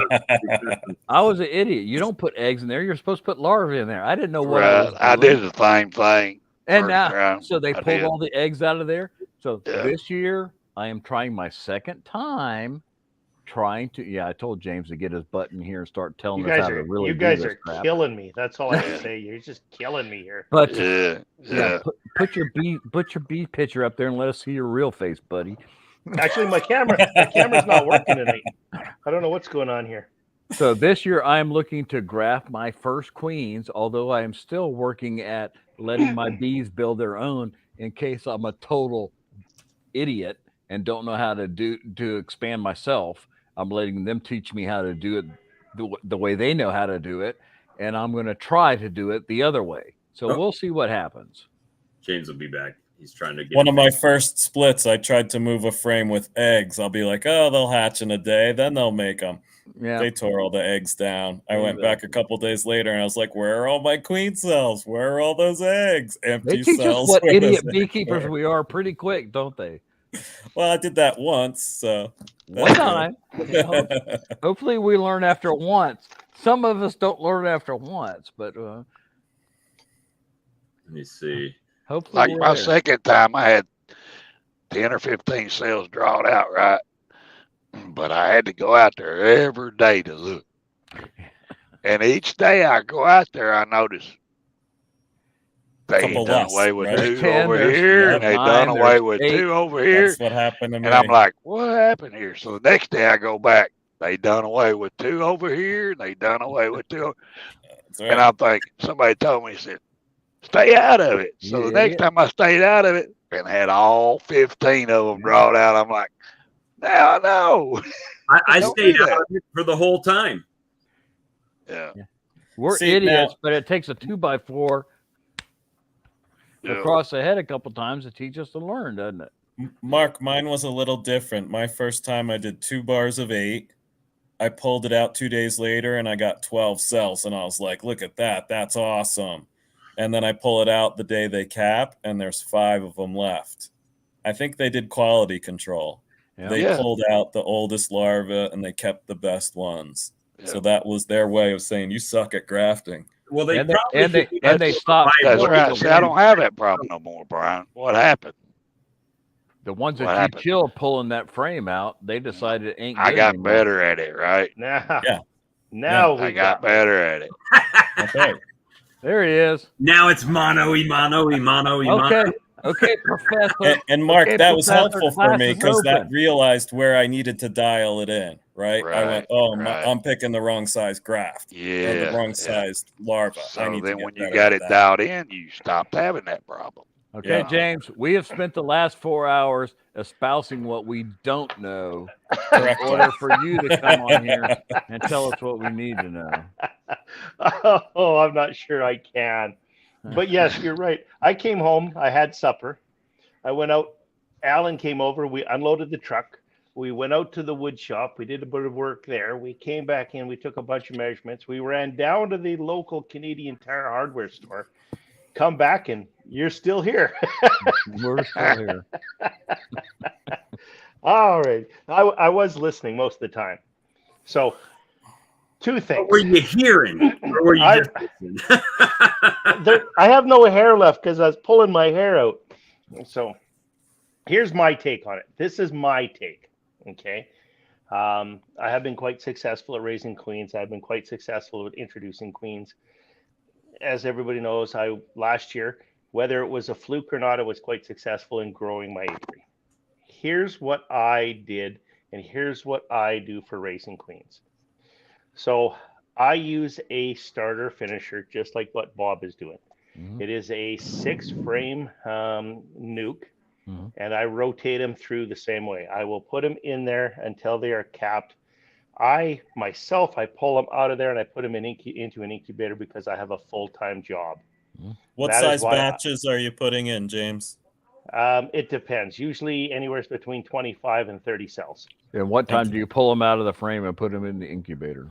Right as per the sheet that Bob's got. So it's right around day 10 they come. Now, I'm going to back up. Some people will count the day from the day of the graft. I count from the day the egg is laid. And the reason I do that is because I teach courses. Right. So one of the things that I always teach my students is that if you learn nothing else about beekeeping, learn the cycle of a bee. Learn what that cycle is for a queen. Learn what that cycle is for a worker. Learn what that cycle is for a drone. Everything in your hive revolves around that cycle. Okay. Right. So that's so why you're grafting on day 3 and I pulling them into incubator at day 10. They hatch on day 3. You want a larva that is less than 24 hours old. Right. So you want a larva that is less than 4 days, basically. Right. Okay. So if you count it back 3 days each time. 3 days each time. 3 days each time. Exactly. If you use a timing frame, this is very easy. And if you don't use a timing frame, this is a skill that takes a little bit of time to learn.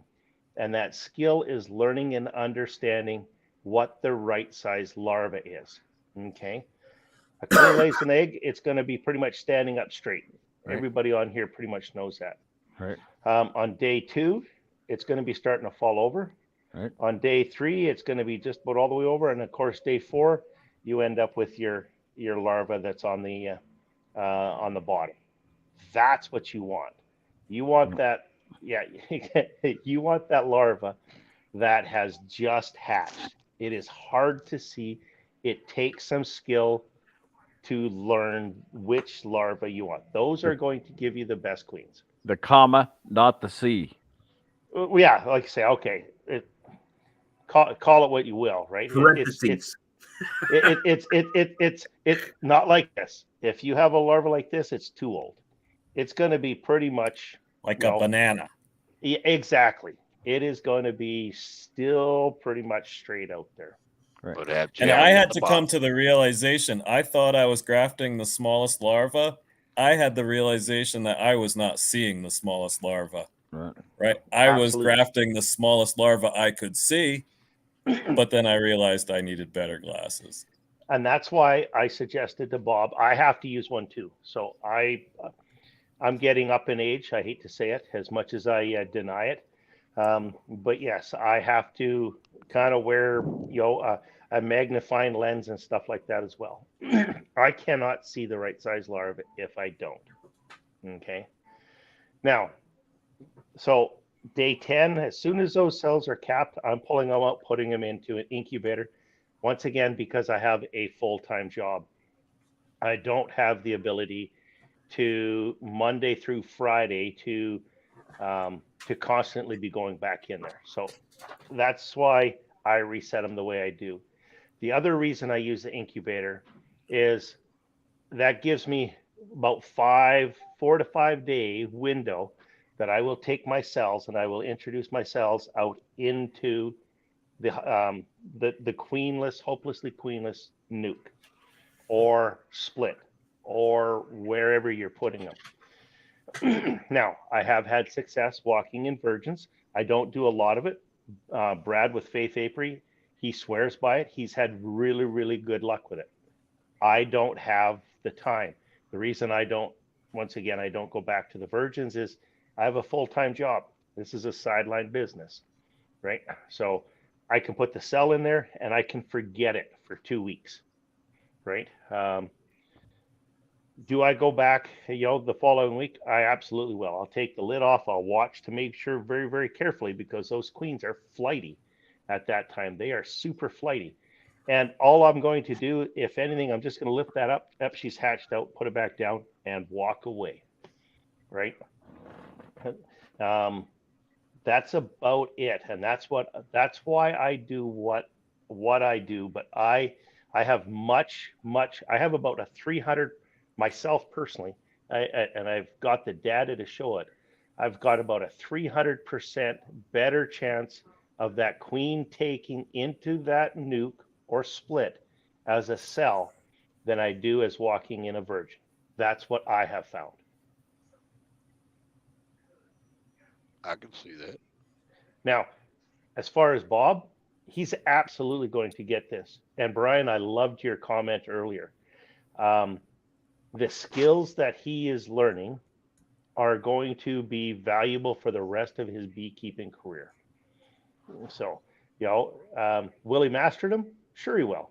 It's just going to take a little bit of time. And maybe not in the right order as all of us, but that's okay. Right. Now, one of the things that, as everybody knows, I've been kind of following Bob and working with Bob through this whole queen raising thing. Pulling me back from the ledge. Well, a little bit. You're awfully hard on yourself. This isn't something that you can pick up, learn, and master in, I'm going to say, a season or two. You're just not going to do it. I still don't consider myself to be a master grafter by any stretch of the imagination, right? But here's something that I've kind of mentioned a couple times, and this is going to sound a little harsh, so I'm just going to apologize now, Bob. Okay. One thing that you haven't learned yet is when you're grafting queens, you can't skip a step. You can't take a shortcut. You can't try to shorten things up. Okay. You need to follow that regiment when you're and that timeline when you're doing queens to a T. There's no shortcuts. There's no cutting corners. If you do, it's going to bite you every time. Right. I thought you were going to show the picture of the queen that I sent you. No. I was actually just trying to pull up the comments with my iPad. I can't see the comments at the same time. So, but no, that's I do things in a very specific way because they've worked for me, right? I build my starter finisher by pulling my frames that I'm going to have up above a queen excluder, 4 or 5 days before I'm going to make my starter. The reason I do that is I know there is no egg whatsoever in there that is viable for them to make a queen, right? It takes me an extra week to do that, right? Right. But there is zero chance, absolutely. I don't have to wonder whether there's queen cell. There's nothing in there that is viable for them to make a queen cell. Does that take time? Absolutely. Is it a valuable step for myself? I think so. But there's other people that do it other ways. Shake them down through a queen excluder. If that works, great. If you want to look at every frame and that works for you, great. There's lots of ways to do the same thing. There's really no right way. There's no wrong way. You're going to have to find the way that works for you. But one of the things that I can tell you is those golden rules, you can't cheat. That life cycle of the bee, that is what it is. You can't change it. Those golden rules, you have no choice but to follow them. And James, I have a question for you, James. Your 6-frame starter finish or choice for starting cells, is that based on your work schedule as well? Pretty much, yes. Okay. If I was a full-time beekeeper, I absolutely would probably have a 10 frame in there. I would probably still use it as a starter finisher. But I like the way, and I hate to say it, I keep going back to Ian. I think Ian's a great beekeeper, but I like the way Ian and Carrie do it. They use, I think it's slot 3 and slot 7. Here's where the graph goes in, they pull it out, they know where they're at, they drop it in slot 7, they drop another one in. Day 10, that one comes out, goes to the incubator, and it's a whole progression. It's a builder and a finisher all at one whack, and he's got 2 in there most of the time. Yep. Correct. I think that's an awesome way to do it. Yes. The other reason I use a 6 frame is when I'm done grafting and when I've got the queens that I want, I leave one cell in there, and I instantly have a very strong nuke at the end of the year because I've been feeding it and I've been stuffing it full of bees.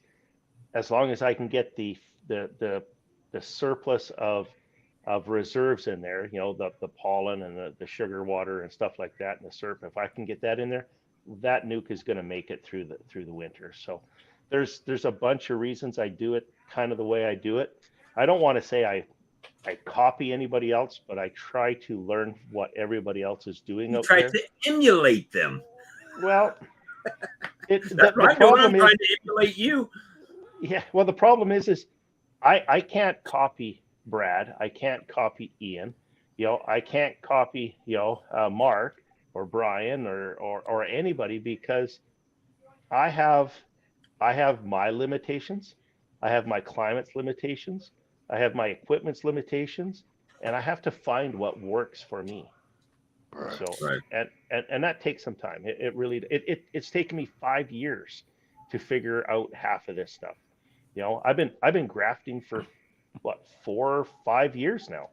Do I have 100% success? Never. I'm still waiting for that 100% grafting frame. Do I go out there from time to time and find that I got no cells? You bet I do. And I sit back and I kick myself because if I have nothing that's taken in there, I got nobody to blame but this guy. I took a shortcut somewhere. I didn't check something. There's I picked the wrong larva. There's something I did, but it's this guy that did it, if that makes sense. Right. Pay attention to detail.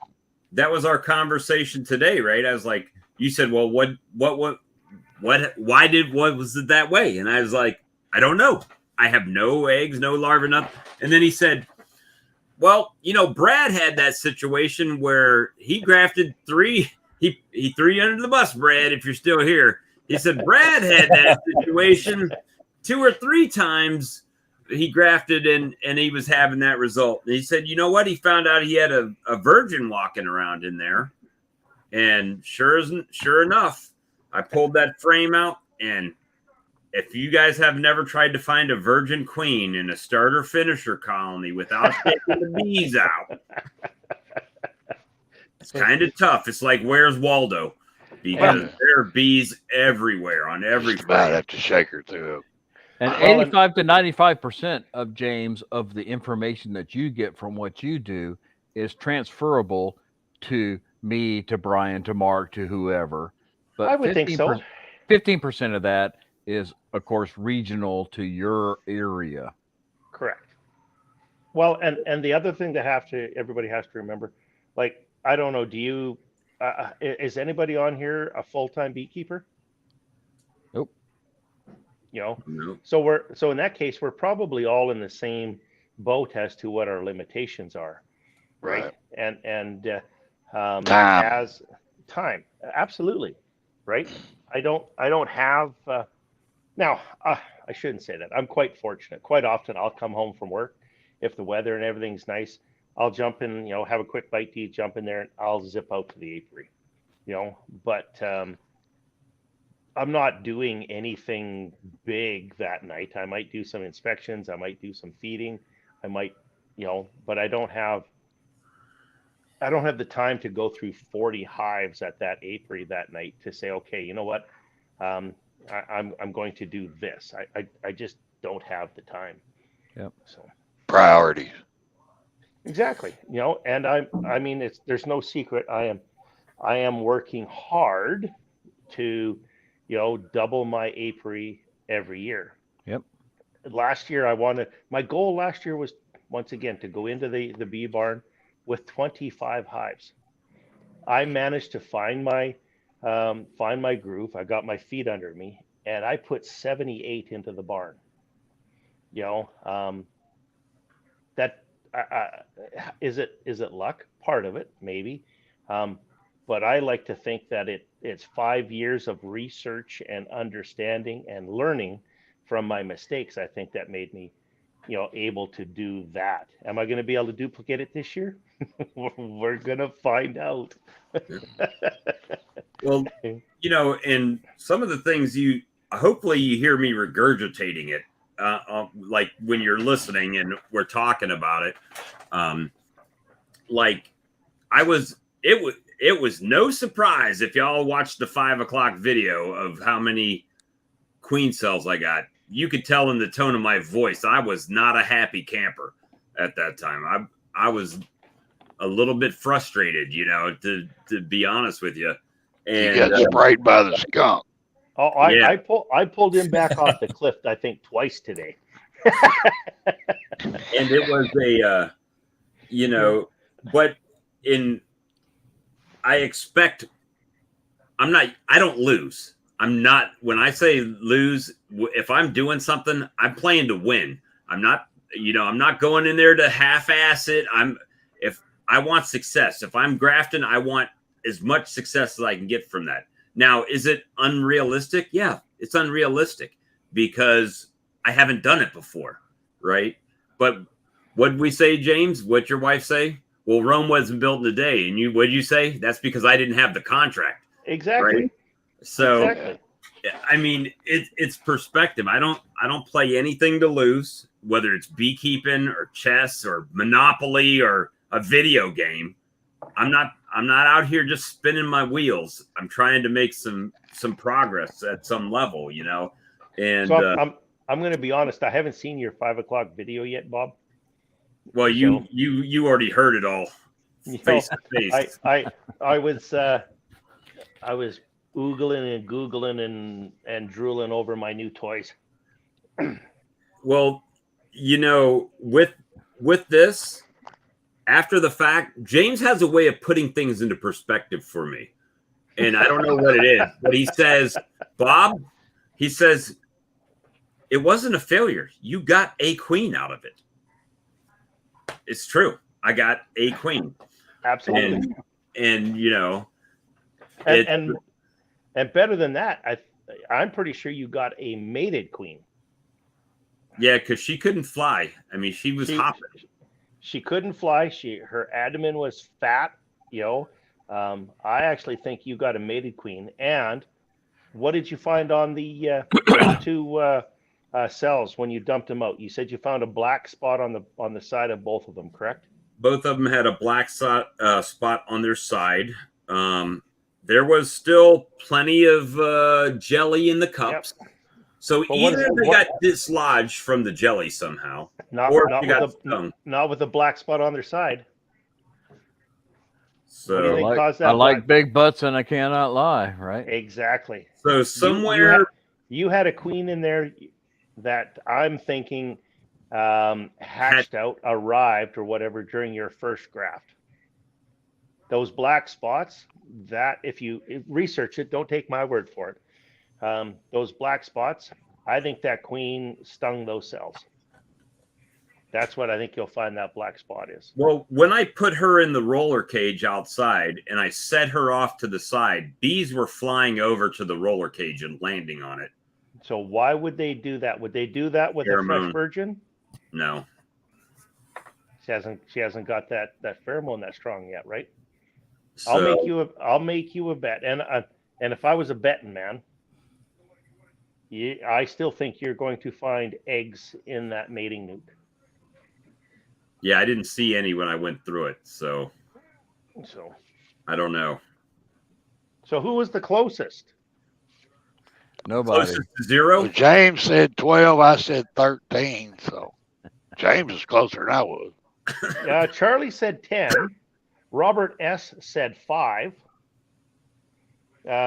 Actually, the Silver Gorilla said 5. So, but I think with a queen in the hole, I think that doesn't count. right. Yes, yeah, so sure it does. That's a mistake we all make. It's a wash, right? That's a mistake you have to work through. But you know what? I'm Bob's encourager, and I would have said at least 2. You know, I'll make you a bet that is a mistake that Bob won't make again. Yeah. Not on purpose. That's how we learn. Absolutely. That was a SBS. What I'm trying sprayed by a skunk. What I'm trying to figure out is how between knocking queen cells down and the only thing I can figure is that she must have hatched out between the time that that can't even be between the time that I made the starter finisher. And remember, I went back and added, before I grafted, I added another frame. Did you find the queen when you shook the nurse bees in? No, I didn't. So did you shake a queen in then? Well, I went, no, the ones that, no, so the colonies I took it out of, I found the queen on a frame. Okay, that was what I was asking. Yeah, and I put her back in. I held her out while I grabbed the other frame and put that frame back in, right? Got her. And then shook bees. So, yeah, I didn't shake her in. I don't know. I don't know now. And it's possible it was a virgin. So you have a colony that lost a queen too, didn't you? Yes. So maybe you didn't lose that queen. It's not the first time a virgin queen flew out, came back to the wrong colony. Right. Bob also had a 2 queen colony in the fall. Correct. Yeah. So there's lots of different things that we can speculate till the cows come home. We will never know. But the bottom line is you have a queen. So, I would say 1 would have been the right answer on that. And nobody would have expected it to That's the best graft ever. She came out and made it. Who else can graft a mated queen? I mean, that's a first. So it is a learning experience. And again, James with his words of wisdom, and I'm sitting there, I'm like, man, I started this year saying that I was going to go buy queen cells to start my year off. So I wasn't waiting on my novice grafting to set me back. Right. And then it was, well, if I'm not going to be able to get those cells till the first week in March, well, if I graft now, then I can have my own cells. But it didn't work out that way. But then James says, yeah, Bob, but you're up 25% on your colonies than what you came out of winter with. So you're still growing. So there's no rush. So, And the other thing I was asking Bob is, I think he was a little disappointed today because I think he was hoping this weekend to split some colonies. So I was asking him, I think you were standing out in your yard at the time, I weren't walked you? out there and counted. And I was like, well, look around. How many colonies have you got to split? And he's like, well, 1, 2, 3, maybe 4, Possibly maybe 5. And I'm like, so you're already humming and hawing whether you can split them, which tells me you shouldn't be splitting them.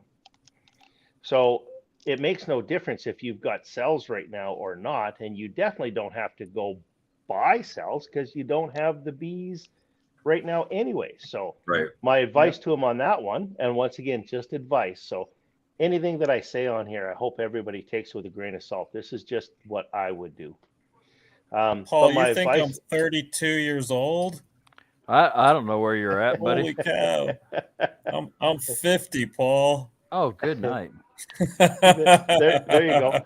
But sorry, James. No worries. But what I was going to say is he's got 5 hives out there that are maybe ready. You know what? Yeah. Graft again. Wait 16 days. Let those things build up for another 2 weeks. And now you're going to either split 2 really strong hives, or maybe you split those hives 3 ways instead of 2. It's a win-win, depending as to where you're at. So I don't see any backing up. I don't see any slowing down. It's just how you look at it.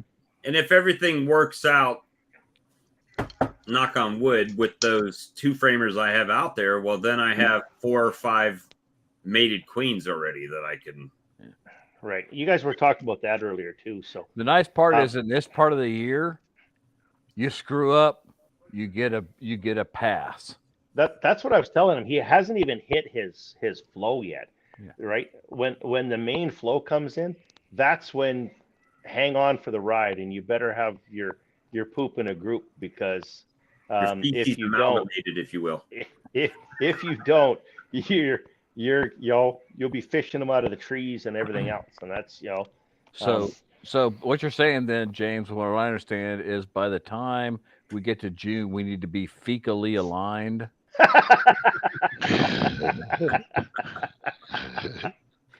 Hey, if it works, why not? All right, but, James, I got a question for you. That's what I heard.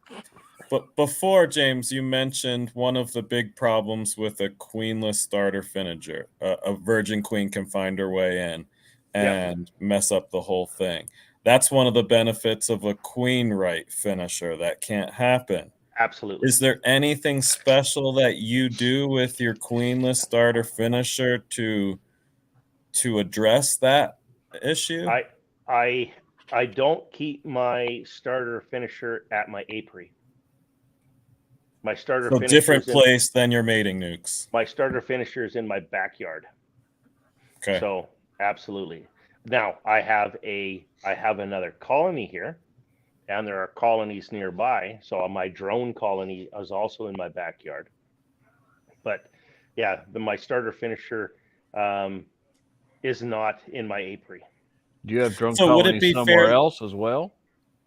Do I have? Well, so I do something a little bit different up here, and this will be my 3rd year doing it. So Brian's laughing. I hope it's at the comments, not what I'm about to say. It's a joke in the comment about fecal stuff. Oh, there you go. But so I started off. I used the Bug Farmers hive heaters.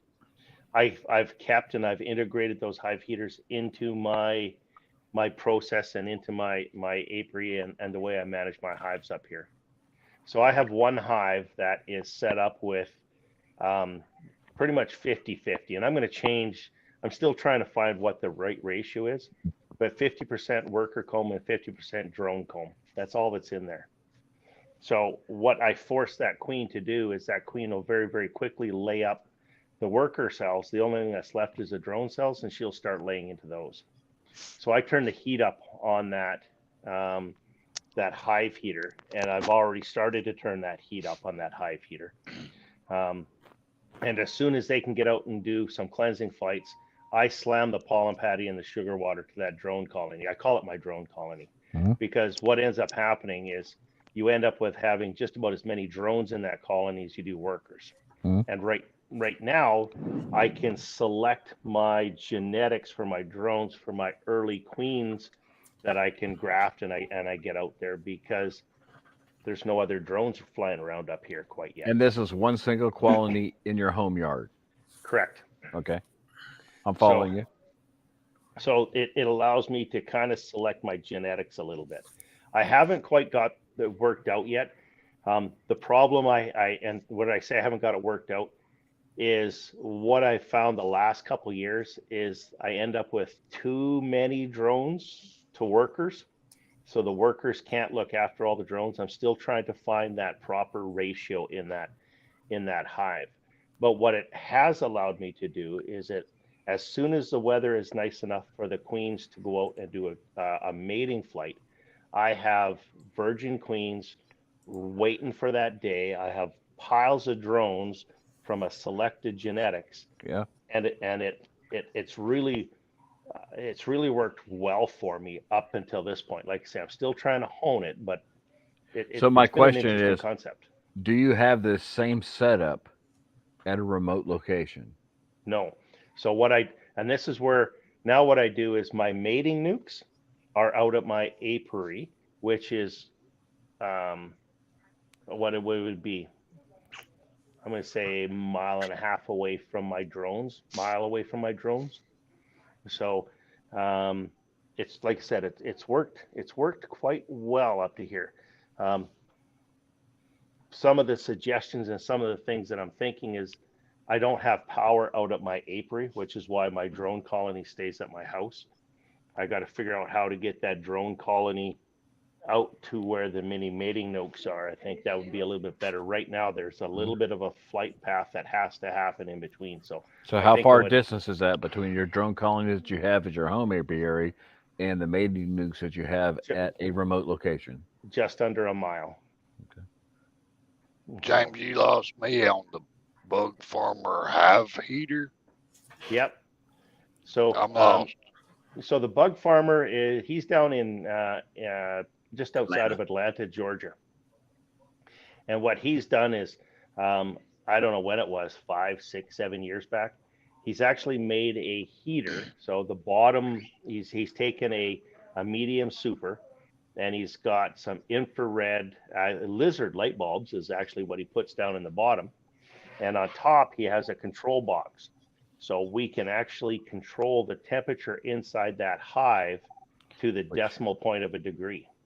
Which accelerates the drone brood formation. It accelerates everything in the hive. So before I went to do a drone thing, I used to use those on my regular hives. So I would start turning them up. Now, when I first started, I was kind of following his schedule down there, which didn't work very well for me up here at all because I'm a couple months behind. So after a year or so, I managed to figure that out. But I would start turning my colonies up, I'd say the end of February, beginning of March. And by the time the snow melted and we were starting to get dandelions, my hive was absolutely busting at the seam to the point where quite often I was having swarms the first week of April, which is unheard of up here. But you learn how to manage that temperature in the hive. And so I mean, I was throwing pollen patties on them, and I was giving them the sugar water, late February, early March, and just the way to go. And that's what triggered me to say, I don't want to do that with my colonies, but if I could create that for drones that early in the season, because otherwise I don't take my hives out of the barn until, let's say, early April, first week of April. By the time they get going and they start making drones, we're at the end of April, middle of May. So I've already lost, let's say, 6 weeks of my season up here. So now if I can get those queens and I can get them going early, as you know, it's really it's extended my season, I would say, by 4 to 5 weeks. So what I'm understanding is you're doing something opposite what I understand a lot of beekeepers doing, and that is you have your drone population being generated at your home yard, and you have various mating nuke queen locations at different locations outside of your home yard. Correct. And the only reason I'm doing that is I don't have power out at the remote locations. If I had Gotcha. power out at the remote locations, they would be out there. Gotcha. So 6 of one, half a dozen of the other. It doesn't really matter which way you do it, but you need to. You're still saying the same thing everybody else is saying is you need to have a drone saturation for your queens in an area, and that is not inbreeding from different stock than what your queen stock is coming from. Correct. So I have 2 mating queens. So I've actually bought. I have 2 queens that I paid an erroneous amount of money for. So where did those come from? Yeah. Well, they came from. You like them with the disc on their head too, don't you? So they've been doing well for me though. So they've this will be their last year. You know, in fact, this will be their 3rd year. So those are the only 2 queens I have anywhere in my apiary that are older than 2 years old. So. Okay. Same logic. Alternate. I've stuck to the golden rules, right? I haven't changed those fundamental rules. Yep. I'm just using them different. I understand. So, is there a way to find out where the drones congregate? Larimore asks. I've never taken the time to figure that out. And to be honest with you, as long as they're having a good time up there, I don't care where they're congregating. Larimore, Julia Mahood is the drone DCA expert. If you want to learn all about DCAs, go and look up Julia Mahood. She'll teach you how to rig up a drone, electronic drone, not a bee drone. And you can find drone DC areas. You can listen to her talk about her experience finding DC areas. Yeah, Brian was talking a little bit earlier about that. Is there really any benefit to understanding where that drone congregation area really is? Right. It might be fun to do, but then what? Yeah. Well, I would just as soon spend the time grafting queens, splitting colonies. Right. You know, I don't care where the rave is. All we want is a big butt queen returning to our hive, right? Exactly. Yeah.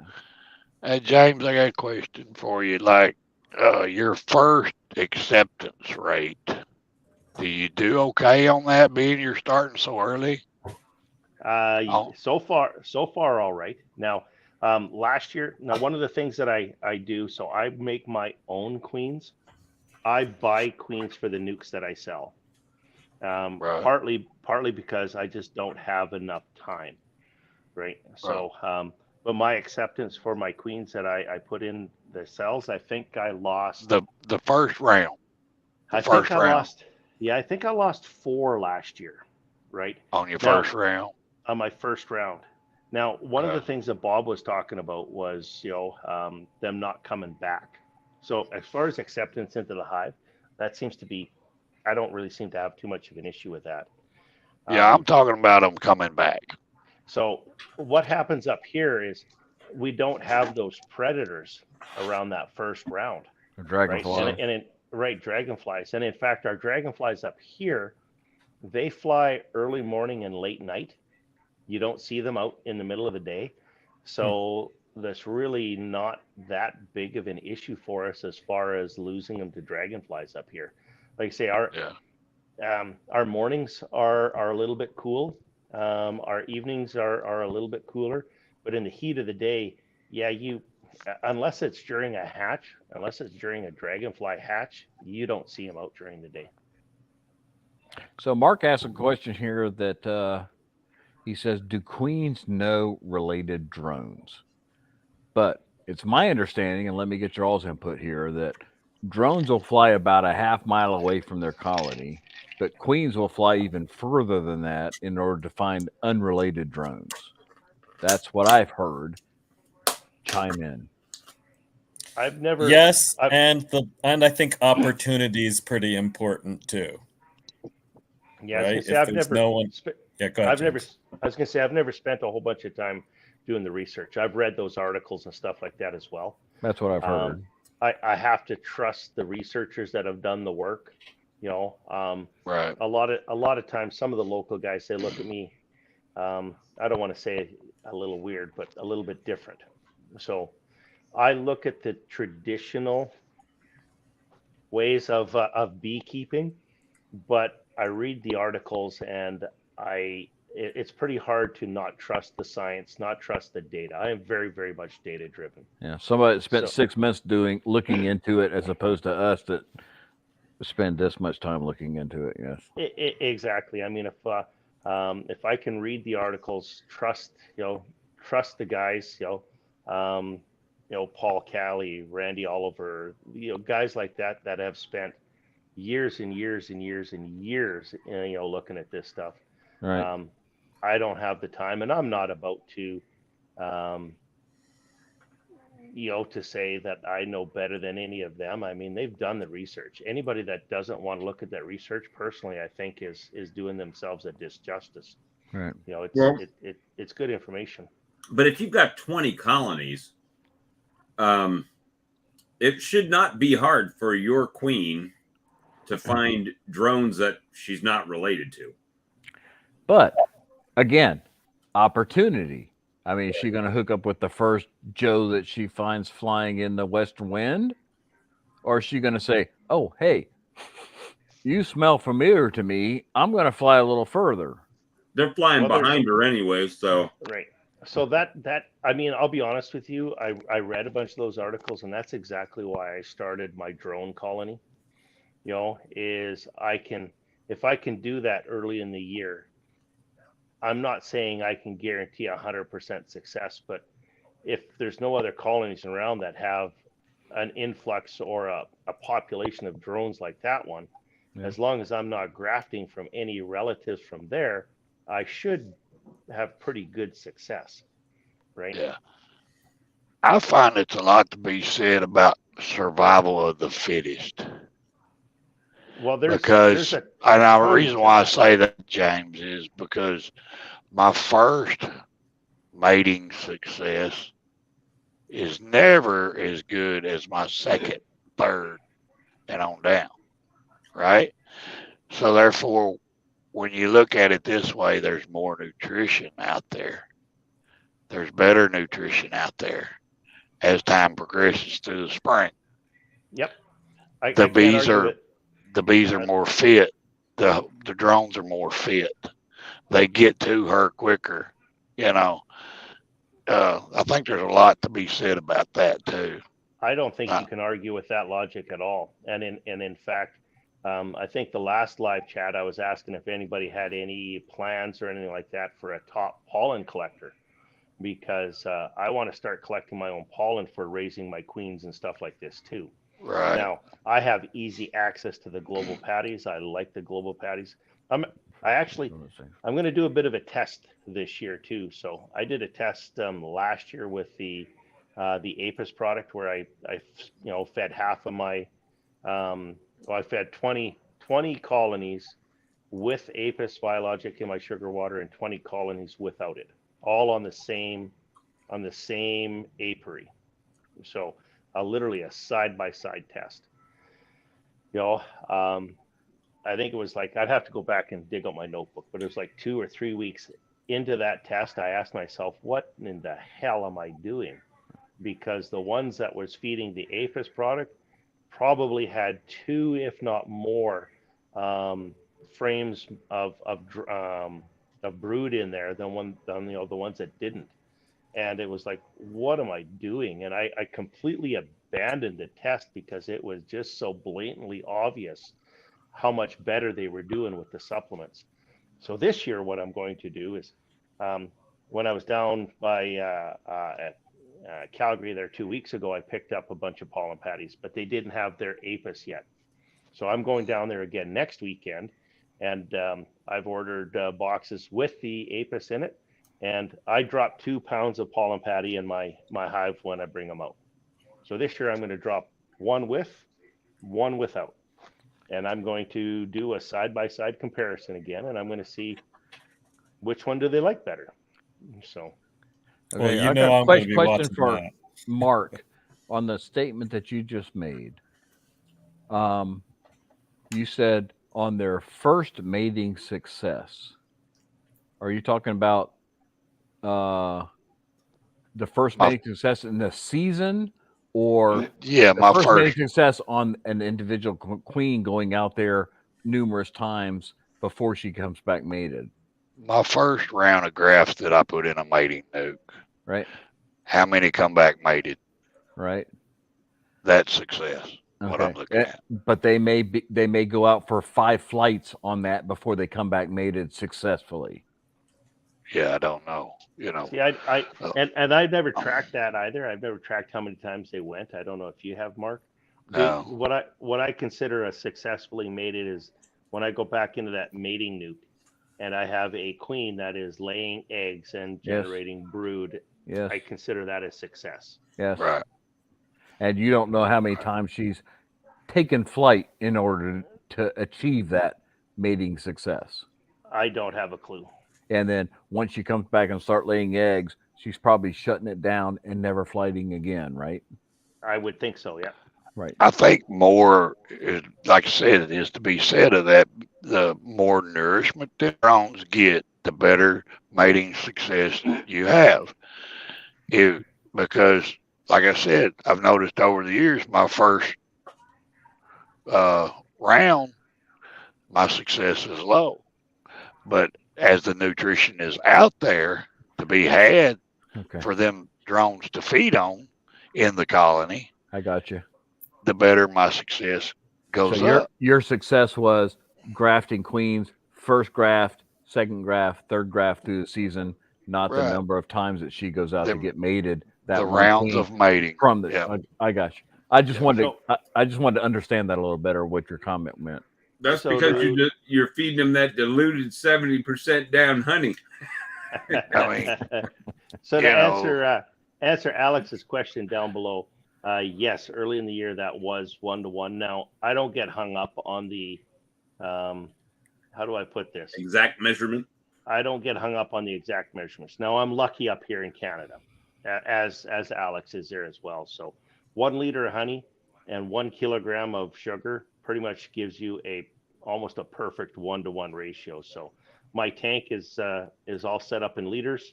I buy the sugar in 25 kilogram bags. It's pretty easy to mix it up, right?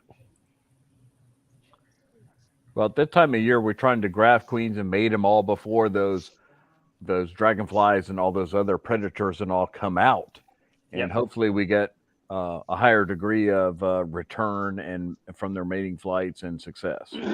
Right. So I think one of the things that made me so successful last year, and I just want to throw this out there, is I was not going for a honey crop last year. So I was able to grow my bees the quickest during the flow. Right. Yes. Now, a lot of people out there, it's going to be the same thing this year. I'm not expecting a large honey crop this year either because I'm trying to grow my bees. Something that really stuck to me very early on when I decided I was going to actually become a sideliner and grow into a commercial operations was something that Ian said way back. I think it might have been 2 or 3 years back. I don't even remember. But one of the things he said was, buy your equipment and grow your bees. Build your bees, yeah. And that's what I'm doing. So I was very successful in growing my number of colonies during the flow last year, and I'm going to do the same thing this year. But it comes at a cost, and that cost At that rate, exactly. Sure. That cost. You either make bees or you make honey. At that rate. Yep. Right. I have 2,000 frames that the girls are going to have to draw this year. that is a monumental feat all of its Right. own, Yep. right? I have to, in order to maintain my business model, I have to sell nukes, which means I need to split my bees, which puts me at a disadvantage again, Yes. right?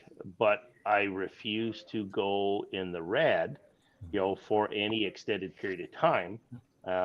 So Bob Well, laughs at me but all the really, James, isn't make honey or make bees a fundamental question, regardless of what size you're really at? Well, I would say so, yes. Yeah. So he If figures it's time for his if treatment. I want to go from 4 to 8 hives, if I'm gonna grow from 4 to 8 hives and I'm gonna split my 4 hives, I'm gonna take a hit in honey production on those Absolutely. 4 hives. If I'm gonna go from Absolutely. 400 to 800 hives, it's the exact same thing, right? But now I you would got agree. 800 hives producing less honey. So does it end up being similar in the Well, result? your honey loss is exponential, right? So whether you Right. lose the honey from 4 hives or you lose the honey from 400 hives, you're still losing that honey. It's just a whole lot larger value. That's But I guess what I'm trying to tell everybody out there is everything comes at a cost, yes, sir. Yeah. right? That- You can grow quicker if you want to buy your bees. That comes at a cost. Yeah. My pockets aren't that deep. Right. It's kind of like what I was saying earlier, is tweaking what you have. I don't want to grow no more. Okay. Mhm. I don't really want no more hives. I want to tweak what I have and produce my Perfect. nukes, produce my honey, produce my queens. That is the art of it all. When you get to Sometimes that that's a point, harder plan, Mark. But it's the right? same. It is a harder plan, but it's the same thing. So what I'm learning right now in expanding my numbers, I'm learning how to get those bees going quickly, right? If I can learn and master how to get those bees going quickly early in the year, I should be able to learn and master when to have those bees peak at the beginning of my flow, Right. right? Right. So Right. it's the same fundamentals, it's the same learning. I'm just going to be applying it differently. Yeah, that's Right. why I see Cayman and Ian as opposed to the rest of I hate to put y'all in the same group as me, as opposed to the rest of us, have that tweaked a little better to Right. where they know I'm going to build my bees to where they peak at where they need to be Yep. at the Look at peak the of the honey years. flow. You and Look I at are, the years of experience. yeah, I'm just kind of There you haphazardly go. building bees, if you will, and hopefully I'll have them ready when the honey flow comes around. But those other people that are professional beekeepers, they have honed in to where I'm going to have my bees peaking at the time they need to peak in order to make me most productive. You can tell the Exactly. difference between a 10-year beekeeper and a 20-year beekeeper.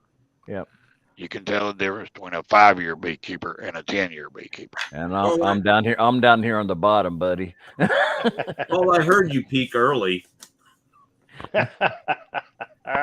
You've been talking to my wife too, huh?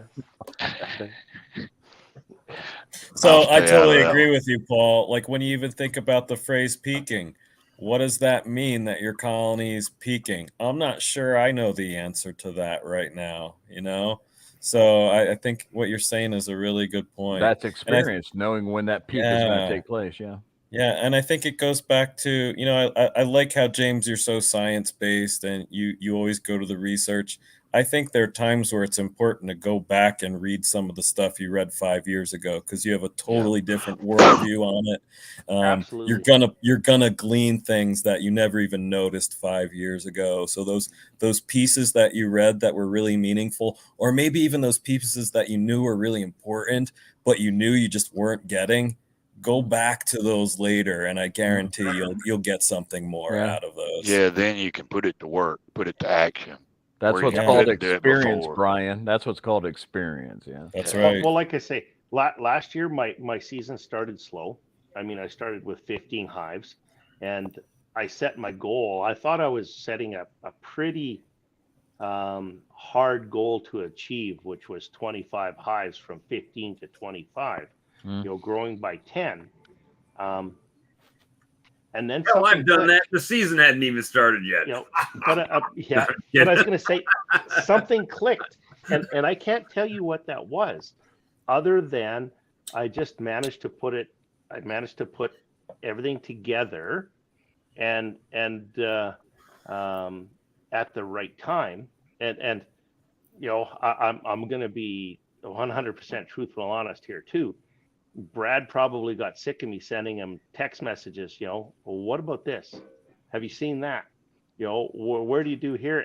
And the scary part is when I go back and I look at Brad's videos, and we joke about it all the time, because if I want to see what I'm going to do wrong this year, I'm just going to go look at Brad's, what am I at, year 6? 2 years ago, yeah. I'm going to go look at Brad's year 6, because I'm going to see what I'm going to do wrong. Yeah. It is literally just parallel. Like the Don't worry, Brad, I'm paying him back for you. And that's why we're looking at Bob's year 2 right now and seeing what we're going to screw up right now. So there's I'm going to go back. So anybody that hasn't tried grafting, try it. Yeah. Like, I mean, you're and if we're going to mess up, we're going to fail. Let's just give it a try and see what happens, right? Get it out of the way. I was going to say, I commend Bob for 2 reasons. One, he hasn't failed yet. The first time around, he got a couple cells. That's a success. The second time around, he didn't get any cells, but he found a virgin. And like I said, the skills that he's getting, I wish everybody would try it, because if everybody tried it, you know what? It's really not that hard. But stick to the fundamentals and don't try to take a shortcut, because it will bite you in the ass. Yeah. So there is definitely a calendar that you have to follow, and if you don't follow that calendar, well, see, now I followed the calendar correctly this time. But you did. But you know what? You were sunk before you started with that queen in there. Well, and it's going to happen to everybody. Right. That's why I was putting day 16 as day 16. No matter what you want it to be, it's day 16, buddy. And that's what I have problems. So last year I was trying to like this year I'm actually putting on a queen grafting course. Like I'm actually taking 4 students. What is it? 32 hours of training over basically 30 days, and we're going to go through the whole thing one step at a time. And if they're not successful, I'm going to continue to work with them until they go home with their mated queen. It's a commitment on my part, but it's a commitment on theirs. And when you tell them, well, you know what, you're good. You need to be here on day 1. We're going to go through it all. You need to be here on day 4, 10, yeah. Because we're going to graft. And well, you know what? Day 4 is not going to work good for me. I got ballet that night. Then don't sign up for the course. Yeah. Because that's not good for me. I'm not going to be there. Regardless of what your schedule is, it makes no difference. You have to do these things on those days, regardless. Period. Well, I mean, even the price of that course. Okay, so at first glance, you sit there and I was like, wow, that's pretty. As a matter of fact, I probably told you, man, that's pretty expensive, right?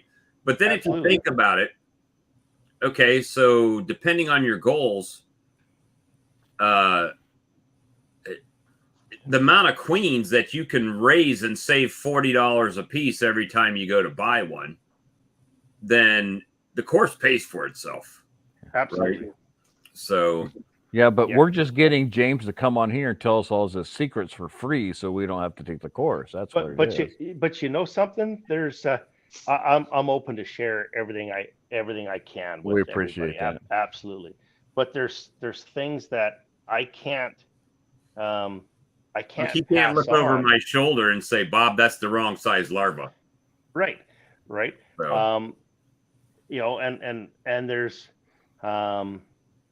there's things that these people are going to learn when they're out in my apiary, and we're looking at these things as well. And I mean, there's all the other things that you don't think of either. So I'm taking 4 students at a time. And can you imagine 4 students grafting, let's say each 3, 4, 5 cups into my starter finisher? And now you pull those cups out and, oh, well, that's my queen. No, that's my queen. So there's all the things that you have to think of there too. So every student gets a different color cup. So nobody has any questions, right? Every student's getting a mating nuke. Every student will be going home with the bees in that mating nuke. I'm supplying all of that. I'm supplying the grafting tools. I'm supplying the cups. I'm supplying the everything. When they go home, they have the skills and all of the equipment to make all the queens they want. Not to mention they're getting a mated queen or a queen. So now that mating nuke is now a nuke. Correct. Right. So, when you look at it that way, it's really not that bad. And it is. It's a minimum of 32 hours of instruction or working side by side with me, over the course of a month. So what you're saying is we all need to come to Manitoba, or we need to be like Bob and say, here's what I done. Here's what I done. Here's what I done. Here's what I done. Yeah. Oh, poor Bob. He's probably getting tired of hearing from me. No, I call you more than you call me. Yeah. Every time. You did what? Why'd you do that? And honestly, I think the biggest frustration for me today when I pulled this frame out and there was nothing on it, 0, was the fact that I felt like I did everything, but I didn't. There was that one thing. You did everything but the one thing. Yes. But the one detail. There's no way to tell from this week, did I graft the right size larva? We'll never know. You know what I mean? Isn't that beekeeping in general, though? You think you did everything, but it's that one thing. The virgin that didn't happen just queen, right, that you didn't look at. Yep. That queen that was the oddball thing that was not accounted for at all. So is what it is. It's not rocket science. It's not something that's elusive. It's something that we just have to work through every day and learn and get better at. We're going to graft this up tomorrow because the weather's supposed to be nicer than Sunday. It's going to change the schedule by a day, but how long does it take you to graft those bars, Bob? To graft these? Yeah. I'm getting quicker, but that doesn't mean it's quality. An hour? No, not even. Probably. If I'm taking my time, like in wiping, like last week, this is how selective I was. The first week, you got 30 cells in that frame. It's 2 minutes a frame is an hour, right? Don't answer yet, because I'm going to write down. You got 20 cells on there. No, that's 22. 22. No, so the first week, I was just grafting the larva, right? And if I got a larva on here, it was going in the cup. The next week, I had my little towel there too, right? So I was grafting, and if it didn't look perfect, it got wiped off on the towel. And I went and got another one, right? So I felt like I was doing a better job selecting, and that's a learning thing, right? So it takes time to find that right one. You'll spend more time looking than you do grafting. So that's why I felt like I had done a better job. And then I didn't, I had added more bees, and I didn't go in and look. I made sure they had the feed.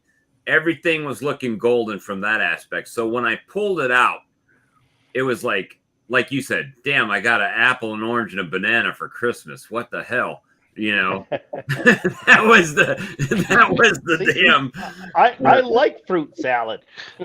So, I mean, that was the disappointing part. But the good part about it is, in talking through it, it's like, well, why did that happen? well, there's a queen in there. So there you go. We learned something. But now I feel like tomorrow, first of all, Amir's coming over. He's been grafted for like 5 years.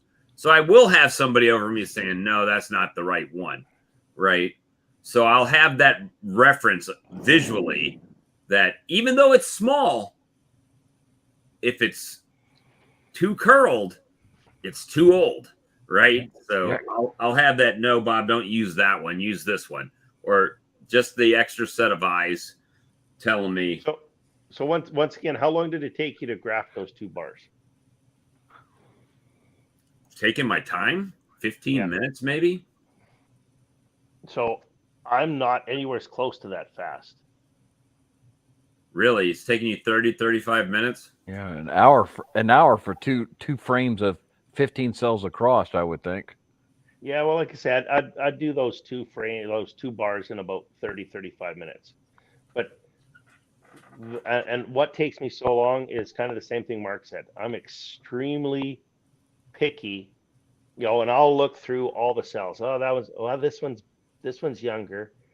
Yeah, it's really not what I want, and you kind of move on, and then super gentle, right? And into the thing and super gentle, So. And I did something that was not conducive the second time. So the first time the frame I was grafted from was plastic, right? So it was very rigid bottom. The last time was an older comb, but it was foundationless. So when I would stick my grafting tool in there sometimes and run it down the cup, it would actually poke out the other side of the cell. Yeah. So it was like, well, that's not good. So that even took longer. But, I didn't time it. I just sat here and did my thing. And, I'm just guessing like 15 minutes. Chinese grafting tool with bamboo on it. Is that what you're using? Yeah, but check this out. I've used this twice. And you see how it's like not even going in anymore. It's like stuck. Make it full frame. There you go. So it's like stuck on there. So take it apart. You got it too tight. It'll just pull right apart. I don't know why it's stuck to. There it is. No, I was gonna say got some sticky on it now. There you go. I'll just have to rinse it, wash it, something. But does that have a plastic or a bamboo tongue? Bamboo. Hot water. And I've also got this one that I haven't used yet, but it is the plastic version. Yeah. So these were more expensive. I mean, they were like $1.99 at the beekeeping store. You could buy a pack of them for a couple bucks, whatever. But these seem to work pretty well. I buy them in the pack of 50, and out of that 50, I might find half a dozen or a dozen that I like. The rest of them I pull apart, and I've got those little blue trays, parts trays. Spare parts. All the parts and pieces are in there. But the other thing I do too is, like I say, I use my wife's. I had to wash to make sure she wasn't here. She's got a real fine fingernail file that works great too. That plastic tongue, I actually will file that down or scrape that down. Not the bamboo, the plastic tongue. Right. So it becomes really, really flimsy, if you will. Yeah, this one. I mean, that was kind of when I bought it. I was at the store, right? I was testing them out, so I was like, "Yeah, that's pretty flexible." I mean, it might still be more rigid than you guys use. I don't know. Did you use any hot water or anything? Nope, not on those. Try use some hot water in a pan. Dip it in there, soften it up a little bit, and you're going to have a guy there, some support. Moral support. What's your temperature tomorrow? Only in the 60s tomorrow, like 64, 65. So support's going to help you more than anything. I think your success. But it's always 72 in my house, and that's where I graft from. Yeah. Yeah, that'll help. Should And be fine. like I say, make sure you keep that bar covered with a damp towel too, Yeah. And and a warm towel. Everybody forgets this. So, and this took me a little while to remember too. So what I'll do is I'll keep a basin or a pail of warm water beside me, and I'll put my rag in there and wring it all out, and I'll cover them all up again. And That's what I do. everybody forgets that evaporation is a cooling process. So as the water evaporates off that cloth, it's getting cooler and cooler. So Chills. remember that evaporation is a cooling process. So if you feel that cloth and you can't feel whether it's hot or cold, it's probably too cold. Warm that cloth back up and put it back on again. now that's supposed to keep the larva moist, right? Correct. Right. Keep the humidity on the larva, basically. Keeps them Warmer where they than need to be. Especially if you're grafting dry. Yeah. Well, tomorrow I'm getting introduced to wet grafting, I guess, because that's how he does it. So he's bringing some royal jelly. So if you're going to do that, one of the things that I found out works really well is go down to the local drugstore and get yourself some of those little tiny syringes. And when you're out in the apiary, you can literally, you got a queen cell or something like that, scoop the larva out of it, say if not, just put it aside and suck that royal jelly up. I find that works quite well. I got 2 cups worth of it here. Well, there you go. Or just take a Q-tip and take all the cotton off the end and leave the cardboard swab and scoop that royal jelly out and then dab it into that cell before you put it in. Yeah, you probably have enough royal jelly in those 2 cups, Bob, to graft there tomorrow. But okay, so what is the benefit of that? Keep it cool though. If it's warm, you might not want to use it. It's priming the cell before the nurse bees actually start loading it back in there, because they're going to go in once you put that cell and put it on the cell up this way. Before they load it, they'll see that it already has a plethora of royal jelly in there, and they're going, hey, I need to feed this one some more too. So it's kind of spiking them in order to put more royal jelly in that queen cell. Well, I've noticed when I rip down a queen cell and the royal jelly is in there, they go right to it and start sucking it up. Yep. So valuable. So that's Y'all, I got to go to bed. I know. Old men got to go to bed early. It's only I'm getting there too. I was going to say, this old man's going to bed right quick like too. I got a lot of work in the morning, so I managed to drove 10 hours today. There you go. Well, I got another 300 frames that came in, and I got to go down and buy some metal tomorrow for his for your tank. For his tank. Metal for what? He got his wax dipping tank. Oh, is that what it is? Well, I think we did Charlie Proud tonight. We got 5:18, 5:19 minutes. We did Charlie Proud. How off would he be if we went to 6 hours and broke his record? Broke his record when he wasn't here. When he wasn't 6 even hours here. and 2 minutes, and Go for it, Bob. We'll listen. What were you asking, Mark? So Mark's building stuff. James is going to dip it. Is that what I'm hearing is going on here? Yeah, we're going to have a dipping party. There you go. I've got this thing. What's it called? The Yakto Sun. That's what I got. That's a good one. I've got 2 sets of them things. But mine ain't like that. I might need to go up to the bigger, the next lens up if I'm not seeing the right size larva. Yep. So this is like the second to strongest one. Well, and if you got your camera working tomorrow, I would really be interested. Send me a picture or save it. So I'd really be interested to take a look to see the size of larva you're grafting. Kick it on live screen. The problem that I have with this thing is it zooms in so far that it's like, I mean, even all the way out, it's still 40 times magnification.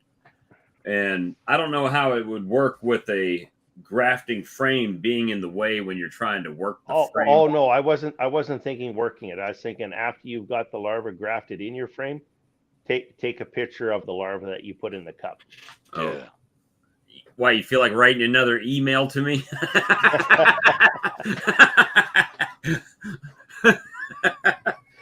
Yeah, my eyes have been calibrated already, but I still can't see them. A C and a comma? Right. What college did you go to that you can't even tell the difference between a C and a comma or a parentheses? Or yeah, we're going back to English 101. Right. That looks like a Tim Hortons donut. That doesn't look like no banana to me. I failed grammar. So are you going to graft 22 cells? I'm going to stay with what I got here and graft it up. I figure if I can get a baseline of, okay, if I did 22 and I got 2, and then I do 22 and I get 10, and then I do, I can kind of see. But if I start, then I can put it into like a percentage, right? If I do 10 today and 20 tomorrow and 30, it just kind of. So how many more new nurse bees did you put in there?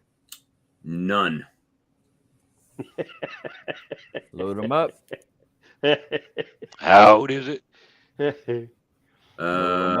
That's my second graft. It's 10 days old though, right? How long ago was it when you put your last brood frame in? Right before a day or so before I grafted the first ones. There's still some cat brood on there. Not a lot, but there is some. Okay, you'll be all right. So I know James is already starting. He's already putting a memo down. I'm going to say 17. I was going to say. James is going to get off of, watch, he's going to get off of this. He's going to talk to Siri, write a note. Bob, you're a dumbass. Send. More nurse bees. Yep. You can't. I'm going to go back to what I said when I first came on. You can't take shortcuts and you can't miss a step when you're grafting queens. Right. So make All right, sure so I've loaded this thing down. I had 2 frames of cat brood that were hatching along the last 2 weeks, right? Yep. There's still some cat brood on there. No eggs, no larva. So as unless long as that queen laid that we couldn't see today. Right.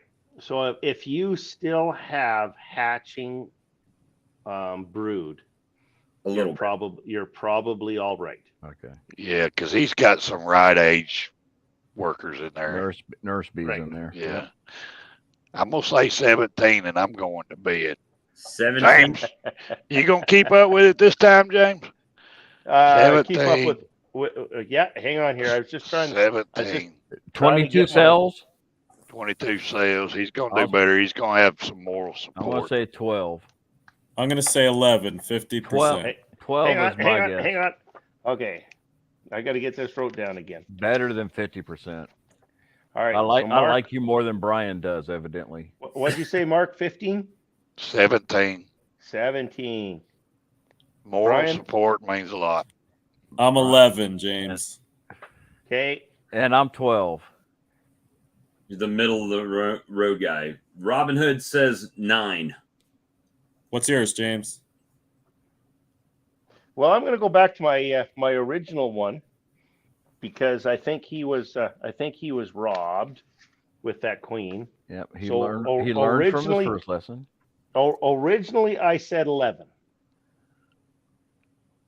So I'm going to go back. Bob, how about you? What do you think, Bob? I'm thinking I'm going to stay with my same number of 10. LaGrange got you for lucky 13 down there. Lucky 13. JNDSB's 8. Donnie Feitner 15. So he's an optimistic kind of guy, isn't Mr. Donnie? We're good. We'll see. Okay, so Mark, when are you going to start grafting? I don't know. We got a cold front coming through here, so that's Okay. gonna really screw it up. Brian, I'm about 2 weeks away. You're I'm about, not gonna get okay. it. Not gonna get it as quick as I wanted it. I wanted to do the third week of March, but I don't think it's gonna happen. Got her. Do you graft, Brian? Poorly, yeah. This will be my 3rd year. I won't get started till May. Oh, okay. My first year, 2 weeks away, and I'll be doing it. Got her. Why, May, Brian, you'll be buying my queens. No, I'm just kidding. Just playing. I wish. I'm right now. I need 40 queens. That's it for me. I don't need anybody else's. Where are you queen. going to put 40 queens? Well, 20 something are gonna re-queen what I've already got, right? Oh, okay. All right. I was just So- thinking, where the hell are you getting the bees? I want a couple from Mark that are Corey based. I want a couple from Greg, and I want a couple from Chris Warner. And then I want to try to start developing a new genetic line or whatever based upon those here. Franken bees. Franken Yeah. bees, baby.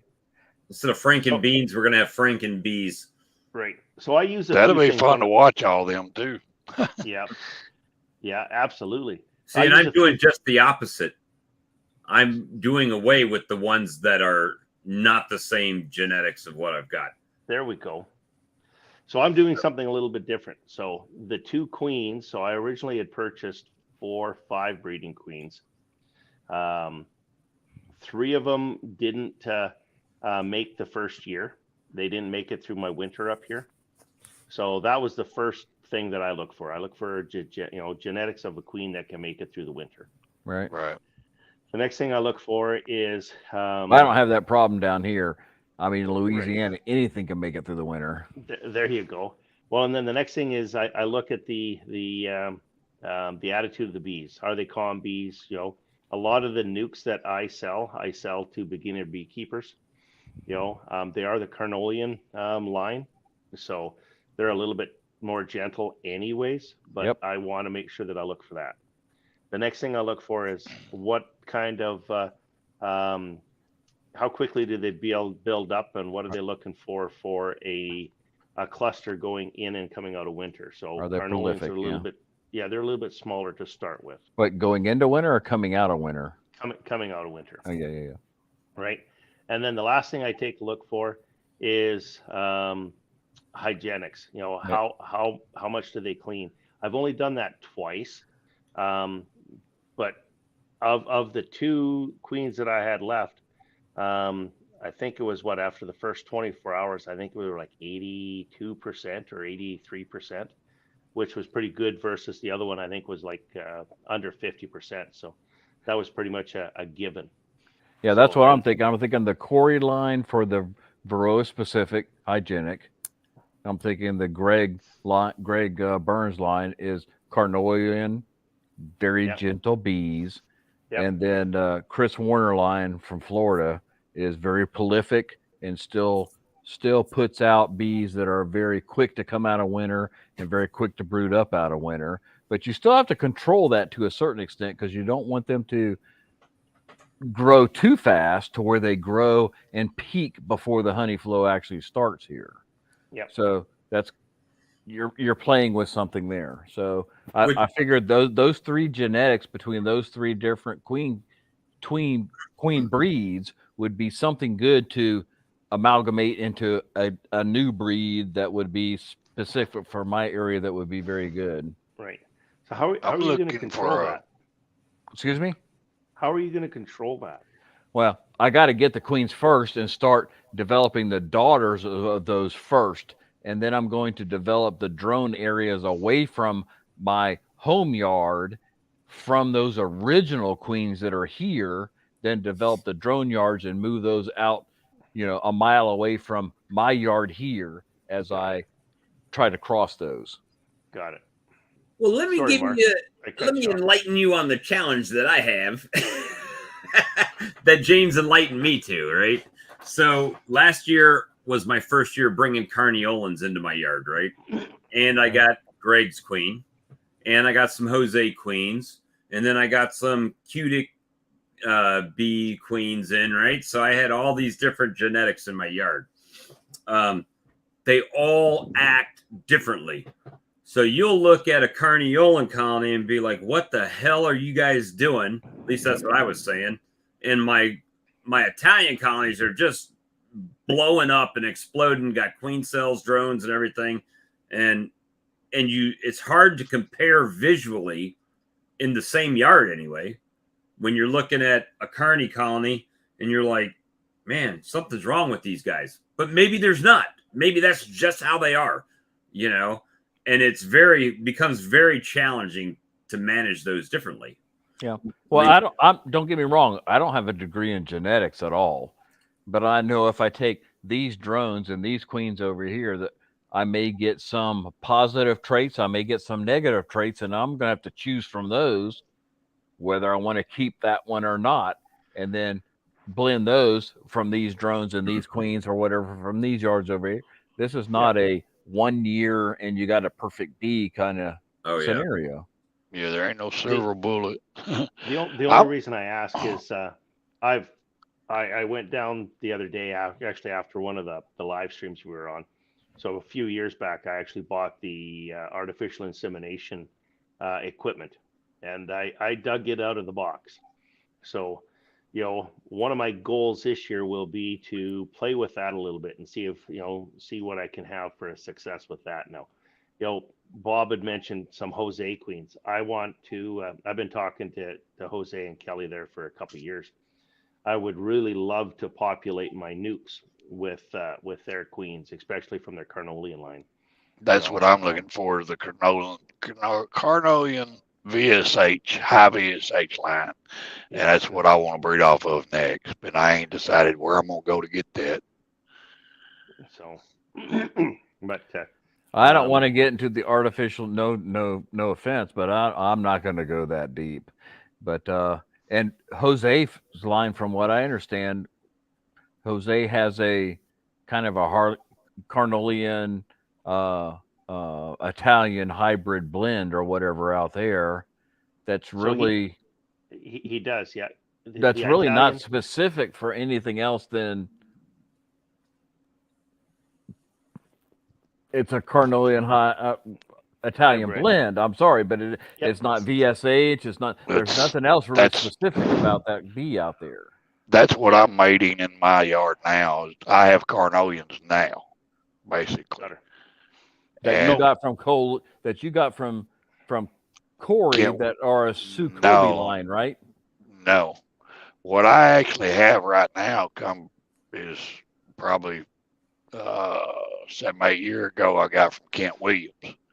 Oh, okay. And I've bred off of them over the years and got what I want, pretty much. Oh, I'm sorry. So I thought you had a Corey Stephen VSS that came from the Sukobi line. So now I'm breeding this year off of that line, mating with my current Carnolians. So I've got a mix. Okay, so you've got a Sukobi / Kent Williams Kentucky Mutt. Right. Okay. Carnolians. So to answer Alex's question you put up on the screen there, yes, there is. So you have to apply to the Canadian Food Inspection Agency. You have to explain where they're going to be used. You have to work with your queen breeder. They will take the some of the queens and some of the bees from the hives of which they are going to produce those queens. They will take them down to the egg testing lab down there. They will test them for Africanized genetics. That has to come with the queens, and then you can import the queens only with the attendants in the queen cage into Canada. You have to ensure that those attendants are destroyed when they when you introduce into Canada or from Canada to the U.S. No, from the U.S. into Canada. Okay. So so yes, there is a legal way. Yes, I have filled out the paperwork. Yes, I have got my permit again this year. So the biggest problem I ran into last year is UPS, believe it or not.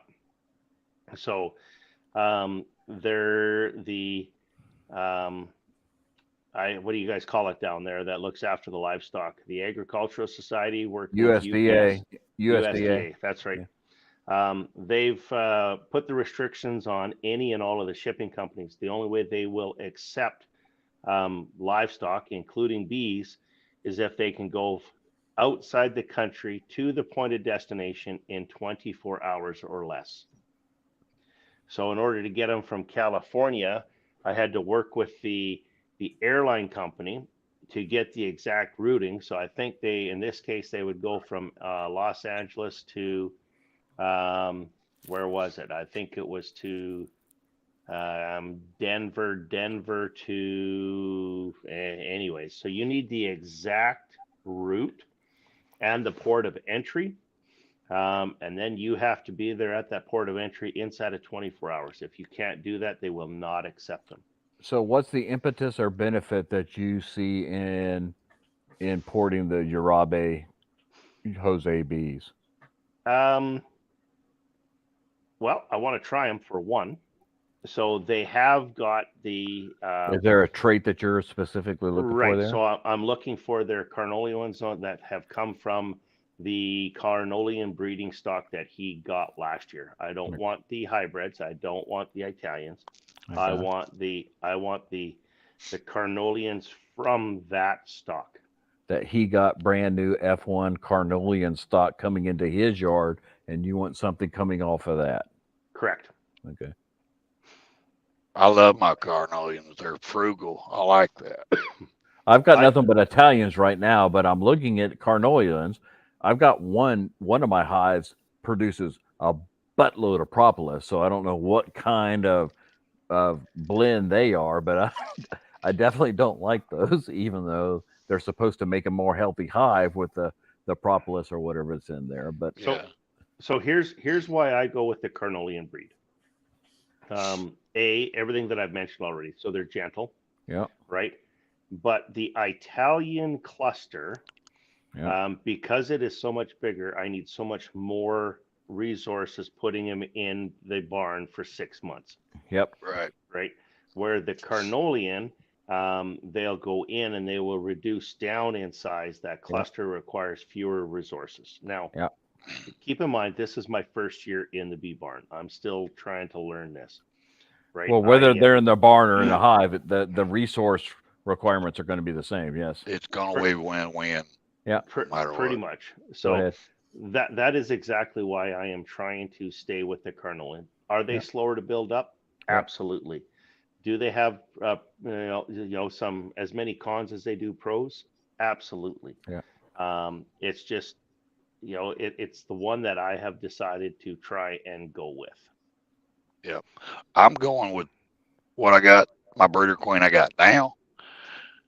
And then I've got Carnies out there right now. Okay. I'm going to breed off of Corey's. And then next year, I want to bring Carnolian right back. Does that make any sense?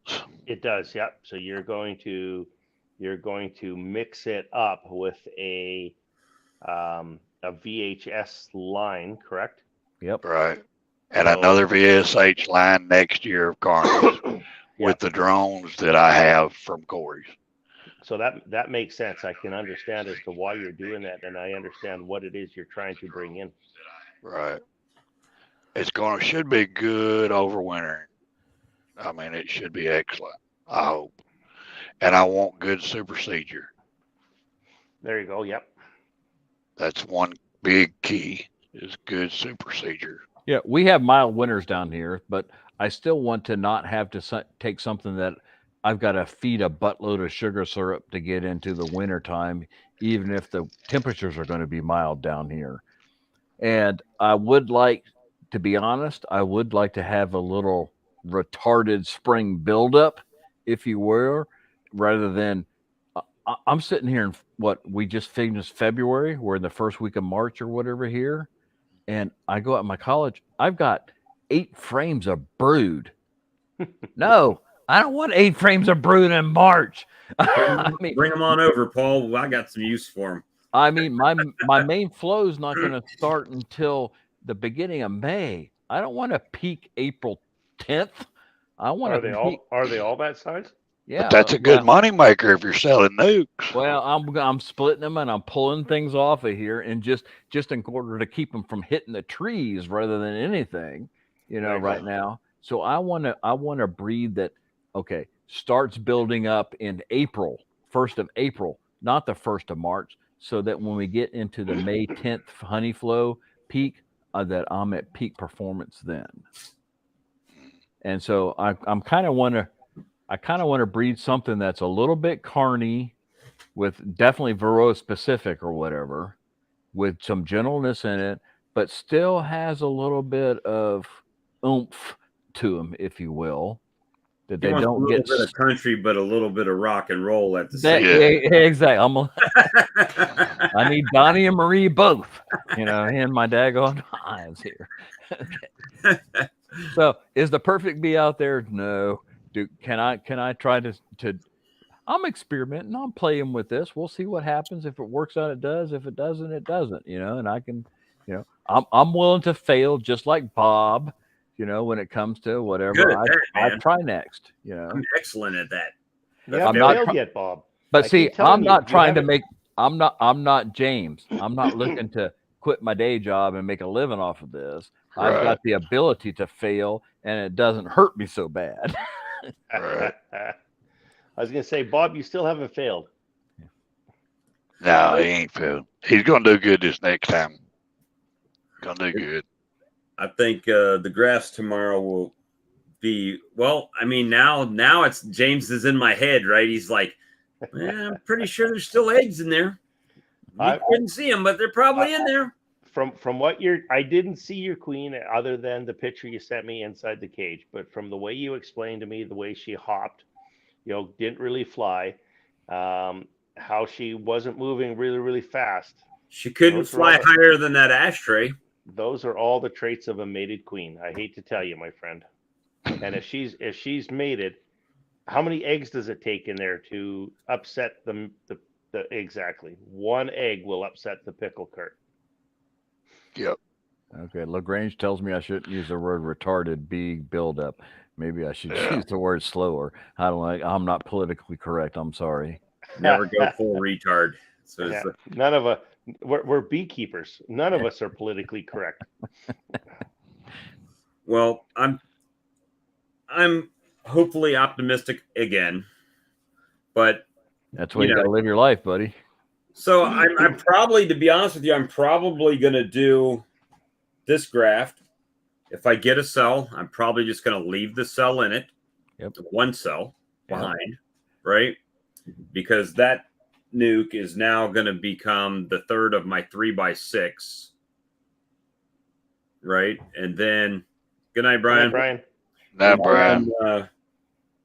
Then we'll start over with the fresh starter finisher again. All right. So start your starter finisher.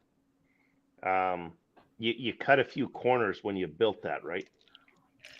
Yeah. Well, I mean, I'm gonna get off here, guys. And what does James say? Almost 1 o'clock. Yeah, hey, we're only 17 or 19 minutes till the record.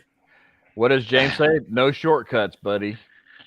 We're having our conference tomorrow, 45 minutes away, and I'm gonna be working on frames. All right, buddy. Have a good one. Night, Mark. Night, Mark. Later, y'all. So so I guess there are some things I could do different. I made my starter finisher out of multiple colonies, right? Took brood out of multiple colonies, nurse bees out of multiple colonies. And that's fine. You can do that, right? Yep. But one of the things that I pulled them up above a queen excluder for 5 days. 4 days for sure. Move them on the 5th, because you are absolutely 100% totally eliminating any possible opportunity of a viable larva that they can make a queen out of. Other than James says, but you need more nurse bees and more brood in there. And then I got to go search another frame, and then I get screwed. Well, no. It's all your fault, James. No, I'm just kidding. You bring it on, but you really need to pack that thing out. Like to say. Well, today it was cool and there was bees everywhere in there. And when I took the frame out and shook the bees off, or brushed the bees off of the empty frame, and then put the replacement frame in there, and then I talked to you on the phone. I'm like, well, I'm gonna go back through all of them, right? And when I opened the box up, they were covering the whole top. Perfect. That's what I said when you came back there. I was like, I think you need to go look at each and every one of those. I'm pretty sure you got a queen in there. And I swear to you, I held that frame, and there was a bajillion bees on there. Perfect. And I just happened to see her, but I didn't catch her the first time, right? So she squirted away.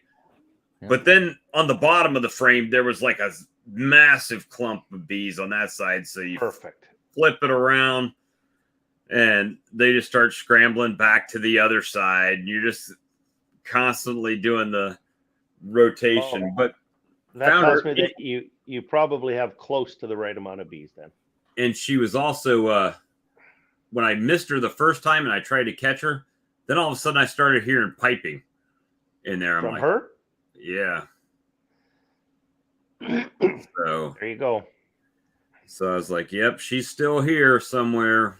And but once I removed her, the colony did get noticeably louder than it was. So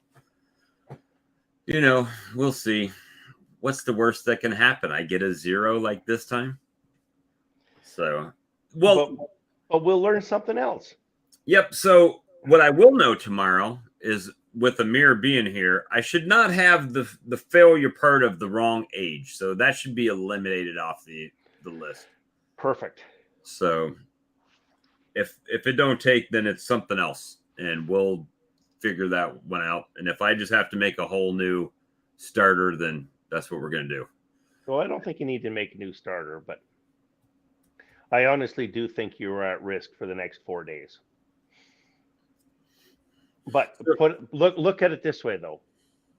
How do I put this? If you're thinking of leaving a cell behind anyways, and you graft in there, and you don't get any cells, and you look afterwards, and there's a cell that they built, are you out anything?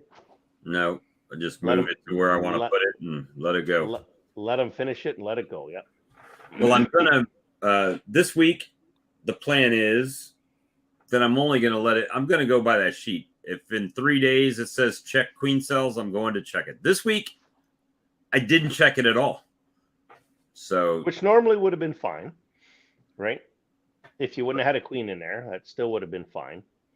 But don't go and check it in, 24 hours. So, go and check it as, like I said, it's taken me 5 years to make that sheet. Right. PC is ridiculously overrated.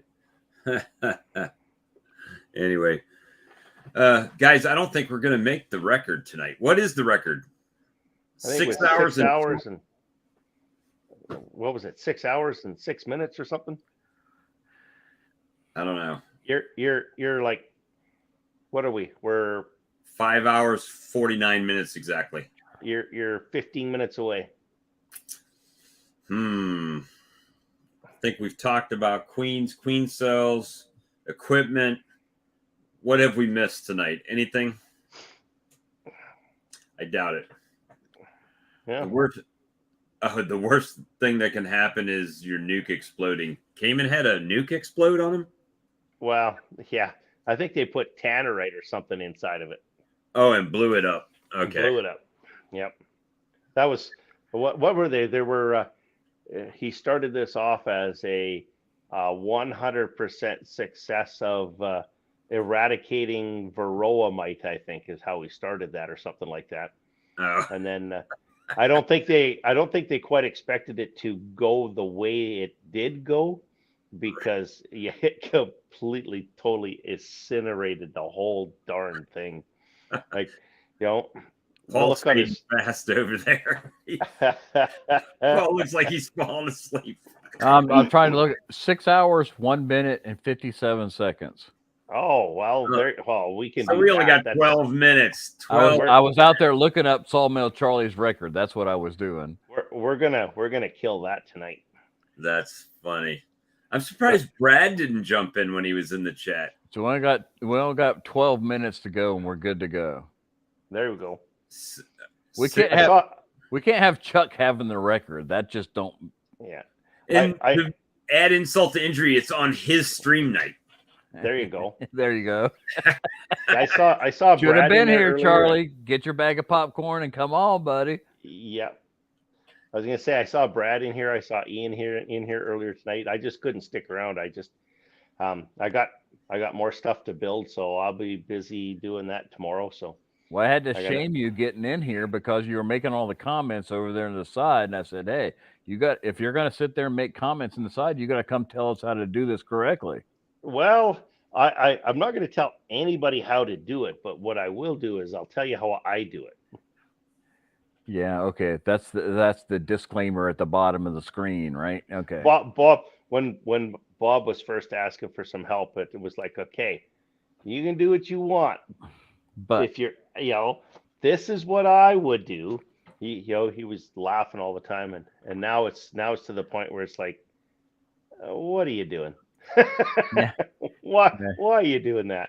We don't have any attorneys out here trying to determine what you said and how that impacts us. Well, and some of the good thing is Bob's like, I did this, and it's like, what? Wait a minute, you might be onto something, Oh, what was that? What did I do that you said that to? Actually, that's happened a couple times. I can't remember what it was. So I'd have to go back and look at my notebook, but I'm pretty sure I put a couple notes down there because it's like, I might have to think about that one a little bit. So Brian got off, but he said it's an honor of Charlie that we go ahead and break his record here. In honor of Charlie. You'll have to forgive me for being Hello, Alex. Hello. Yeah, my camera's stuck away, and it's 2 a.m. I'm not setting up the streaming. I say bonsoir. I can be mine too. John, the flow sheet is not published. It's a James McNally special that I got there, but I think there is one on what is it, bsource.org or something that's got one. There's several places you can find you're talking about the Queen calendar. Yeah. Yeah. I like this one because I can change the date, and then once it's up, I can just print it out. Actually, that one came with the Ciracel. Oh, the disc? Yeah. The Ciracel. No, not the disc. The Ciracel chart that was laminated already. That was actually a pretty good one. Hey, yeah, James, I've got that one down there somewhere. Been wondering, do you share the plans for your 3-way pallets and the steering mounted grafting table? So I did get your email on the holder for the grafting table, so I just haven't had a chance to send that back to you. But as far as the pallets, I don't share a whole bunch of those, and the reason I don't is I got the permission to do that from Brad, and what I'd do is I would refer you to him. Most of it is on his channel. Okay. And he's usually really good, but when I first went out and did it, or asked Brad if I could do it, he was great to say, yeah, you know what, here, go ahead. So I don't want to, in no ways do I want to take credit for his design. It is an absolute incredible system. I mean I could copy from your videos, but having precise measurement would be easier. Well, he said he had that stuff on his on what site did he put that on where he uploaded it? Yeah, check with Brad, because he does. He's got drawings, he's got dimensions. But like I said, it doesn't matter whether it's your 3-way nukes or your 2-way pallet. They interlock together, they stack together, for transporting and moving, they work, everything fits, everything. I really can't say enough about it, but like I said, what I will do is, I'm not taking credit for any of that, but I will kind of Brad at Faith Apiary. So As long as you're using Canada wood instead of U.S. wood, you're good to go. his measurement, absolutely, it works. Yeah. So. Now everybody wants your queen rearing calendar. Well, there's only 15 people here. I think 2 people are asking about it. There you go. I have no problem sharing out, sharing with it. Like I said, it is just an Excel sheet that I've kind of worked and go ahead and if you want to send it out there, I'm good. Once again, the disclaimer is if it doesn't work from it, don't come back after me. Well, the first question is, did you get it from somewhere else? I did not. Okay. I made it. Yeah. And I appreciate you saying, hey, this came from Brad. People need to give credit where credit's due, and a lot of times, people free share stuff that they don't need to be free sharing. But it's good to see somebody that says, hey, I got this from somebody else. He's great to share it, but I'm not going to be the one to give it to you. You can go there to get it. So that's a good idea. Yeah. Let's see. I mean, I've gotten a lot of stuff off a lot of different websites and stuff like that. And some of it, I be honest with you, I don't even know where it came from anymore. But other stuff, I do know where it came from. And if it came from B source, and if I copied that from B source, I'll say, hey, yeah, I'll give you this. But it came from B source. It's not mine, and they've got a copyright on it or whatever. Yeah, I looked at lots of them. And with what I do at work, I work a lot with the Excel sheets and stuff. So, I basically just started from the scratch and started changing and building and modifying and putting them. It's all math, right? It's all math. Yeah, it's all math. And there's probably 50 different versions of it out there. Some of the ideas I kept, that other people had. Some I put in there my own. So. Yeah. And like we talked tonight, it's the difference between whether you put it in an incubator after so many days, or do you go ahead and take those queen cells and put them into a nuke after so many days? Everybody's going to do something a little different. I didn't even know I was actually merging Brad's idea and James's idea. Yeah. So you were, yep. Yeah, you guys aren't the same guy, you mean? We seem to make the same mistakes. Brad seems to make them way both y'all's mistakes. Yeah, well, way you gotta earlier learn from than I Brad's do. mistake. Go and watch his videos, then avoid those. The problem is I must be a slow learner because I don't seem to be learning from his mistakes. I seem to go out and do them myself and then watch his video and say, he did the exact same thing last year. Then watch the video first. Why am I doing this? Well, so you actually prefer to introduce the cell then instead of walking a virgin in. I use the cells. I put a cell in there. Yeah. Brad walks the virgin in. I have walked virgins in.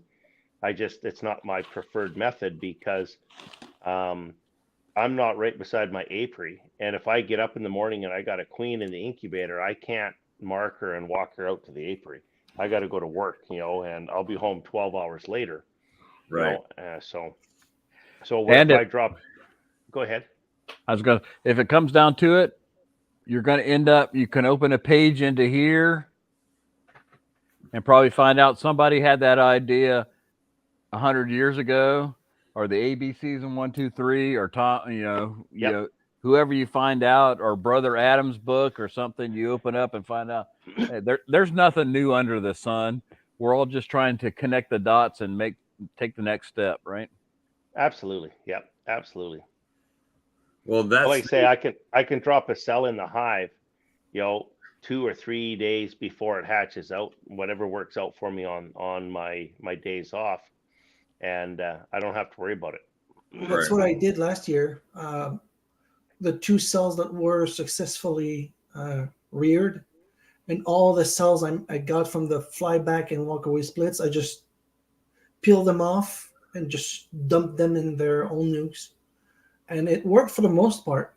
I had 16 and 12 of those made it.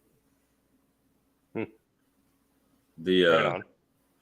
well, this is I mean, last year I was pretty much only introducing mated queens, and this year now I'm doing more with virgins, right? So Yeah. I mean, I don't have a problem putting a cell in there, but I was somehow combined you guys' two methods into one method, and that was the what I came up with. I don't know. It works. If it works, it works. So right. Yeah, I mean, as long as it works, And Brad said the same thing. Well, I don't leave them stay in my incubator after they're hatched. I mark them. I put them in my pocket, and we go out to the apiary. Right. See, and that's what I don't have that that ability, which is why I use the cells. If I had that ability, I might do that. Well, so we were talking about the nuke situation earlier and about making them up on time, but like the way that I'm doing it now is when I pull those cells, I already know if everything hatches, I need, let's say, 10 nukes made up or 10 places to put queen cells. Then we've got that option. I can go out there and make as many as I need, or not. If I don't need them, I just don't need them. So here's I think why you've merged what Brad does and what I did is because take your first two cells, for example. They didn't hatch. Right. If you would have went out and split your hive and made two nukes, we just beat Charlie's record. I was going to say if you would have went out and split those hives and made those two nukes and they didn't hatch out, now you got to go find a frame of eggs and larvae and drop in there, because now they're hopelessly queenless and they need something to get there. Right.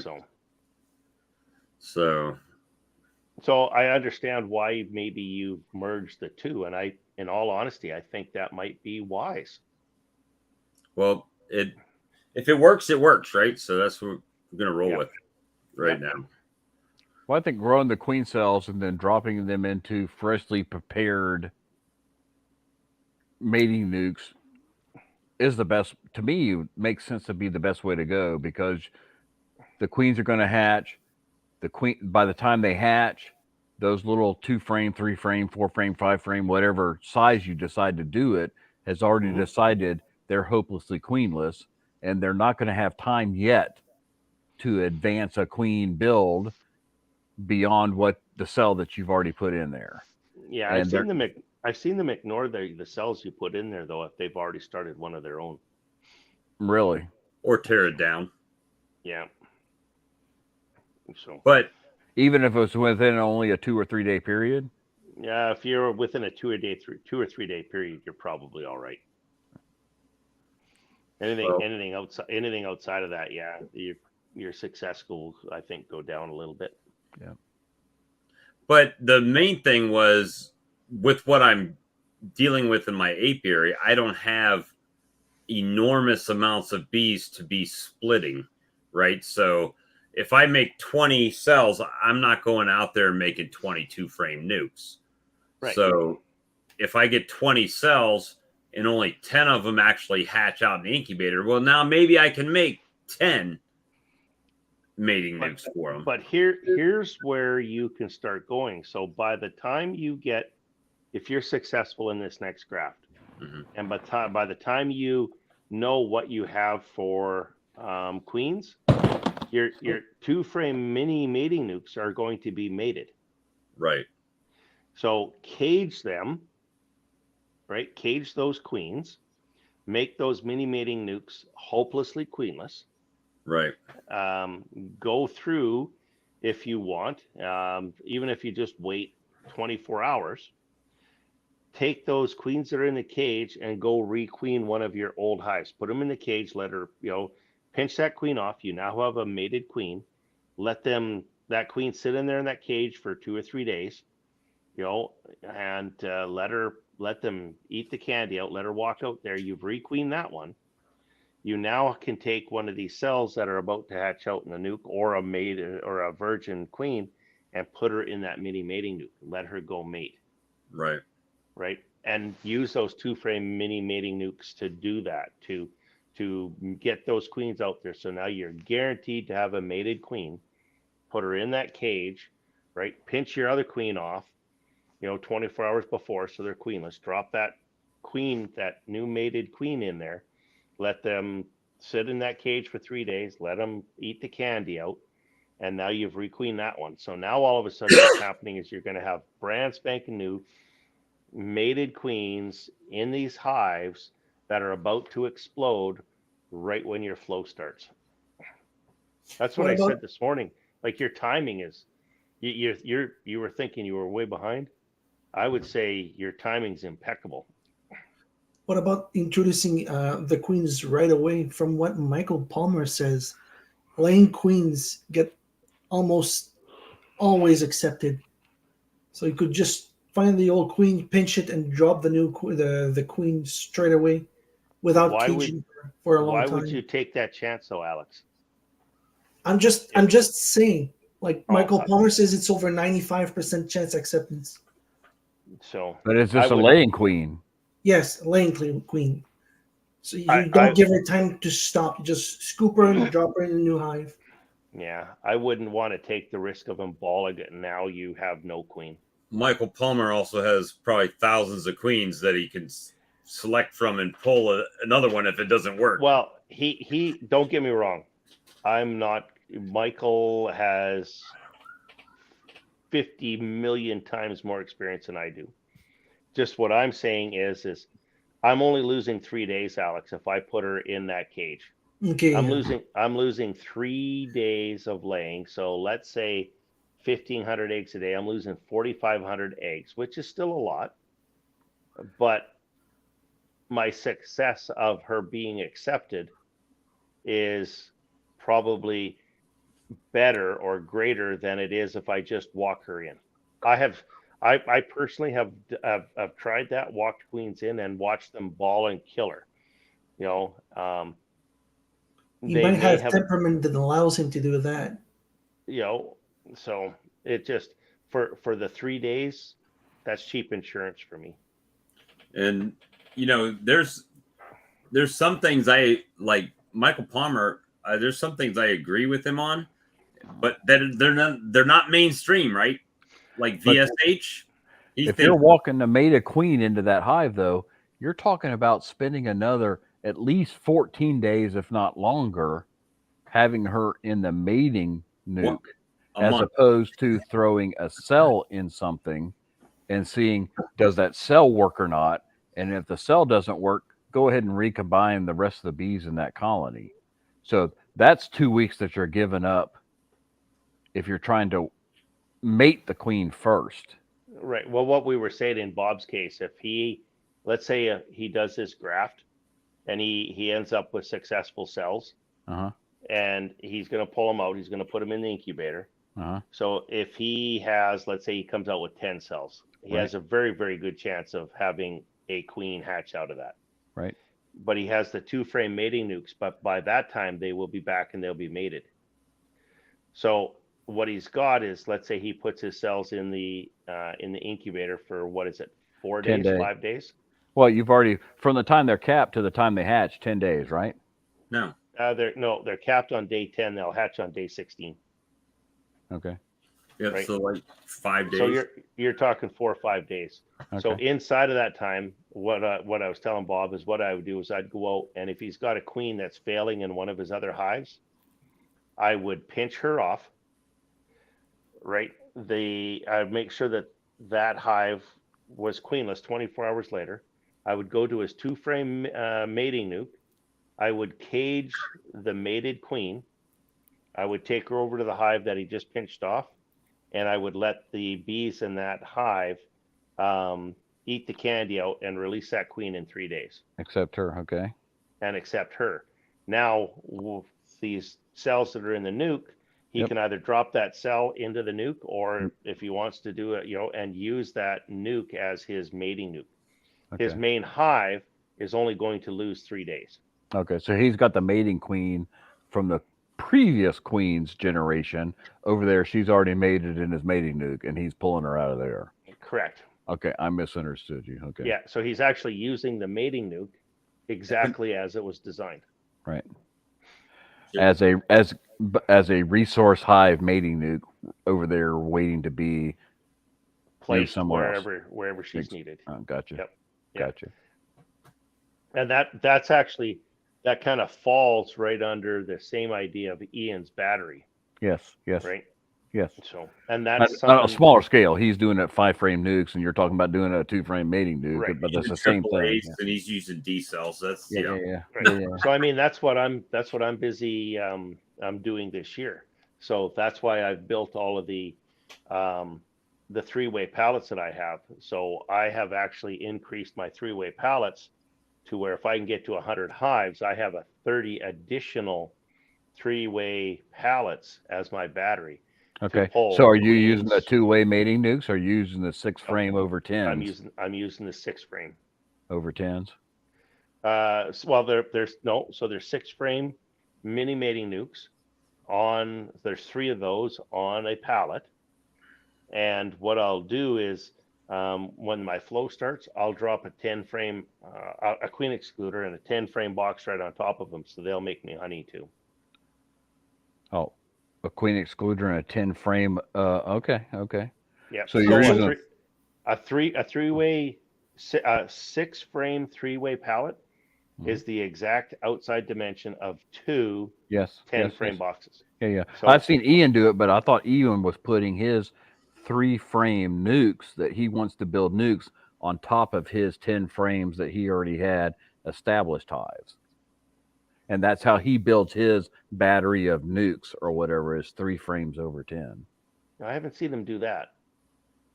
Maybe I haven't seen him do it though. But well, you could do it. I mean, absolutely, you could pull the brood up into the 6 frames, put the queen excluders down, and bees will come up and fill them up, and then you're talking about talking about putting 3 6s under 10 frame and take honey off of them while you're still building your 6-frame nukes. Yeah. Correct. 3 6 frames under 2 10-framers. I got you. Correct. I got you. 6 and 1, half a dozen the other. You can do it depending upon which one are you making honey or you building nukes, depending upon which one you're putting where. Well, and that's going to depend on the time of the year. Yeah. So. Well, he does it. From what I've seen of Ian, and correct me if I'm wrong, I may be mistaken here, but he doesn't start really building those 3-frame nuke batteries until after he's had his honey flow from his, his 7 deeps of honey that he's gotten out of his field. Then he pulls them all down to 1-frame brood management, but then he kind of sticks 3-frame nukes on top of those. That's what I kind of recall him doing. You have to go back and take a look. That sounds like a good idea, but I haven't. And I might be mistaken. Don't get me wrong, but that's what I have in my head. But that's my recollection. Yeah, and that's a good way to build bees for next year and build those 3-frame nukes to when he comes into the spring. Then boom, if he needs those, he's got them. Yeah. And if he doesn't, he makes money. Yeah, but everything he goes. Absolutely. I have to go back and look at that myself because it seems to me everything he goes into his shed with is a 10-frame. But he's got. No, he puts nukes. He does. He puts ones in one side of the shed and the 10-framers in another side of the shed. That's right. Yep. All right, guys, we smashed his record. It's 2:15 in the morning. By 15 minutes, he's not gonna stay up this late. Charlie doesn't got enough microwave popcorn to stay up this late, buddy. He'll say he has to work tomorrow anyway, so that's why he can't do it no more. So. Well, enjoyed it. Thank you very much, James. It's been a very educational night for me. Excellent. Well, I've learned a bunch as well, so that's great. So, all right, guys. Well, I think we kicked around a lot of different things. That's for sure. Oh yeah, over 6 hours and 14 minutes. Well, by the time you hit end, it's going to be 6:15. That's kind of why I'm delaying right now. Well, I'll just say goodnight to everybody. That's all 12 of you that are still with us. So greatly appreciated. Yep. Y'all have an excellent Saturday. All right. Good night, everybody. Have a good night, guys. Good night. Good night.